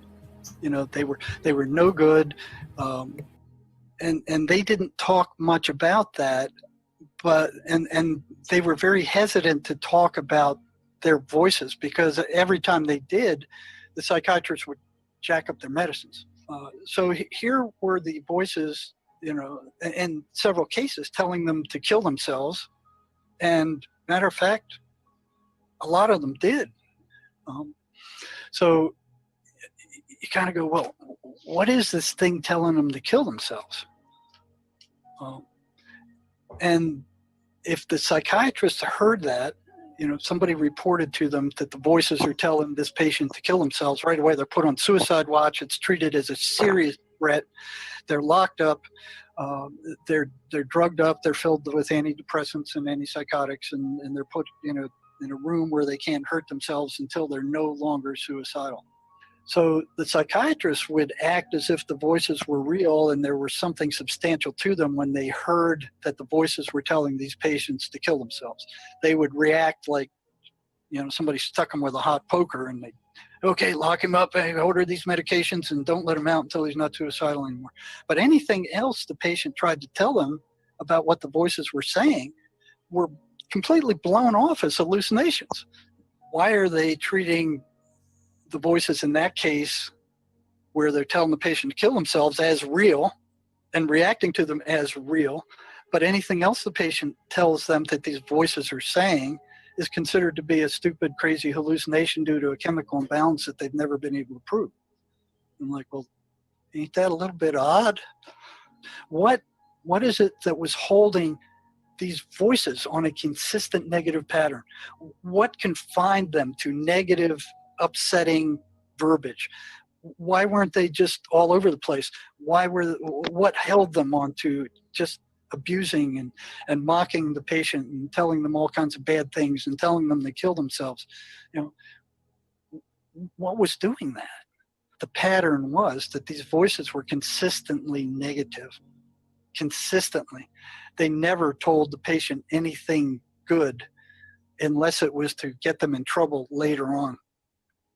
So I'm like, well, that's odd. What kind of hallucination would tell a patient to kill himself? And then the other strange things I was seeing was, you know, doing my rounds in the psychiatric rehab center, and every time the chaplain had a ice cream social down in the main meeting area, all my schizophrenics were on the ward. You know, so here they are sitting on this dingy ward instead of going down there and eating ice cream and cake, which were hard to get hold of there. And I'm like, well, that's odd. And I saw that time after time. And then I started asking them, you know, well, why are you staying up here? Why aren't you down there with the other guys getting ice cream and cake? Well, I don't like church and I don't like preachers and that's a bunch of crap. And it was consistent. It was like, you know, so I started asking them some questions about, well, why is this? And periodically I'd hit the voices get louder when I go into those places, when I go into the churches. So I started wondering, well, you know, I never took the word of just one patient. I would take the question I asked and then start asking. I had an unlimited supply of schizophrenics there. So I'd start asking these others, and time after time, they'd say, well, yeah, the voices don't like the Bible. They hate the 23rd Psalm. When I read the 23rd Psalm, they act like worms thrown onto a hot frying pan. And I'm like, whoa. So I started handing out the 23rd Psalm, and I got the same response.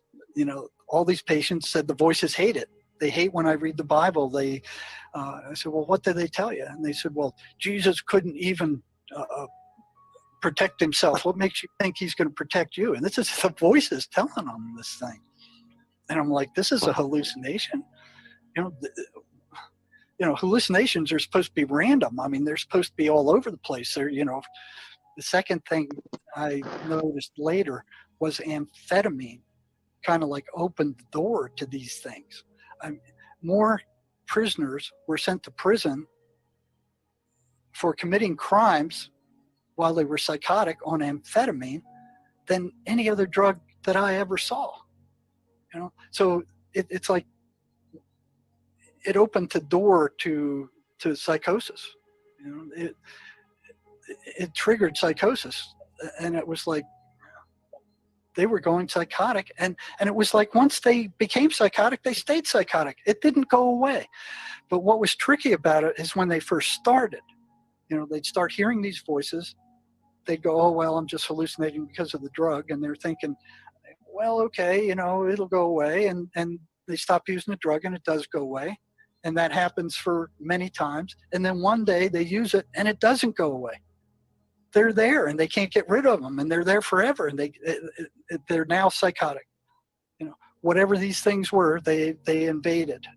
So I started asking questions about amphetamine, and these people would see something called the shadow people consistently. They were three-dimensional shadows that would enter their rooms at night, follow them around, and usually show up at the foot of their bed and be staring down at them. They never spoke. And I noticed, and I actually used this clinically, if they saw their eyes, they were in much worse shape than if they didn't. The majority of them never saw the eyes.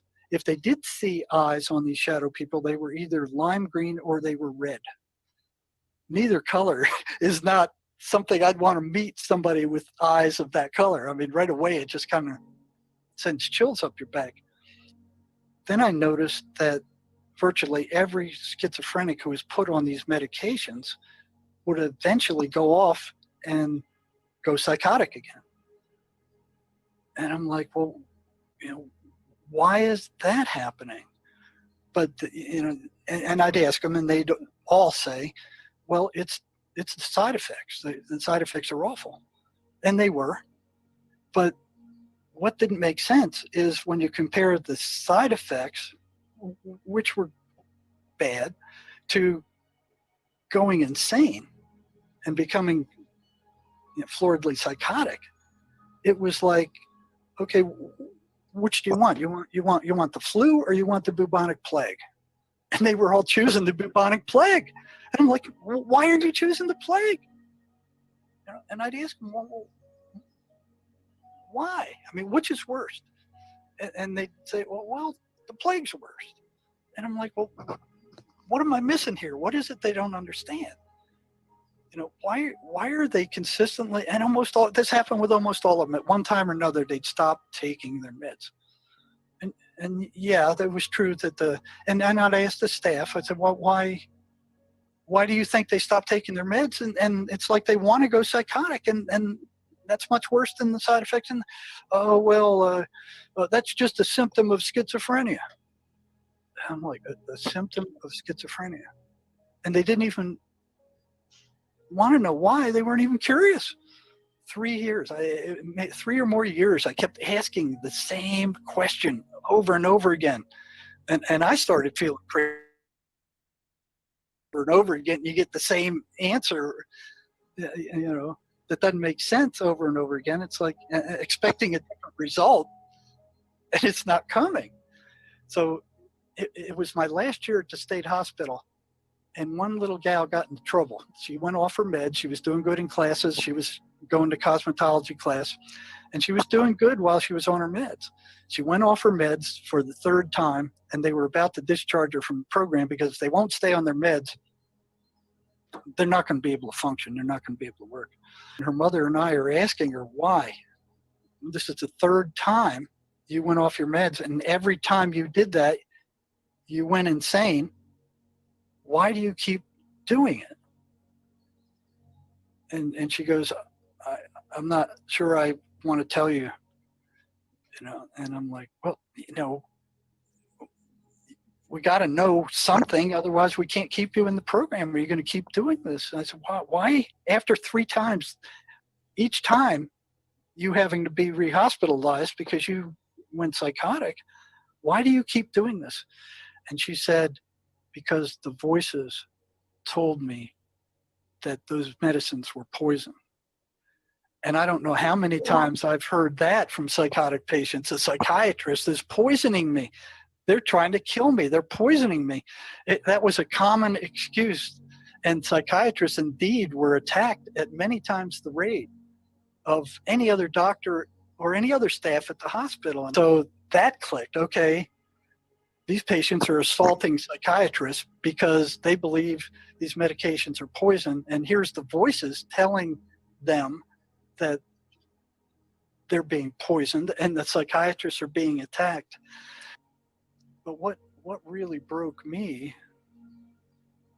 was the stories that a lot of these prisoners were telling. The first one that we worked on, the first breakthrough I got where we actually got rid of the voices, was this guy who used to work on Wall Street.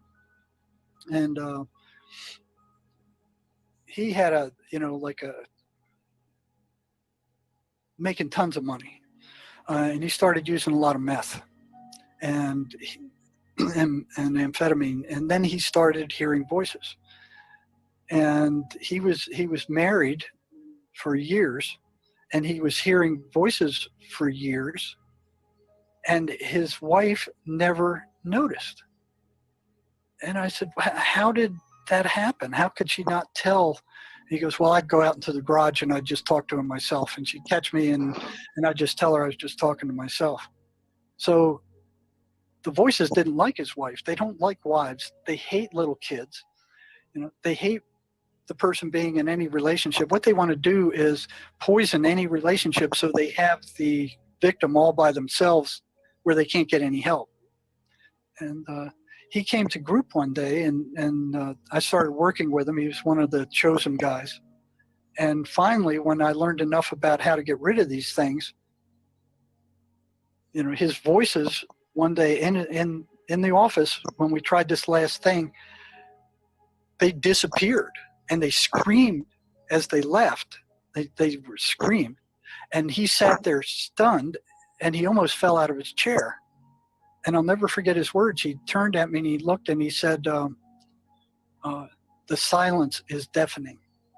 Because it was the first time in decades he had not heard the voices. They weren't talking, they were gone. And he was in shock. He couldn't move, he couldn't stand up, he couldn't get out of the chair. He just sat there like,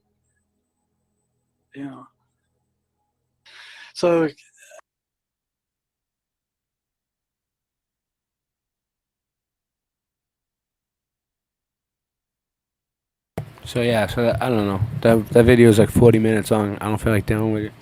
No, but it's intense, dude. It's very intense. Well, the voices were right about being poisoned. You want to finish it?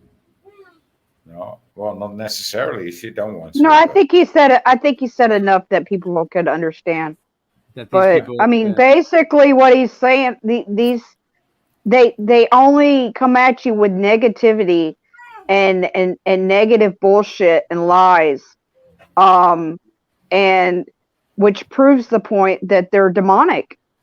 Except they were correct about the poisoning of the medication does poison. Oh yeah, they are. I didn't.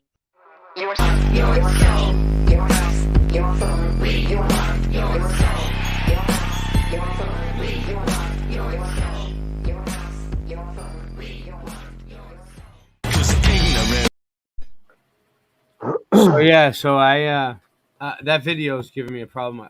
I came through on the email and it's still not working. I don't know, Bill. We'll have to figure it out later. Sucks. Next show I'll show it. I have it pulled up on tabs, but it just says video is waiting. Yeah, it's Google processing it, dude. Yeah. Yeah. I don't know why though. Like why it would take so long.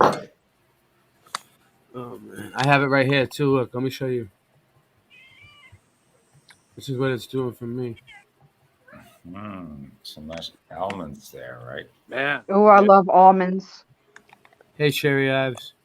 So yeah, we I love almonds and pistachios. See, it ain't working, dude. The video will be ready soon. It sucks. Oh well. I don't know what else we got. Oh yeah, I got Singe Man's new videos. Here we go. Oh yeah. Yep. Yes, I see.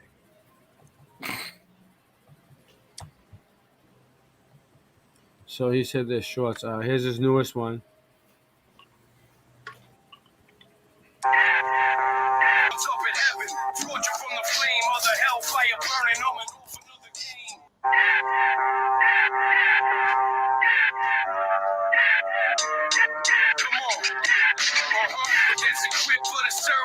That's the words of a liar. It's a search to acquire the fire, first to inspire. Need a curse in each verse with a higher. You're witnessing the rebirth of the fighter. Need to do some research on a spider. Feet first with the bugs in my weapon. I had madness on my mind, doing drugs up in 7, throwing slugs up in heaven. Torture from the flame of the hellfire burning on and off another game. Yo.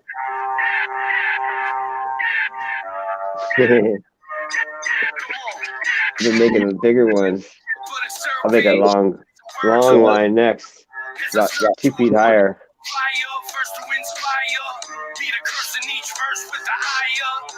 Yo, that's enough. Yo, I've seen it twice now. 2 times. Oh, that's not good. That's not good. No, that's not good. Oh.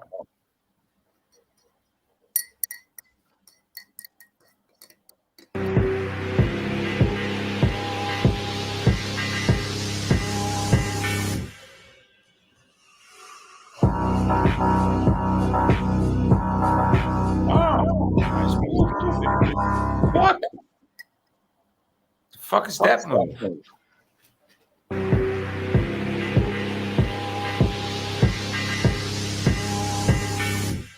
Huh?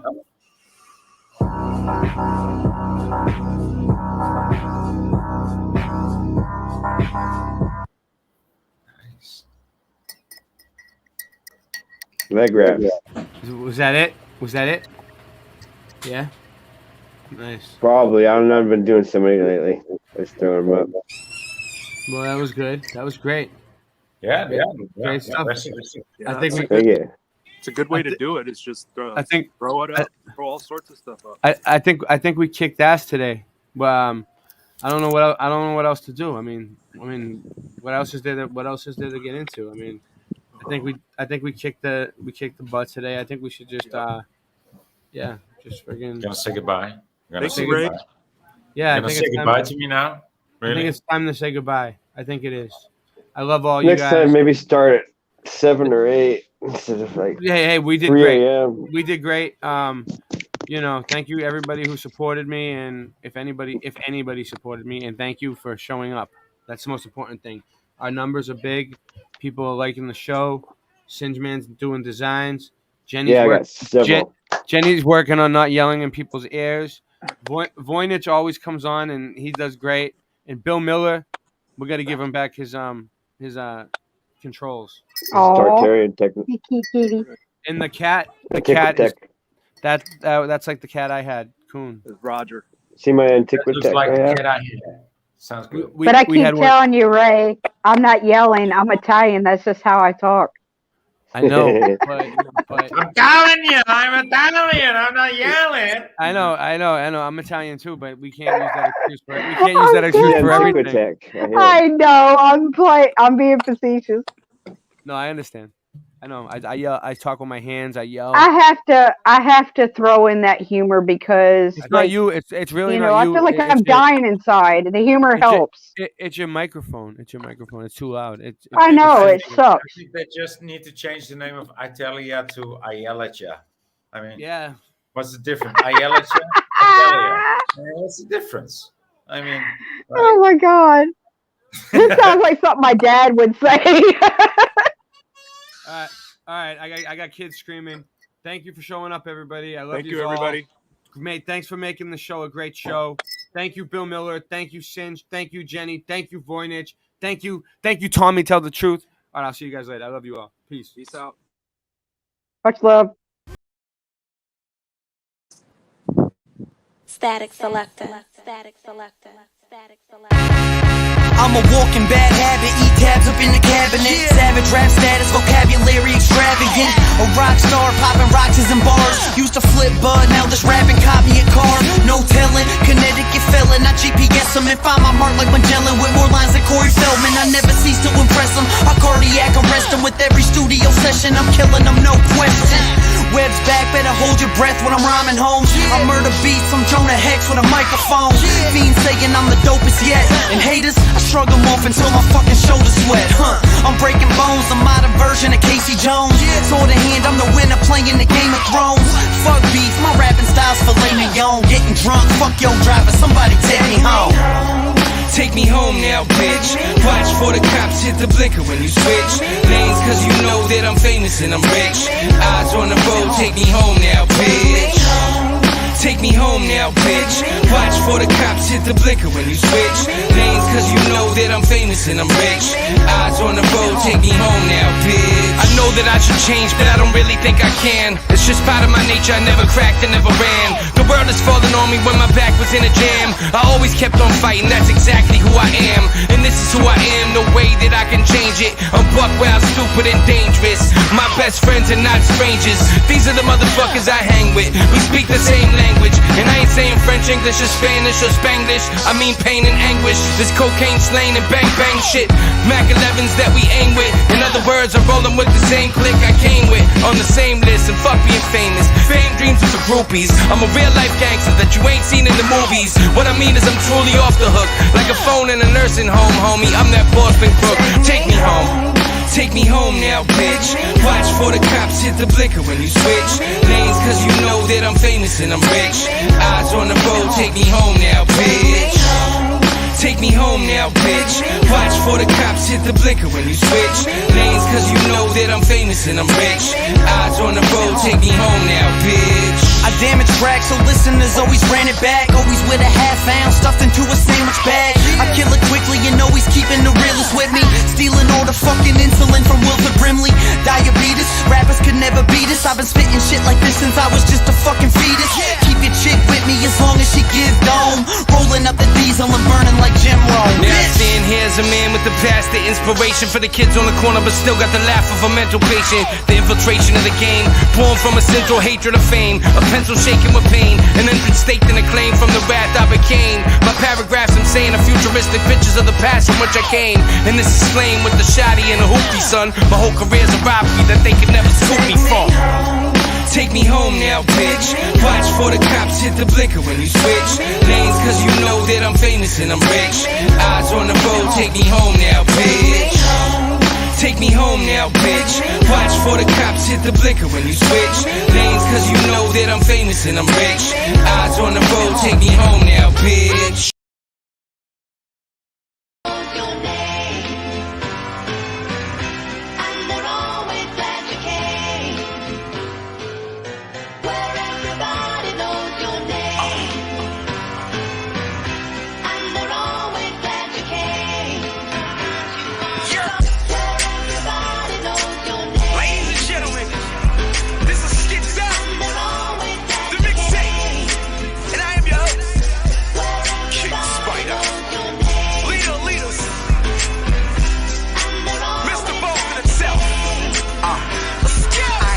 From Mattapan, going through Dorchester to get to Roxbury, just to get more fresher. Going up Mass Ave, hoping a Newberry. I need the new what? Staying new everything. I got game in the hood, swear to God, everybody know my name in the hood. And the clothes are dope, yes I must say. Threads and emos, Adidas, Johnny Cupcake. Hey girl, come here. I'm one of them boys that be in front of the corner mall downtown crossing. I'm a dawn to calm out, comprende. Eyes like the cigar sign, smoking on Fenway. I never go to sleep, never woke up, nothing sweet, but I'm dunking cause my donut. Hi Tiffany, can we date, hun? I'm Mr. Boston, not from VH1. No! Yes! King Spider. There was ever a question in your mind? Who's the best of the beat? Stop it. I'm the motherfucking king. Duval. D-How. Where we at? Sometimes I want to go somewhere, man. You know? Where everybody know my motherfucking name, everybody do cocaine, you know? It's a place like Boston, you know? Beacon Hill, Paul Revere shit.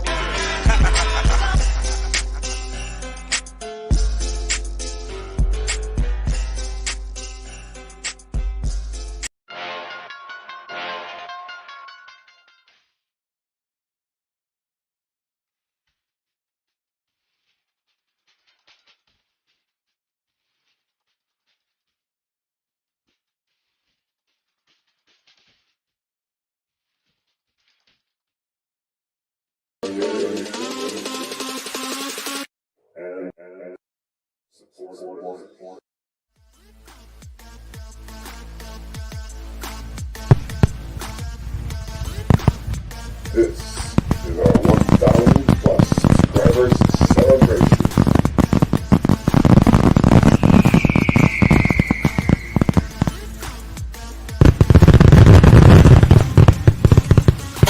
Yeah.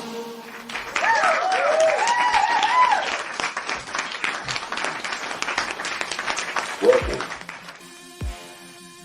to a special edition of Mudfight Adventures. Ray and Sin.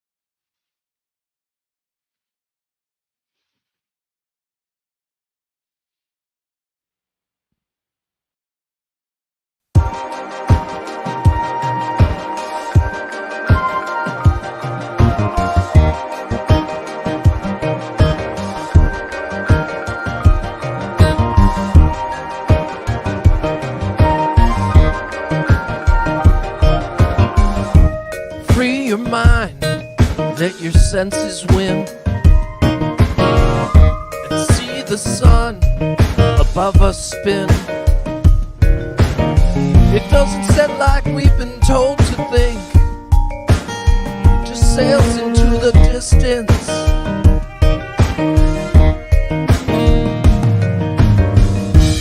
Hark now, hear the sailors cry, lost at sea, but in the night, saved by a far-off beam of light as it shines across the flat ocean.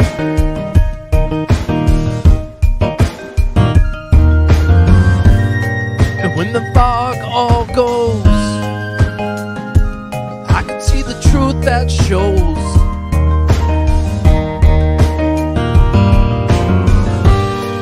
When the fog all goes, I can feel it, and I'll never fear it, 'cause I freed my twisted soul, bent by lies since I was 1 day old. The sun doesn't set like we've been told, it just sails into the distance.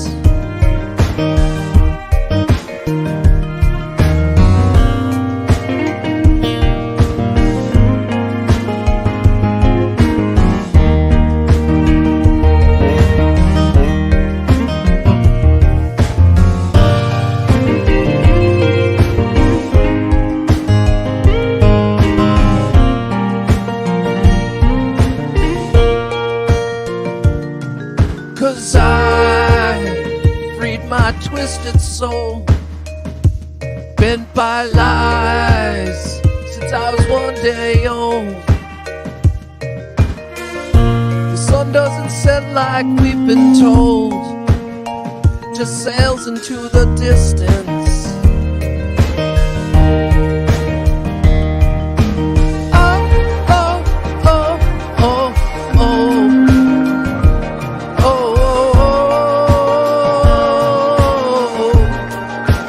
Sails into the distance.